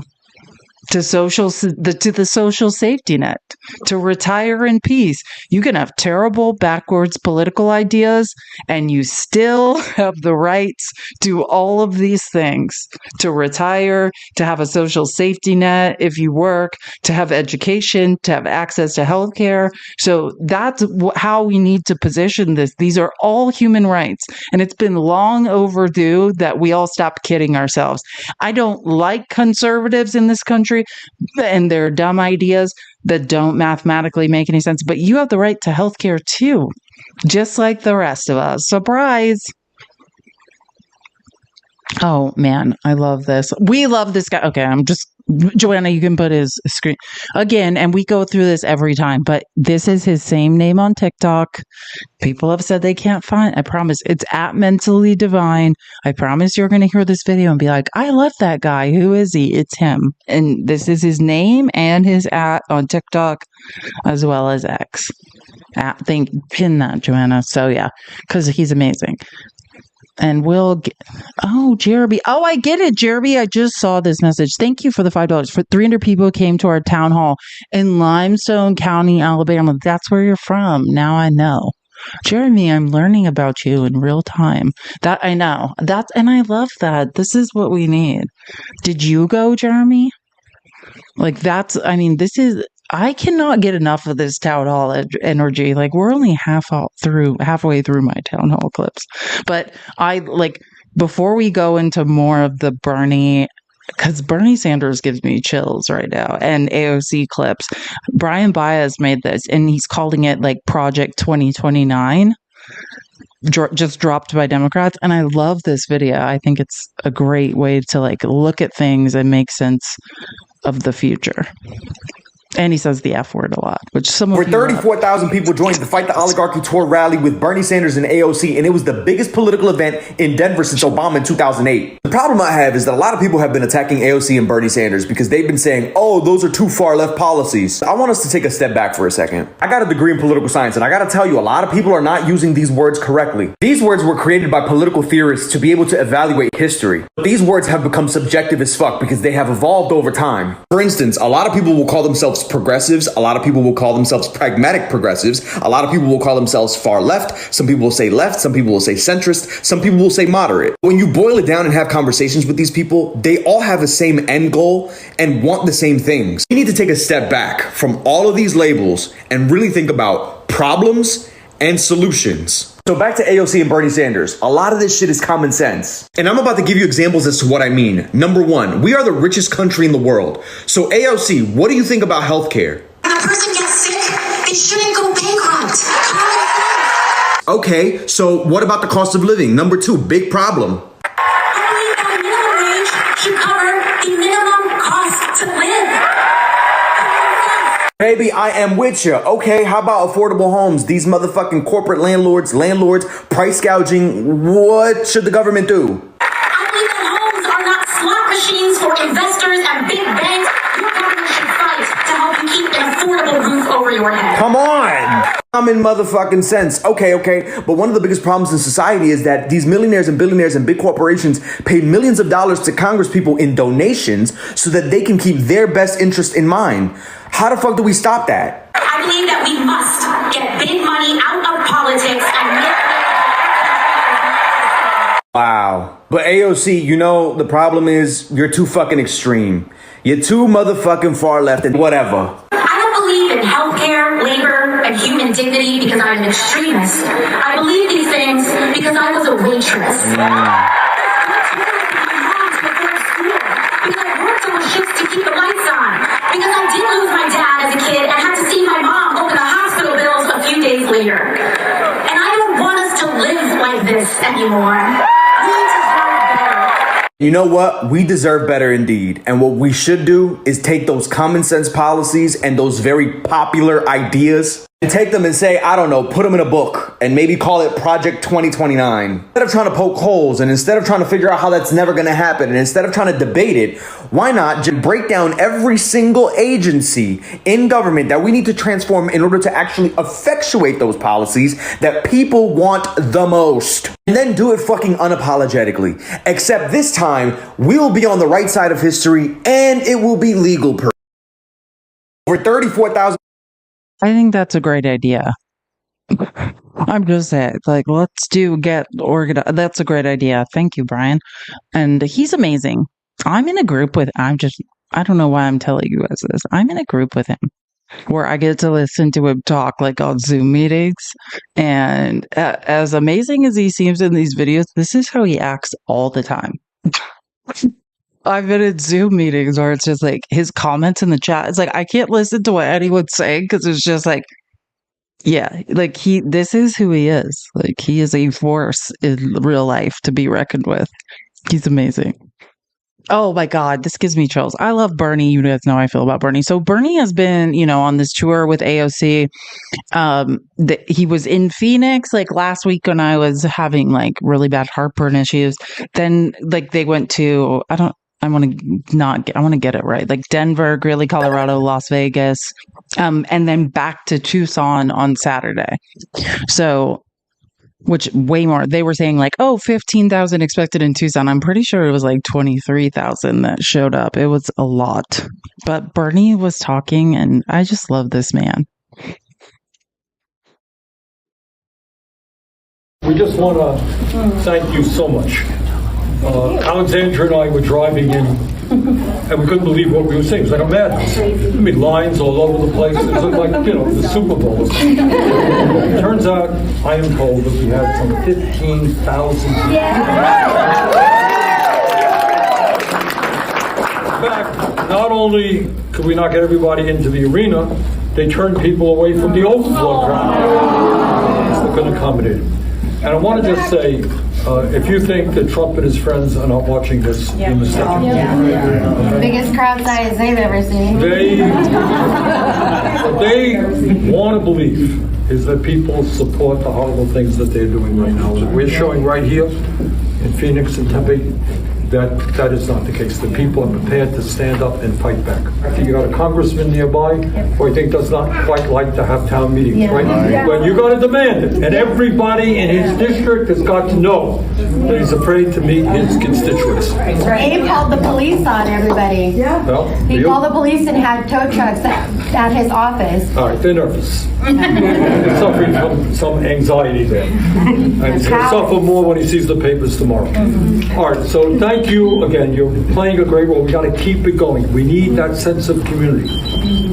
There are a lot more of us than there are of them. Amen. And let me now introduce you. The great Congresswoman for the state of New York.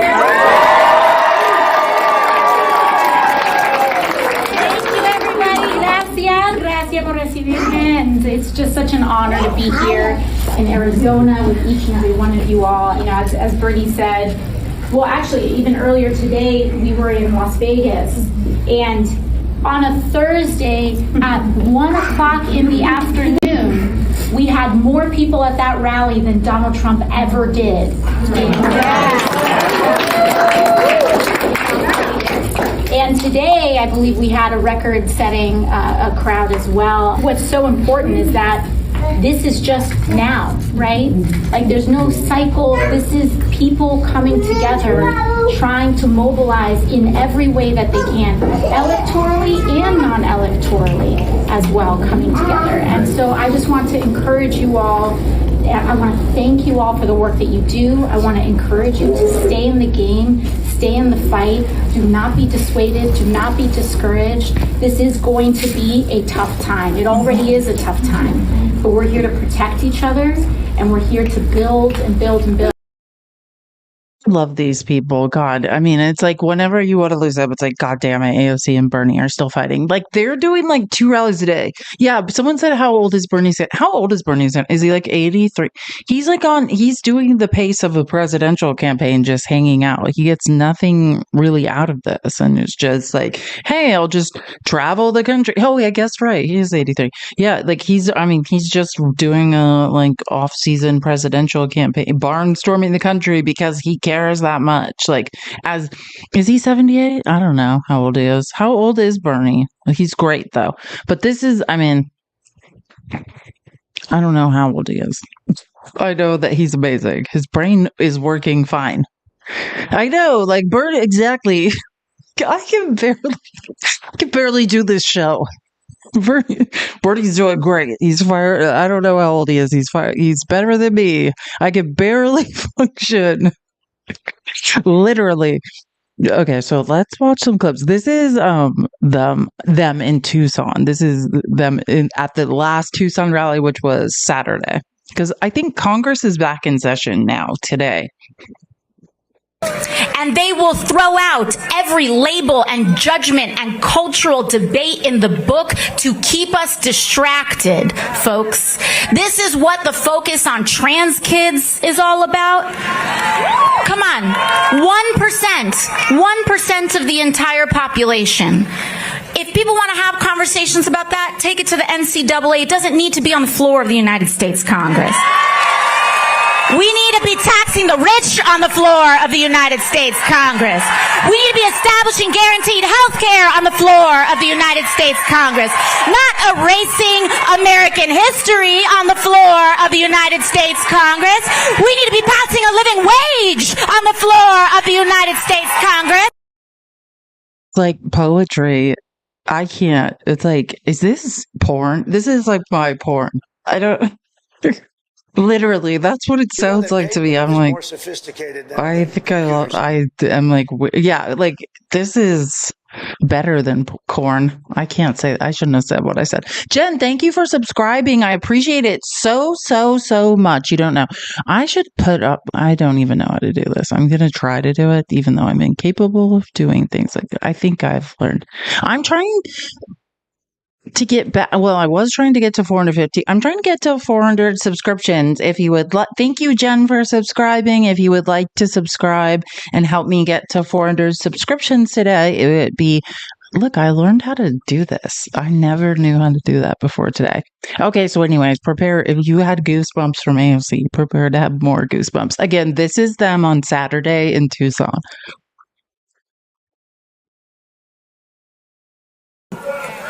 Now, I don't care if you're a conservative Republican or a progressive.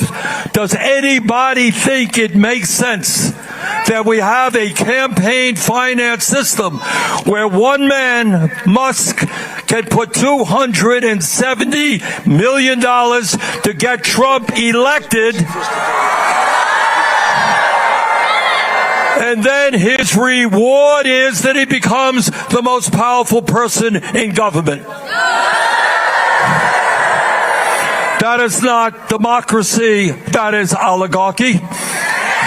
But it's not just Republicans. You got billionaire Democrats who are telling candidates, don't stand up for the working class. So we've got a corrupt campaign finance system. We got to get rid of this terrible Citizens United Supreme Court decisions. The thing, like this is why people resonate with Ro Khanna, resonate with Bernie Sanders, not so much AOC because she's a woman with a tiny brain, which is only an indictment on your own idiocy if you're dumb enough to think that. I'm just giving an example of how the gender credibility gap works. But that's the point, is if I hear MAGA talking about, well, there's a couple of things I agree with MAGA on. One, let's stop trading out of Congress. Agree. I think we all agree. AOC has a bill on the floor of the House to stop Congress from trading stocks. Why don't we all pass that? While Republicans, you control every branch of the House. Oh, let me guess, you won't. What's the other one? Term limits for Congress. I think we can all agree on that. And get Citizens United. Should we get money out of politics? Should we get super PACs? This idea that corporations are people and they should have a voice. Thanks for nothing, John Mother effing Roberts. Along with unitary executive theory, I think you've done more damage than anyone else in history. Please leave us alone.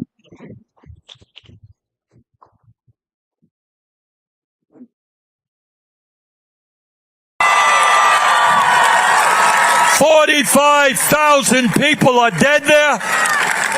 100,000+ are wounded, mostly women and children. Netanyahu government should not get another nickel of military weaponry from the United States.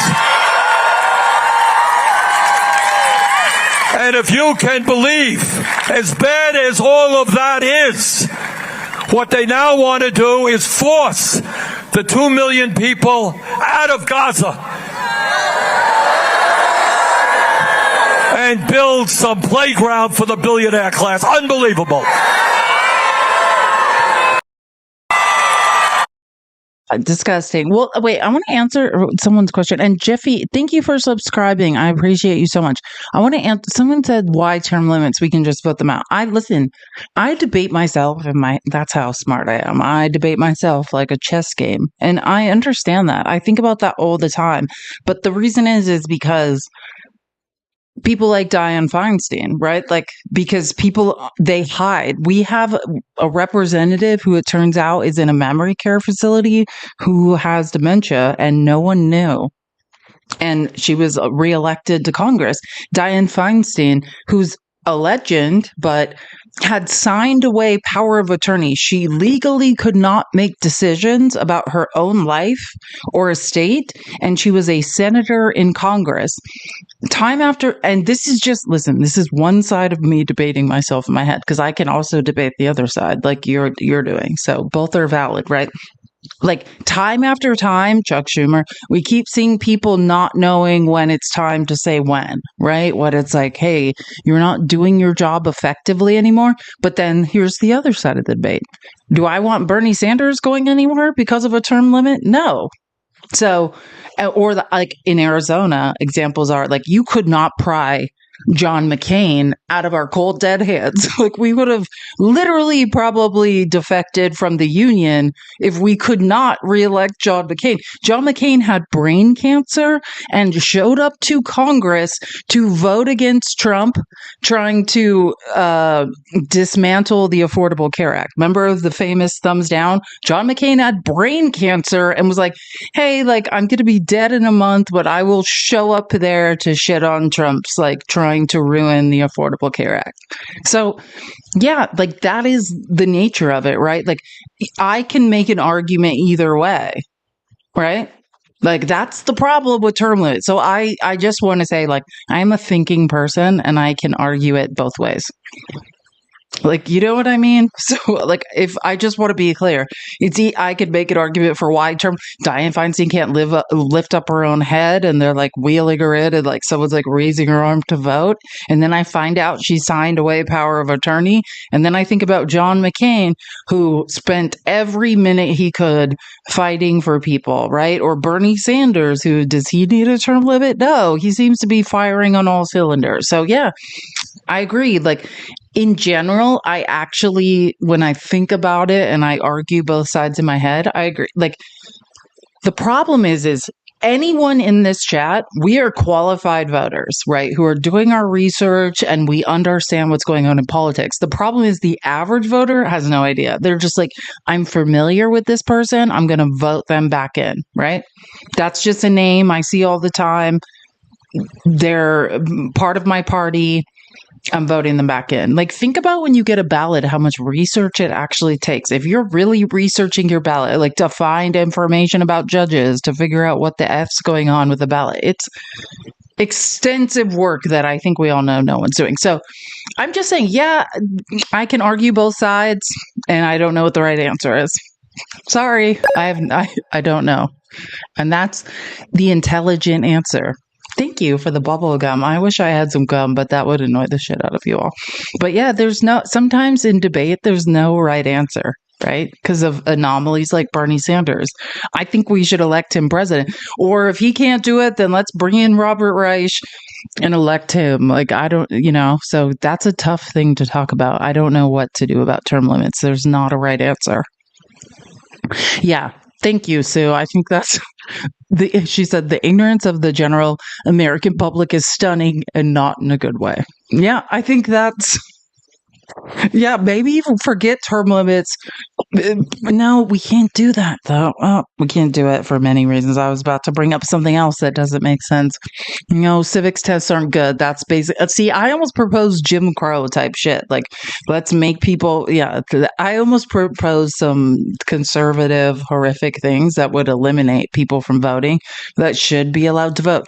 I promise you, I think about these things all the time. There's no right answer. So just mull it over in your head, because that's what intelligent people do. Right? Like, just think about it. Let it marinate. You can't always come up with the right answer immediately. Yeah, I think the right answer is bring back the fairness doctrine. Thank you, bare necessity. Completely off topic, but actually, in this case, maybe that is the right answer because that could solve a lot of problems.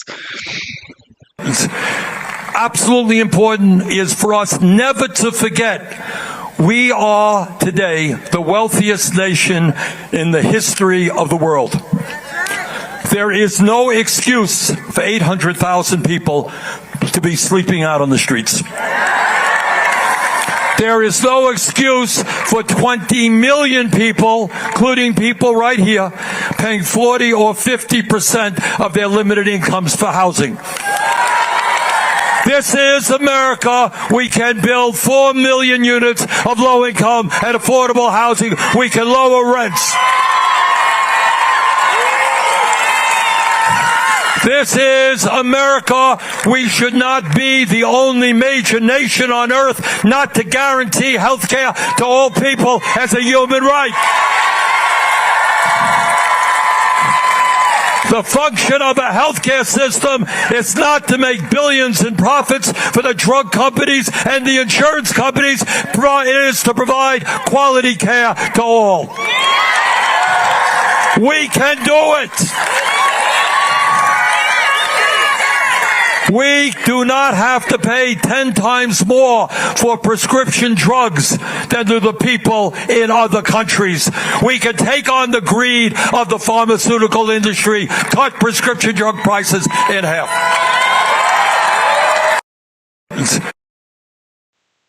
See, that's what I'm saying.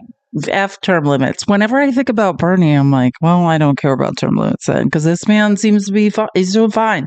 But then I think about Dianne Feinstein hunched over in a chair on death's door. I'm like, let's do something about it. So that's what and Ruthie said it, like, yeah, it's very simplistic to say, oh, that's always how MAGA is. It's black and white. Like, that's an uneducated answer to things, right? There's nuance, there's gray areas. And like, if you're truly intelligent, then you can debate yourself and recognize like, hey, I don't always have the right answer. I don't know what's best and I need to think about it more. And that's how I feel on that issue. Like, I just don't know what the right answer is because I would never want to age or term limit people like Bernie Sanders out of Congress. And also some of our only, here's my last and final argument on this.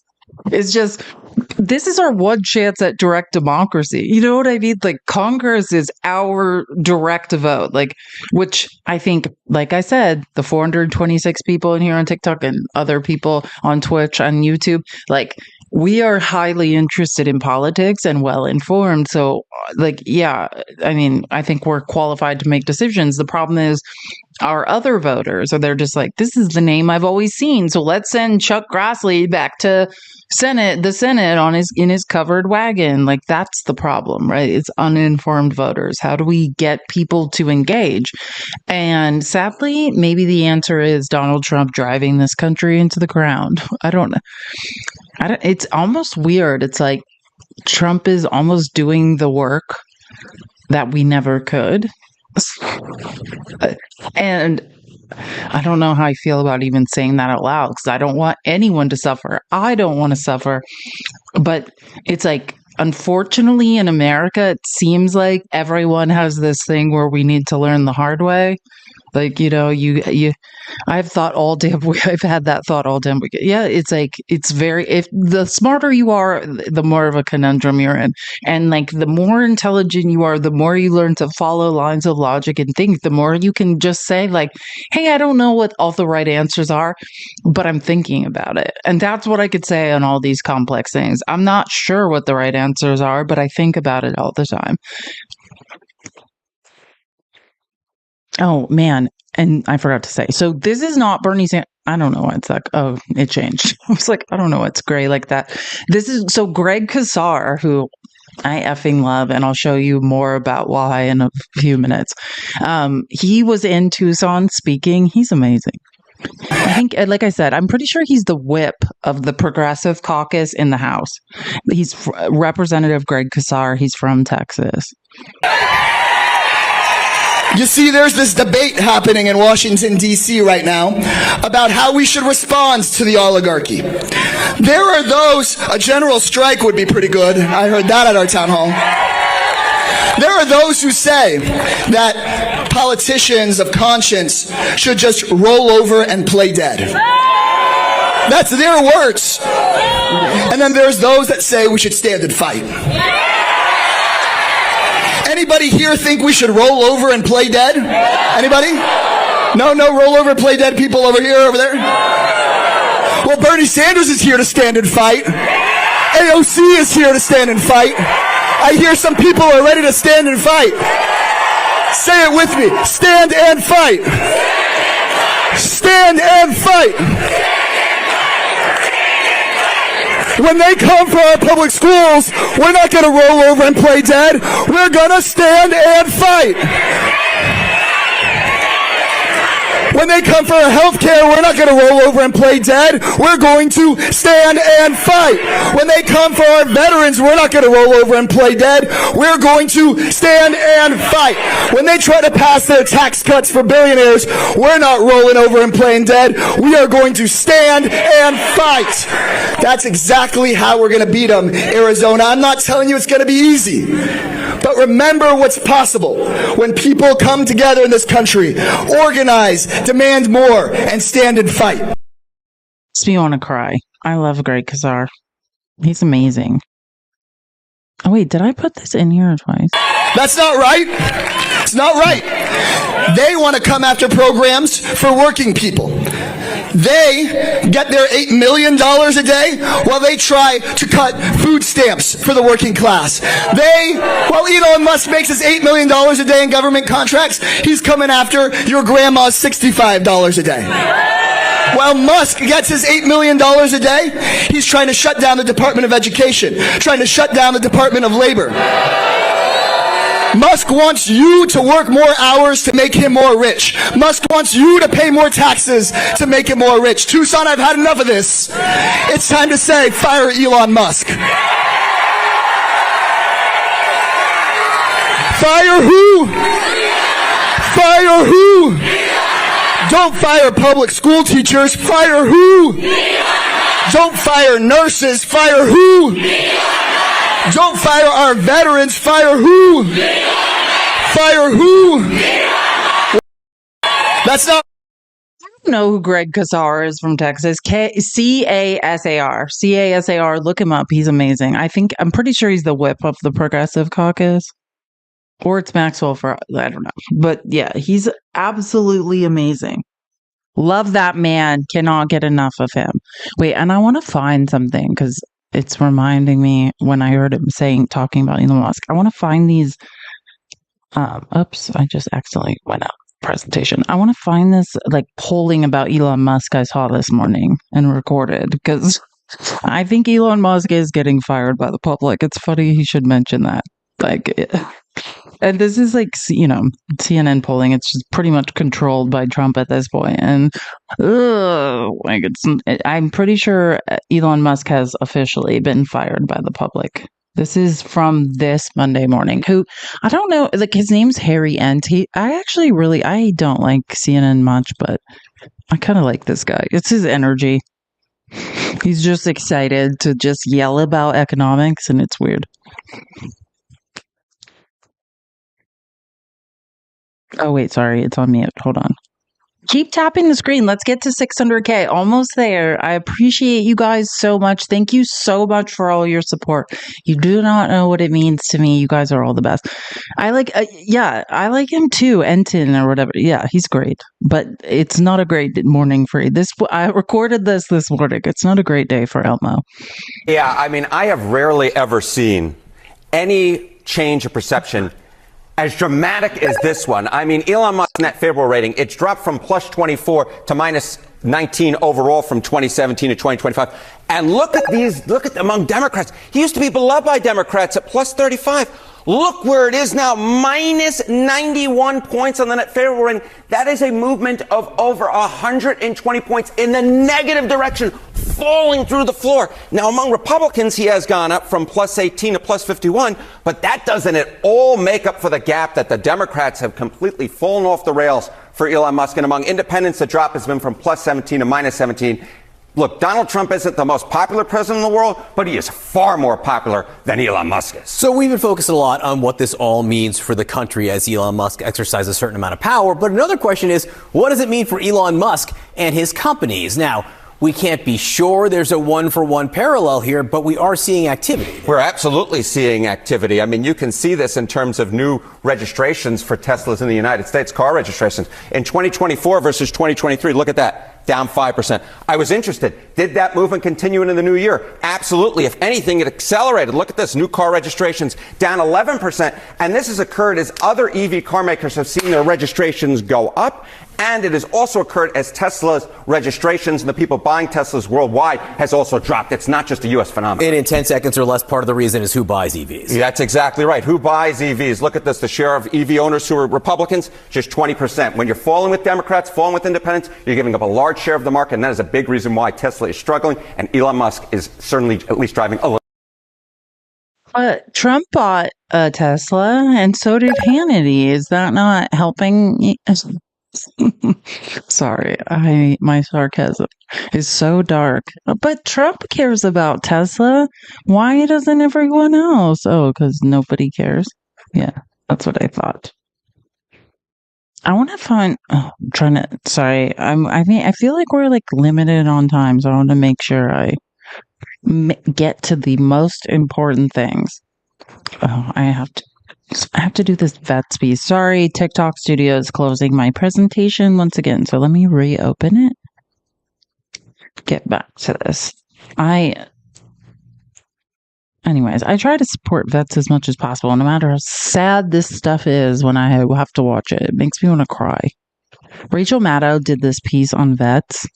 Don't mess with veterans. And she was talking about Vote Vets. I always talk about this account, Vote Vets, which I'm sure veterans know about it, but if you're interested on news and just about grassroots movements to defend veterans, look up Vote Vets because it's amazing.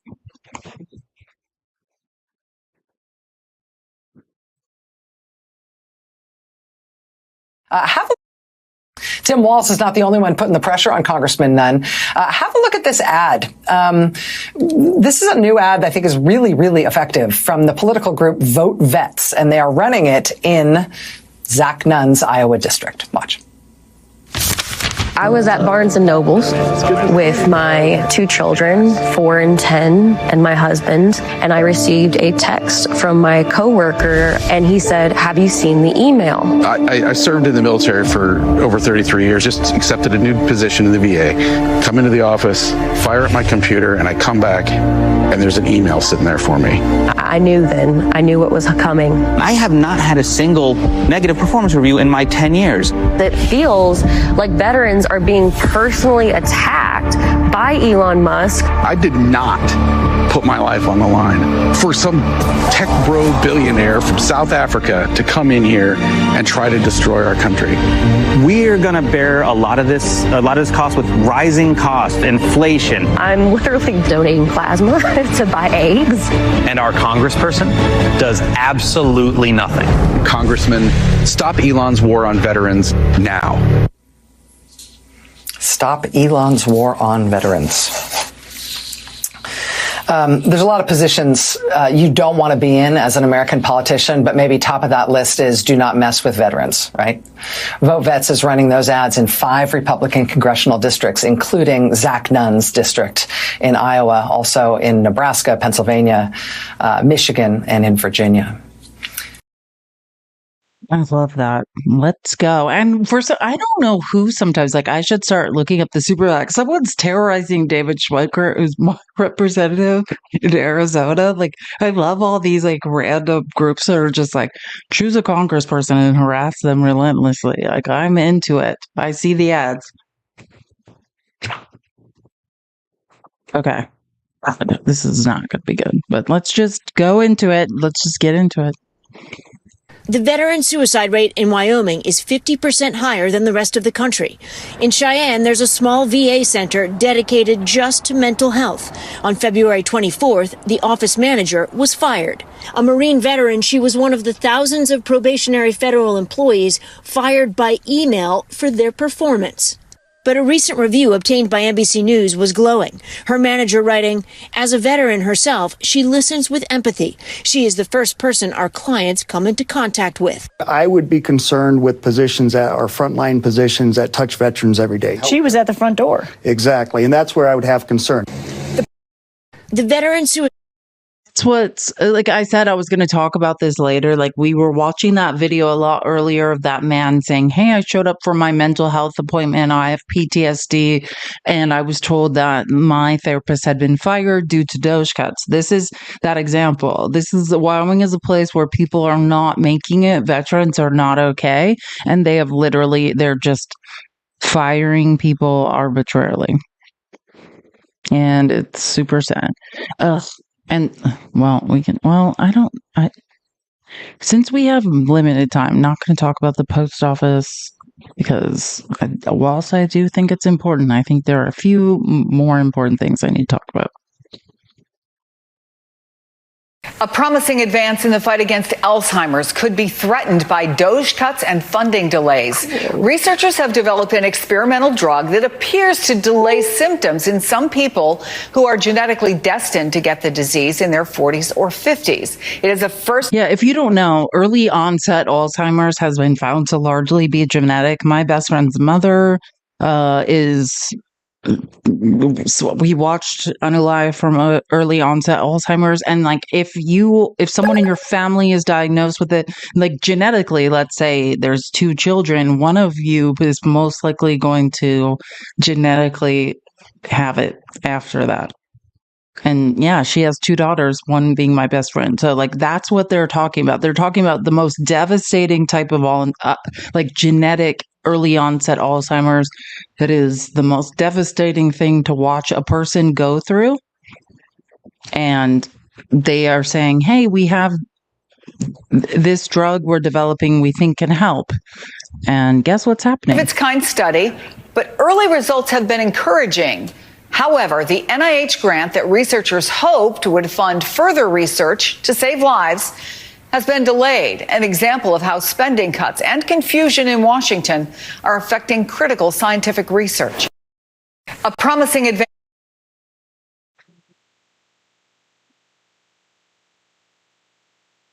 Fortunately, it only affects Trumpers. Yeah, that's what's going on.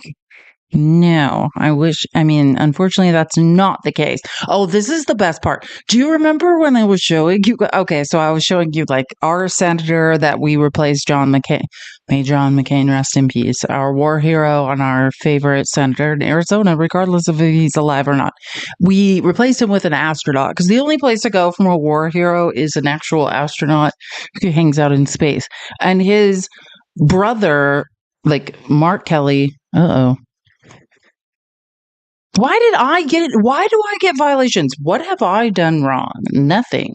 Literally nothing. I never do anything wrong and then my lives get in trouble. It's just because people are emotional and weird. I didn't do anything wrong. I pride myself on never doing anything wrong. Anyways, so if you remember our Senator Mark Kelly, who's an astronaut, his twin brother, is also an astronaut who was on Fox News. And they were trying to be like, Elmo was trying to be like, oh, they stranded astronauts at the space station. And Mark Kelly's brother is like, no, they didn't. Like, what are you talking about? Like, that's a lie.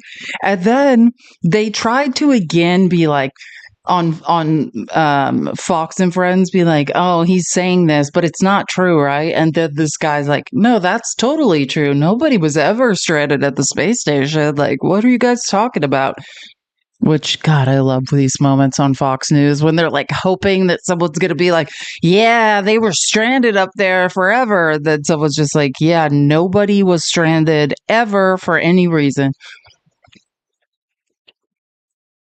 Thank you guys for loving TikTok Shop. Elon Musk said that he offered this to the past administration. Now, I know you can't speak to the reason why, but can you confirm that it was offered and denied? So first, I'm really glad that you guys were interested and were watching. But second, I don't have any information about those conversations. At our level, the administrator kept all of our work technical. and we were able to focus on the technical aspects of what we would do with Starliner and with the astronauts that brought it up to station. Well, Scott Kelly, Scott Kelly said there was a spaceship there the whole time. They could have left at any time. Is that true? Yeah, that's true. Yeah, we always had a capability to bring them home in a contingency. We call it a lifeboat capability, but we like to always have a spaceship there at the station. In an either emergency. a Boeing spaceship or a SpaceX Dragon spaceship or a Soyuz spaceship. Yep, that's why the astronauts said they were not stranded or abandoned. Oh, I guess it's true. Unfortunately for you, MAGA, I guess nobody was ever stranded at any time at that space station. Just like all of the people up there repeatedly said, we are not stranded. Oh, I love when it doesn't work out. I love when the lies just don't work out. And here's the best part. Like, this is an extra special treat that I'm glad we got to. So Greg Casar, who we just saw at with Bernie Sanders and AOC at that rally in Tucson on Saturday. So on Sunday, he was on Fox News and he was just I mean, I would liken it to when Pete Buttigieg shows up on Fox News. His debate skills are too good for the unfortunate. They're not used to real conversations on Fox. Greg Starr ran over the person he was talking to. It was amazing. Look, I'm the chairman of the Progressive Caucus in Congress. I recognize him. Okay, so he's not the whip then. I was wrong. So Maxwell Frost is the whip and he's the chairman. So I apologize. Look, I'm the chairman of the Progressive Caucus in Congress. I recognize some of the viewers at home disagree with me on a variety of social issues, but I think we can agree that Republican members of Congress have no business going along with Elon Musk slashing Social Security, destroying Medicaid and Medicare, firing veterans, all to give out tax breaks to billionaires. That's the message that Bernie Sanders has been consistent about. And I believe that should be the new message of the Democratic Party, which I think could bring some conservatives back into the Democratic Party if we agree that these programs we all pay for since literally World War II, Social Security, should be expanded and protected, not ransacked by billionaires that want more money for themselves. You should work to be able to keep your money, not to make Elon Musk richer. You should be paying taxes to improve your life, not to make some billionaire buy their 10th jet. Not to make some billionaire buy their 10th jet. Oh, this is a great moment. I think I have 4 or 5 clips of him on Fox News because it was that good. You should be paying taxes to improve your life, not to make some billionaire buy their 10th jet. To be fair, I don't think many of your Republican colleagues have any interest in touching Social Security, but I want to keep moving on here. Your colleague Ro Khanna. But to be fair, President Trump and Elon Musk just announced that they are closing Social Security offices and going to ask seniors and people with disabilities to go check in person at Social Security offices that they've closed. And in rural areas or really suburban areas, that may be really hard to do. And then they'll call those Social Security recipients, quote, fraudsters, and cut off their benefits. That's what they've announced. And Commerce Secretary, who's a billionaire himself, just said on television, oh, if my grandma misses a Social Security check, I think he said my mother-in-law misses a Social Security check, she won't complain. Well, but you're on the DOGE subcommittee, though, right? We're not equipped to have a conversation with Greg Casar, sir. This man is being run over. I love this. I can't get enough. He's just as long as you're going to let me keep talking, I'm going to keep talking. Yeah, keep talking, Greg. The people on Fox need to hear it.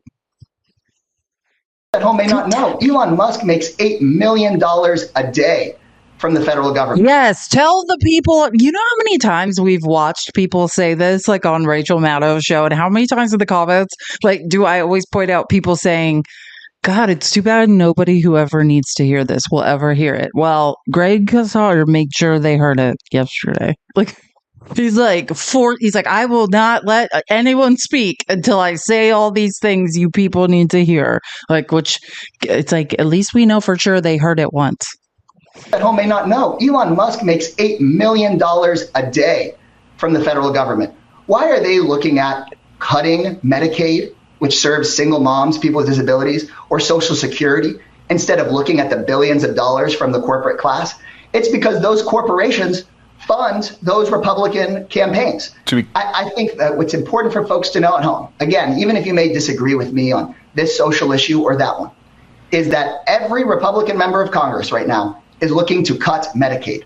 To be clear, over though, 70% of Republican voters are opposed to Medicaid cuts, but the senator from Nebraska, or North Dakota, you just had on, is talking about passing a bill next week to slash Medicaid by over $800 million. I mean, how is that right? How is that representing the working class person in rural America? I don't get it. Well, to be clear, don't try it. He keeps trying to talk. Like, this guy is not, I don't even know who this man is. And I thought I knew every person who had a show on Fox. I don't even know who this man is. And then, like, Greg's just like, if you're not going to force me to stop talking, I will not stop talking, which is the goal on Fox. This guy doesn't even know how to break into his own show. That's sad. you cited a number that Elon Musk is making every day. That's not from his government salary, to be clear. I mean, that may be... That's federal contracts. Yeah. It's our taxpayer dollars, weirdo. Not even, I would feel better if it was no, that's our taxpayer dollars that have been awarded to him through government contracts. Yeehaw. Thank you so much for the cowboy hat, Smitty. You cited a number that Elon Musk is making every day. That's not from his government salary, to be clear. I mean, that may be... That's federal contracts. Related to federal contracts. To be clear about that, do you condemn violence against Tesla owners and Tesla dealerships? What? Of course, violence is dangerous and wrong, and those who commit it should be held accountable.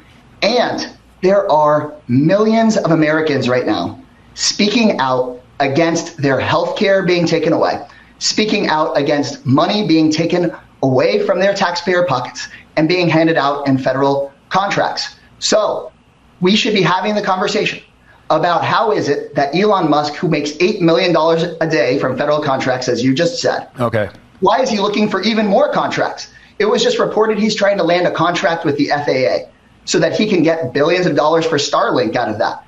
He was trying to land a huge contract with the State Department until he got caught by the press. We should agree, whether you're a Democratic or a Republican president, you shouldn't be allowed to appoint a billionaire to the government and then for him to look for billions of dollars in contracts for himself. That's corruption at its finest, and we need a Republican Party and a Democratic Party that's willing to speak out against that kind of corruption. Well, clearly President Trump thinks Elon Musk brings a whole lot to the table, being such a wildly successful businessman. Well, I mean, he brought hundreds of millions of dollars to his campaign. Congressman Greg Casar, the great state of Texas, thank you very much for your time today.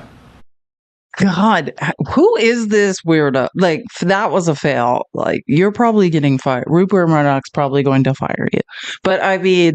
like, Greg Casar got to talk for 5 minutes on Fox News with that guy being like, Congressman. Like, no. What? I don't even, well, Trump thinks Elon Musk's a good guy. Oh, you don't say, weirdo, working for a for-profit company owned by a billionaire. Can you find your way out of a paper bag? Or no, you cannot. Thank you. So sad. Like, so very sad. Like, but God, Greg Casar, that's what I'm saying. If you don't know who Greg Casar is, look him up. He's amazing. Doing big things. And this is important we get to too. So you're like, who the F is this random woman? And why are you making us look at her? This is the woman organizing the nonviolent, and I think emphasis on nonviolent, right, peaceful protests at Tesla dealerships. And if you, unlike me, are forced to watch Fox News all the time and Newsmax to keep an eye on what they're doing, they're like, we need to find out who's doing this stuff. Like, this is very organized. We need to catch these people. This is just some random woman in a random red hoodie who just like organized this. And listen to her speak. I think this is important because, like, she's absolutely right. She's like, I listened for years to Elon Musk talking about being a free speech absolutist. And, like, can I just say, as someone who matriculated from the tech industry, and I mean the early tech industry when they had real ideals, like, we will defend free speech at all costs. Elmo's a liar. He only defends his speech. right? And speech that agrees with his speech. Turns out Elmo hates free speech. Turns out he does not agree with the First Amendment in any way. And that's what she's saying. All I'm saying is you said you are a free speech mother effing absolutist, which allows schmazzies to patrol the streets in Ohio and do weird stuff. And now you're saying people can't peacefully protest at your dealerships. It is the weirdest thing.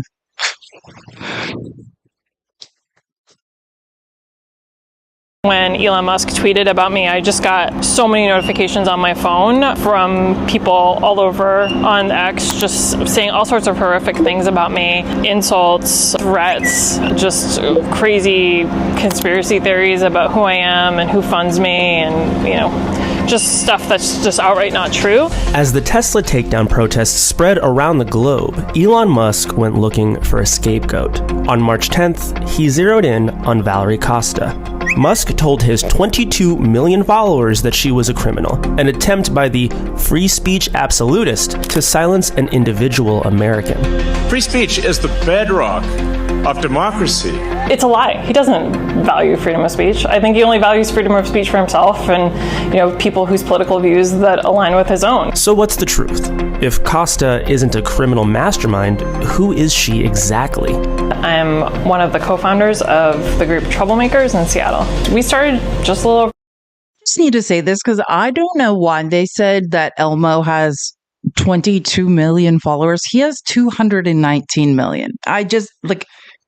He bought a company and changed the algorithm so he could have the largest following in the world. He does not have 22 million followers. He has 219 million. I just need to be clear about that. Like, that's also not free speech.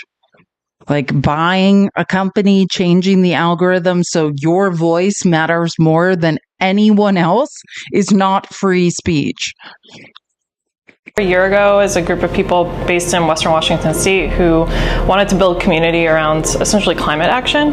Her connection to the Tesla takedown? Tech support. And I knew the person who was dealing with this, so I got on the phone with him and tried to troubleshoot this map tool, and it wasn't working. So I was like, well, why don't you just use the Troublemakers map tool for now, you know, to put the actions on for this upcoming, you know, weekend of actions. The movement has exploded as Musk has overseen drastic cuts to the government. Tesla's share price has tanked, taking billions from Musk's net worth. So he sought to make Costa's life hell too.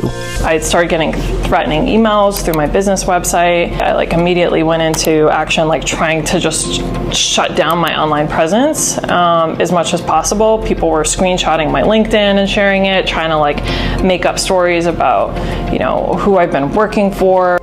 None of which were true. I've, many people in this country, have had a small business, have, hustled to make my money over the years. I've never made that much money. I'm not rich. I live with housemates, you know, in my 40s, and I live in Seattle, and I live with housemates. Even without any secret mega funders, Costa and the Tesla takedown are clearly agitating the administration. The infomercial, essentially, on the White House lawn where Trump called Tesla protesters domestic terrorists, and then you have Pam Bondi getting online, essentially saying the same thing and saying if you even go near a Tesla, it's domestic terrorism. I think we have these high-level figures in government who are totally just not even acknowledging free speech. I cannot just slink into the shadows. I have to get up and I have to fight back because if the government and our institutions won't hold Elon Musk accountable, at least we as people, as a collective whole, can do that. And I really do truly believe in the power of collective action. Love her. Love that woman. And if you don't know why I'm showing you this, it'll become clear. So this is examples of the insane MAGA weirdos, right? Terror group planning 500 attacks on Tesla. This, you could see that's Jasmine Crockett, right? So this is, if you've heard about this and what has happened with Jasmine Crockett over the weekend, this is how it all originated. She was supporting this nonviolent, peaceful protest Tesla group run by this random woman in Washington, right? That's where this all came from. And then these are just examples of random MAGA people being like, this group is very organized. Like, what are you talking about? It's random people like who are like, I will hold up a sign outside of a Tesla dealership. We're not curing cancer here, but God knows MAGA. And like, so Patriot Takes It, which is one of my favorite accounts, was like, you missed this graphic. Join a non-violent protest, which it's plastered all over this Zoom call. And they're like, these are domestic terrorists. We need to do something about these people. Stop them. And who gets involved? Which she reminds me of a I mean, if she was 2, then she'd be a smart toddler, but I don't know how old she is. So she's not a toddler. So she's an uneducated toddler telling on people. This is Margarine being like, a member of Congress is organizing political violence and teism. No, it's people organizing nonviolent, peaceful protests, right? Like, can we all just go back to I'm going the wrong way. Join a nonviolent protest. Okay, Margarine. And so she's literally tagging Pam Bondi and Kash Patel and telling them to, I don't know what, disappear these people, send them to an El Salvadorian prison. I don't know what she wants people to do at this point, but that's what Margarine was up to all weekend, is trying to, which it worked. Well, anyway, so this Patriot Takes is like, Margarine is making alarmist false claims once again and slandering Jasmine Crockett in the process.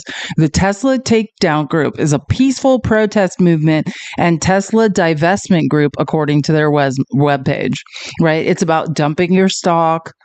Maybe you want to show up somewhere and hold a sign. It's a peaceful protest movement.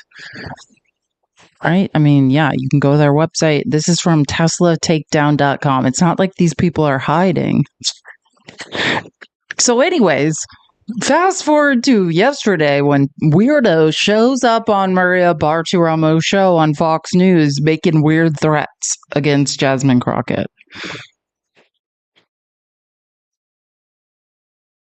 We are not coming off these charges. We are looking at everything, especially if this is a concerted effort. This is domestic terrorism. And Maria, now you have this Congresswoman Crockett who is calling for attacks on Elon Musk on her birthday. Let's take him out on my birthday, she says. And yet she turns and says, oh, I'm not calling for Oh, sorry, I didn't mean to do. Well, I don't even know if I did do that. We are not coming off these charges. We are looking at everything, especially if this is a concerted effort. This is domestic terrorism. And Maria, now you have this Congresswoman Crockett who is calling for attacks on Elon Musk on her birthday.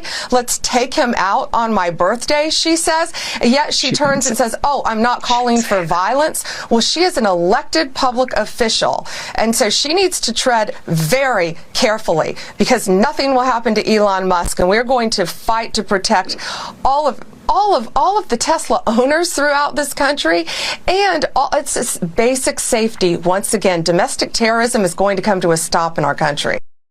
Well, if you're worried about domestic terrorism, my advice would be to worry about the J6 domestic terrorists that you released into the country who have continued to commit crimes. Maybe keep an eye on those people, weirdo.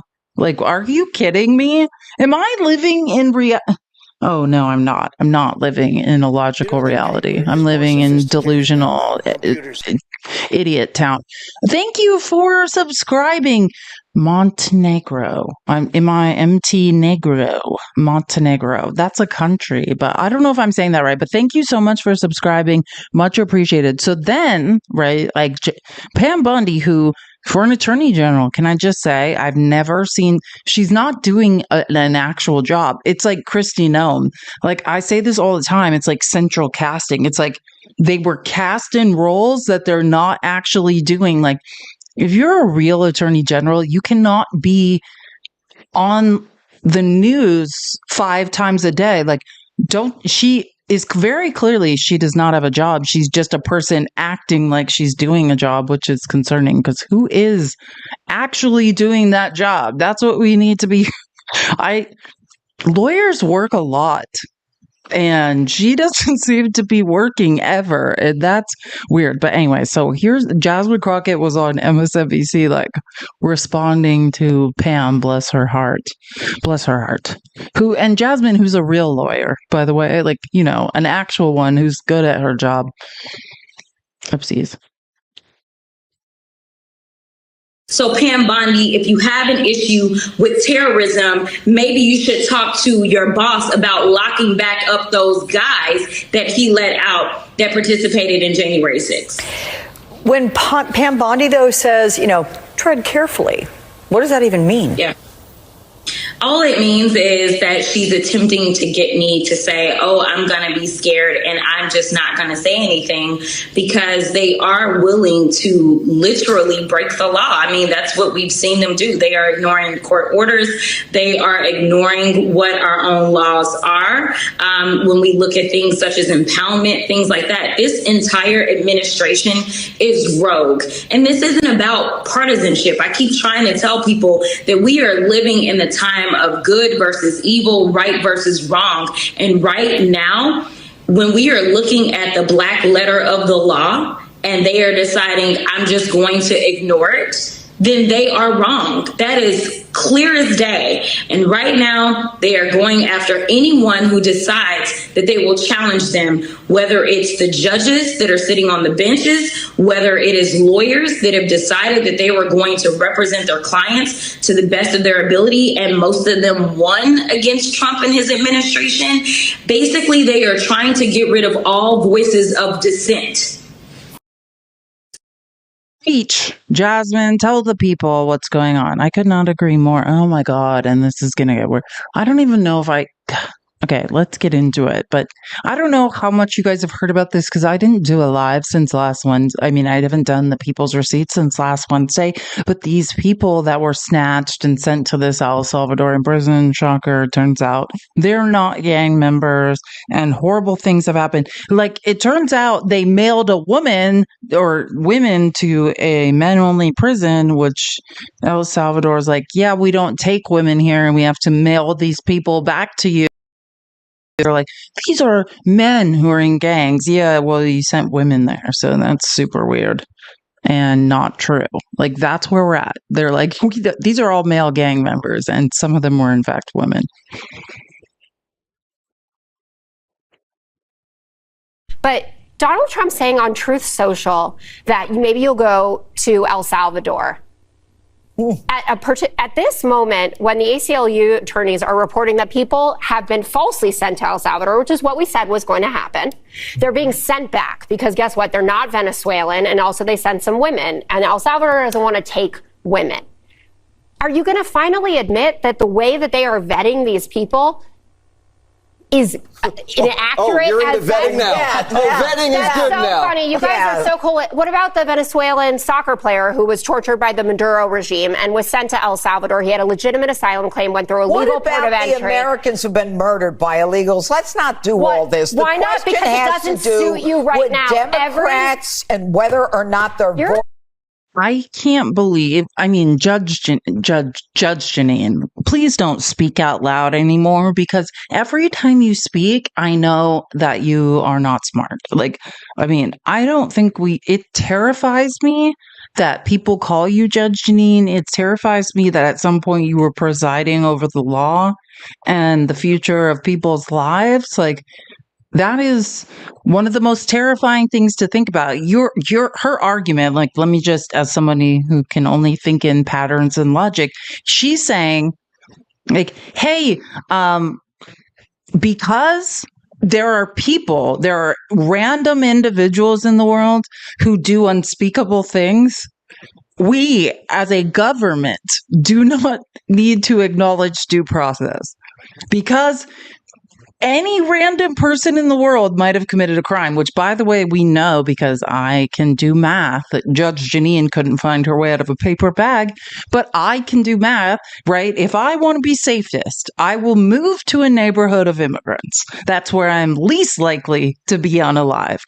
So does that make it statistically impossible that an immigrant or an undocumented immigrant could unalive someone? No, it's like whack-a-mole. Like, that's the point. You cannot reduce instances of crime to zero. We never know when they will pop up, right? It could happen. And she's saying, because in the history of America, an undocumented immigrant has unalived someone, then nobody deserves due process. That is the most idiotic, disturbing line of logic. And the fact that she is employed, I mean, only speaks to how billionaires want to indoctrinate and create a bunch of uneducated sheep. The only thing that matters in this country, I don't care if you're the farthest right fringe or the farthest left fringe, is to protect due process. Period. End of story. There is no, don't tell me, well, these were people in gangs. No, I don't care. And it turns out they weren't, weirdos. They were like, these are men, we're mailing to El Salvador. It turns out they were women. Oh, these are gang members. Nope. Turns out several of them can prove they, in fact, have never been involved in gang activity. It was not true. And the same thing could happen to any of us. If you don't protect due process, don't tell me weird stories. They were here illegally, whatever. You are giving the American government, now use your brains, MAGA. Here we go. Let's all rub our temples. Let's get the brain thinking. You are giving the power to the federal government or to state governments to point at you at any moment and say, hey, that person, it doesn't matter what anyone says. If anyone can refute this, I don't care. I'm going to accuse this person of a crime. I'm pointing my finger at them. And we're going to not just deport them to another place. We're going to put them in a mother effing prison in another country. No questions asked. And then the rest of us who are like, none of us are on board with this, this is weird, are going to pay fees to keep them there. Can you think your way out of this paper bag? Do you understand how that's not a good thing, or you still can't get there? Because I believe fully that most of you can't get there. I get that, or otherwise we wouldn't be in this situation. Like, you would get that there is never a reason to give up due process. If we give up due process for one person, citizen or not, legal resident or not, we give it up for all of us, weirdos. Use your brains now. I know you can get there. You can do it. You can think through it. You are making it easier. Anyways, they can't get there. Let's just go through more of the horrors of what's happened. That, I mean, it's like you're sort of your worst nightmare. Like, these people were, yes, some of them were outside of status. Others were trying to cure their status. So your incentive structure is now to make every person who's trying to make lawful their status now not come forward. And we're taken basically based on tattoos. I mean, it's a sort of, it is sort of your worst nightmare for anyone. And you're seeing the impact of it across the board. The government has no case. I'll just tell you, I interpret Donald Trump and what he just said, that, Marco Rubio, get a lawyer. Department of Justice lawyers, get a lawyer. He seems to be throwing them under the bus because this case is not about criminal aliens. It's not about war. It's not about our borders. It was pure, cruelty. And they thought they could get away with it. So, Lulu, Trump has just posted something. Just read you the. I mean, that's the facts. That's what it is. And now Trump is like, oh, I didn't have anything to do with this. I'm going to throw everyone under the bus but me. She's right. That's what's going on. And wait, I'm trying to think of what is most important to show. I want to get to this video because I don't even care about this. There's some really important, Okay, I want to read this because I feel like I need to defend these people. They disappeared a barber, this is real life, who entered the United States legally and committed no crime. He was tortured in an El Salvadorian prison as he cried out for his mother.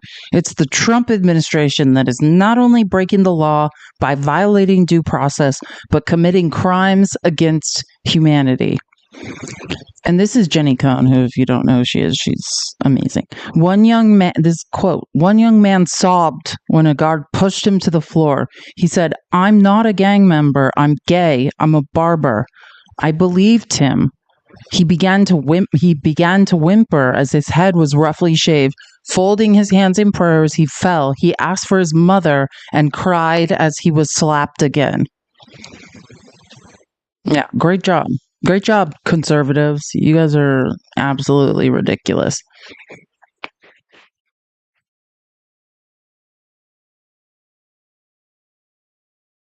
Hey, guys. Just want to explain, because I know some of you don't have brains. So, like, you didn't deport people. Do you understand the difference? It's not like you're like, hey, maybe even though you were let into the country and have a court date, because this person we're talking about now was here legally, released into the country, and was curing their status. And then, right? And it's not like, now we're going to mail you back from whence you came. You mailed them to a prison, to a country they are not from, accused them of crimes they never committed, and of being part of a gang they were not a part of. Are you grasping it at this point? You interned them in a concentration camp in another country outside jurisdiction after denying them due process, and ensuring that one day that it can in fact be you. It's Tim. I'm in a hotel, but I couldn't sleep last night after seeing the photos of Andre, the gay Venezuelan that we have been reporting on, who was sent to the El Salvador prison camp to be beaten with no due process. We finally get to see what he looks like. And let me ask you, does this man look like a member of Tren de Aragua? Does he look like a gang member? Look at this person. Is this fucking West Side Story? What do you mean? This guy is a dangerous gang member? This guy was so dangerous that our government had to send him on a plane with no due process to a dystopian hellscape where he was beaten, where he was crying for his mother, according to reports from Time. Look at this person. This is a man. His name is Andre. This is a gay man who deserves at minimum his day in court. He fled the communists to come. Remember, we used to be that shining city on the hill. We used to be a beacon for freedom. He fled communism for freedom. And what we have done to him is despicable. It is evil. And anyone that is involved with it is evil. Please contact your representatives and senators. Send them the pictures and the articles about Andre and the great work that his lawyers at Immigrant Defenders have been doing to advocate for him. What we are doing is wrong. What we are doing is sick. This person and any others like him that are wrongfully detained in El Salvador should be brought back immediately. Hey, guys. Like the women, like the women who were mailed to a men's prison, and then El Salvador is like, this place is only for men. Why did you send women here? And then the U.S. is like, no, we didn't send women there. And then they're like, yeah, these are women. Like that.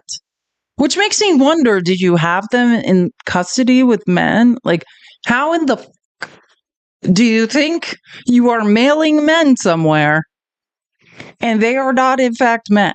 Could somebody explain that to me? No, they can't, because God knows they can't explain anything, as it turned out yesterday. Thank you.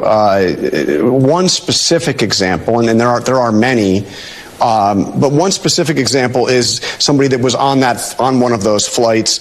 His name is Jersey Reyes Barrios. He is was a professional soccer player in Venezuela, and his lawyer says that he was caught up in this because he had a tattoo that he said was chosen because it is a tattoo that is similar to the logo of his favorite soccer team, Real Madrid.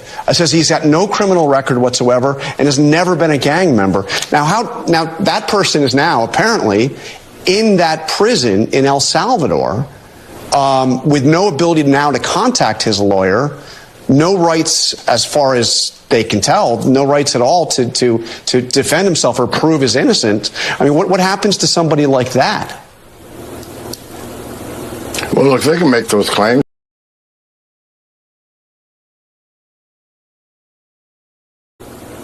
Well, look, they can make those claims and. Well, look, they can make those claims and get in the courts with this judge. I'm not. Someone tell me if Tom Homan is constantly injecting his mouth with Novocaine or if he has a illicit substance problem none of us know about. Asking for a friend. Why can he not speak ever? I'm just wondering. I'm not going to get into every specific case because there's 260 cases. We got to count on the men and women who do this every day for a living, who designated these people as members of TDA through, like I said, various law enforcement methods. This will be litigated, but as of right now, I've been insured by the highest levels in ICE that every one of these members, every one of these vets and ones members of TDA. There's going to be more litigation on this case, I'm sure. But what was done by the Trump administration was exactly in accordance with federal law, again, enacted by Congress and signed by a president. We're not making this. That why he's throwing you all under the bus and saying he has no idea what any of you have done? Is that why? And literally, Tom Homan can never speak.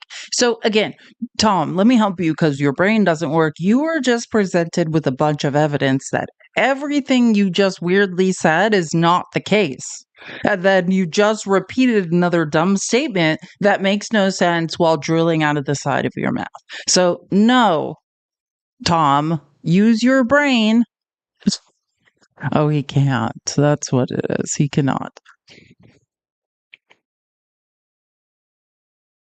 So we've got some news, Justin. Donald Trump is now claiming that he did not sign the Alien Enemies Act proclamation. It doesn't sound like this judge who the DOJ is arguing with today about the deportation flights. He wants to know why the proclamation was signed in the dark, his words, and why people were rushed onto planes. Because we want to get criminals out of our country, number one, and I don't know when it was signed because I didn't sign it. Other people handled it. But Marco Rubio's done a great job, and he wanted them out, and we go along with that. So those bizarre comments from Donald Trump come after a fiery and contentious court hearing today in Washington, D.C., in which the federal judge appears to be moving to hold the Trump administration in contempt over this order. And over the past week, White House Press Secretary Caroline Leavitt has said on multiple occasions President Trump signed a proclamation invoking the Alien Enemies Act. And on the White House's website, it says, by the President of the United States of America. Also, as Kyle Cheney notes, it's in the Federal Register with Donald Trump's signature on it, dated March 14th. You could see it right there. And if you remember, it was just a few days ago where Donald Trump was criticizing President Biden for his use of an auto pen. And Trump told a reporter that he only uses auto pen for very unimportant papers. And when I watch that first clip of Trump blaming Marco Rubio for the Alien Enemies Act, it reminds me of what he said during his joint address to Congress when he told Marco Rubio that he would blame him for anything that went wrong. We're going to be out with a whole new report on this on the Midas Touch YouTube channel. And that's really what I think the point is, right? Which, if you would have said, hey, of all these people in Trump's cabinet, who's the first under the wheels of the bus? He fucking hates Marco Rubio. Of course he's the first under the wheels of the bus. And this is just the first comment underneath this video. So I'm not even, and someone's like, it's clear Rubio's going to be the first fall guy every time there is any kind of trouble. It's like, truer words were thank you. Could not have, I'm just screenshotting the first comment underneath that video, which is exactly what I was. Of course, he's going to throw. He's like, I never signed that. Yeah, you did, Trump. Just like you said, oh, now you're saying auto pen means you didn't sign things. All of your pay for pardons are fake. Should we go round up all those people and put them back in jail? Is that what you're doing now? But thanks to your best friend Alan Dershowitz on Hannity, we now know that actually you don't even have to sign things, right? You can just orally talk about them.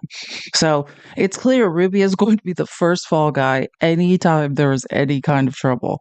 Oh, and now we're finally, God, probably not here anymore, but I can't even remember who it was, but someone asked me, like, are we going to talk about Miami? And I was like, yeah, sorry. It's just, this is how my mind works. I have to take us on a journey and we'll get there eventually. So if you don't know, these detention centers, these ICE detention centers that are pay for profit, and I have followed the money many times. Like Geo Group is one. Oh God, now it's Civic. It's like Civic something is the other one. Anyways, Civic Core. I can't remember the second one, but these for-profit private prisons, they passed a bunch of bills so they could have billions of dollars so they can torture people and run concentration camps. And that's what's going on. And this specific one, it's called like Chrome in Miami, is literally, I mean, well, you can just listen.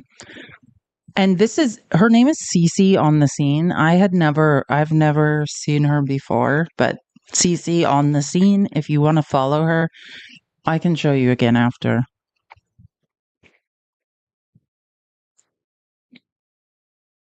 Chained up for 12-hour bus rides. No food for 36 hours. Sleeping on concrete. No access to a bathroom. Told by guards to relieve yourself on the floor. That's how the women detained at the Chrome ICE detention facility in Miami described their conditions. And by the way, none of these women had a criminal record. 2 detainees have died at this facility, allegedly because they were not given medical care. But because the current regime cares more about publicity around mass deportations than human rights or even a logical immigration system, they are detaining far more people than they have capacity for.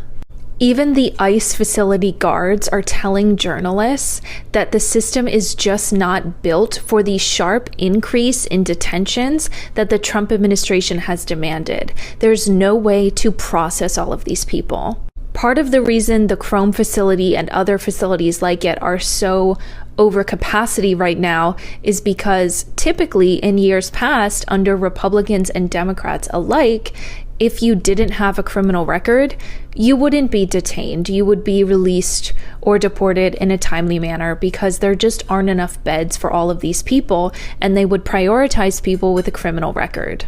But because the Trump administration wants to have this very public show and they want to look like they're doing a lot, they're detaining anyone they can get their hands on. And as per usual, the Chrome ICE detention facility is run by a private prison company managed by Akima Infrastructure Protection for a $658 million contract. Chained up for 12-hour bus rides. God, you love that. Private prison groups. Oh, and this is even better. So this is, again, More Perfect Union who was posting this, but this is listen to this.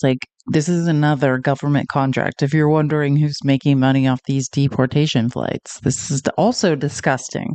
Trump's deportation flights? Yeah, they're a money-making scheme. Look at this chart. A private charter plane company is getting paid hundreds of millions of dollars for administering deportation flights for ICE. That's a $128 million contract, a $359 million contract, a $283 million contract. And that's just what's included in my screenshot. Meet CSI Aviation, a charter plane company that primarily advertises itself as a provider of medical flight services. It's also one of ICE's top air contractors. ICE doesn't have any of its own planes, so it relies on private companies as well as the military to facilitate deportation flights. In April 2024, CSI Aviation was awarded a $359 million contract by the Department of Homeland Security. There were 1,500 deportation flights in 2024. Over 100 commercial deportation flights were conducted this February. In March, CSI Aviation was awarded another $128 million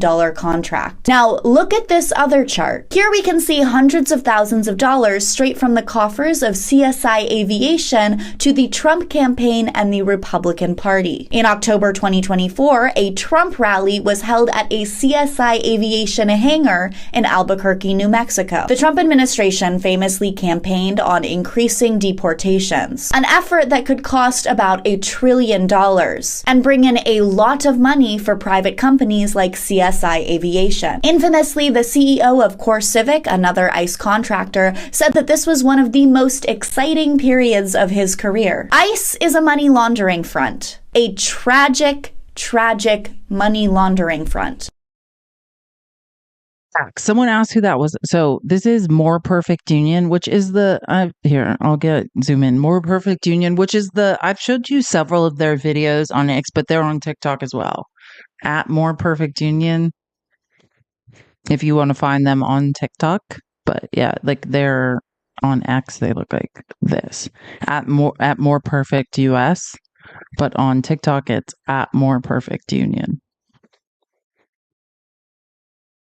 No, I know. Anyone who follows the money, I love this account. I watch every video they post because doing the Lord's work. And prepare yourself for this one because this is not going to be good. And yeah, I think this is a fair assessment. Like sometimes when someone says things like, "Oh, these are modern concentration camps," I'd be like, "Oh, that's dramatic. Don't say that." No, it really seems like that's the case here. You can just listen for yourself. Oh, and this is who posted this video. I have no idea. I don't think this person made this video. I think it's reposted, but if anyone's interested in what account this video came from when I found it, this is where it came from. It was very scary because they chained my chest super tight and I couldn't breathe properly. I was really scared because I thought I'm not going to be able to breathe. I cried and then begged them to lose it up. And they said, like, "You're fine," and ignored me. And then I was coming close to the bus. That lady, like, saw, and she, like, fixed it. And I was like, oh my God, like, that's crazy how your life can, like, be treated like this. I for sure it was the most scary moment of my entire life. At first day, I was pretty sure I wasn't gonna make it. Like a bad ventilation, two open toilet, camera towards toilet. Which is like ridiculous. They say like it's a man facility for that's why like they have men first, like it's men it was priority, women like the last, like visitor section, no bed.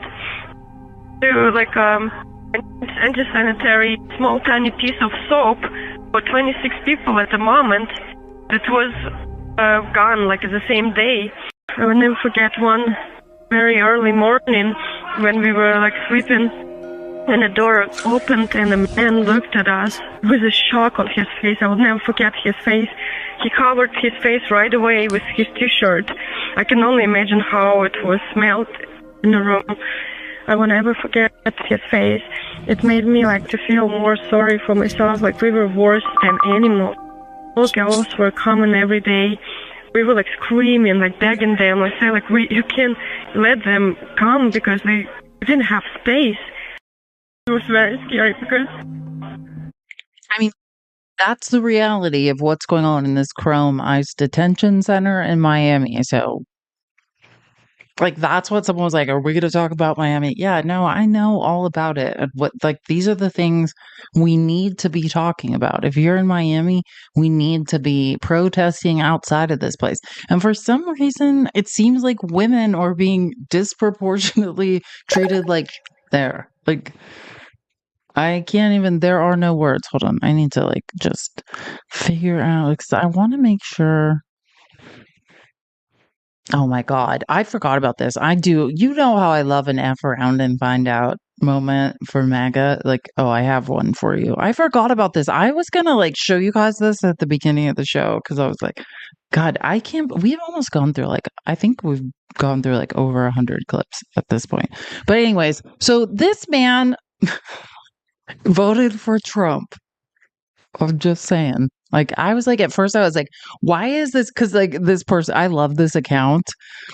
And it was like delicious. We warned you, morons. And then I listened to like 3/4 of the video and I was like, this is mean. Like, why are you being mean to this guy? And I was like, oh, he voted for Trump. He says it at the end. Like, I get it now.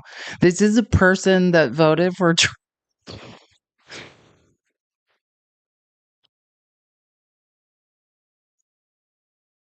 The man we spoke with is a U.S. citizen. He provided us with documentation of his legal status. He says this experience has shaken his faith in the immigration enforcement efforts of President Donald Trump, for whom he voted, he says. This is what Yenzi Machado managed to record on his phone Wednesday. He says while he was driving to work with 2 other men, he was stopped by ICE agents on Lamont Drive in Manassas, a short distance from his home. He says he was confused by what was happening, why agents surrounded the pickup truck. He spoke with our sister station, Telemundo 44 reporter Rosbelis Quinones, who was the first to report his story. And they just got out of the car with the guns in the hands and say, turn off the car, give me the keys, open the window. And, everything was really fast. Machado says the agents said the name of a man they were seeking for a deportation order, someone who had given Machado's home address. He said that was not his name, and he did not know anyone by that name. He offered to show them this, his Real ID compliant Virginia driver's license. It has a star in the upper right corner and requires proof of lawful status. They didn't ask me for any ID. I was telling the officer if I can give him the ID, but he said that just keep my hands up, not moving. And then after that, he told me to get out of the car, and then he put the handcuffs on me. And then he went to me and said, how did I get into this country? And if I was waiting for court or if I have any case. And I told him I was an American citizen. And he looked at his other partner like, smiling, like saying, can you believe this guy? Because he asked the other guy, do you believe him? Machado said he was uncuffed and immediately released after showing his driver's license. The 2 men with him were taken into custody. He does not know why.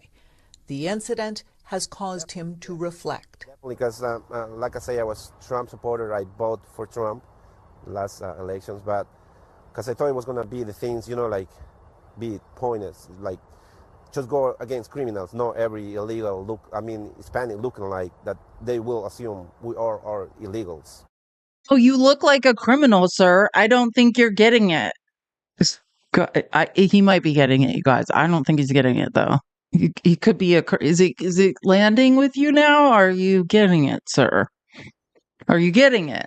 That people that don't speak English and look brown are are you getting it, sir? He really doesn't sound to me like he's fully grasping it at this point.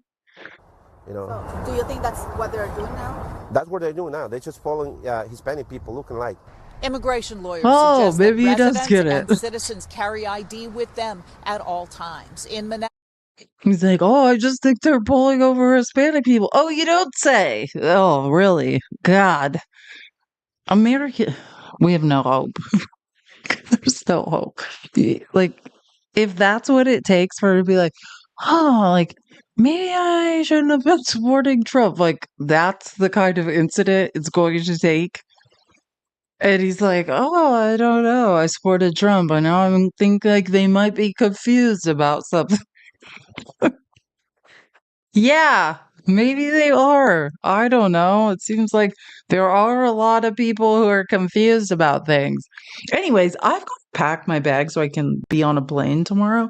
So I'm going to have to end this live.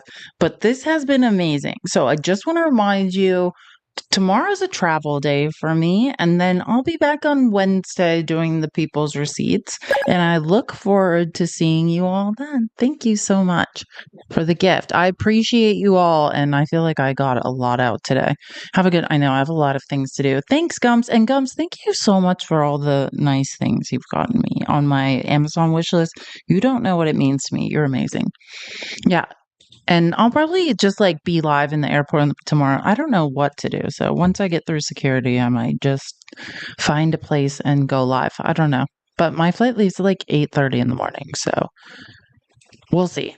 But anyway, so I need to go pack and like take care of my life and then figure it out. And then I'll be back on Wednesday, 11:30 Pacific time, 2:30 Eastern, doing the People's Receipt. So have an amazing day, you guys. Love you all so much. Oh my God, I've almost been live 6 hours, but I do feel better. I feel like I got a lot out today.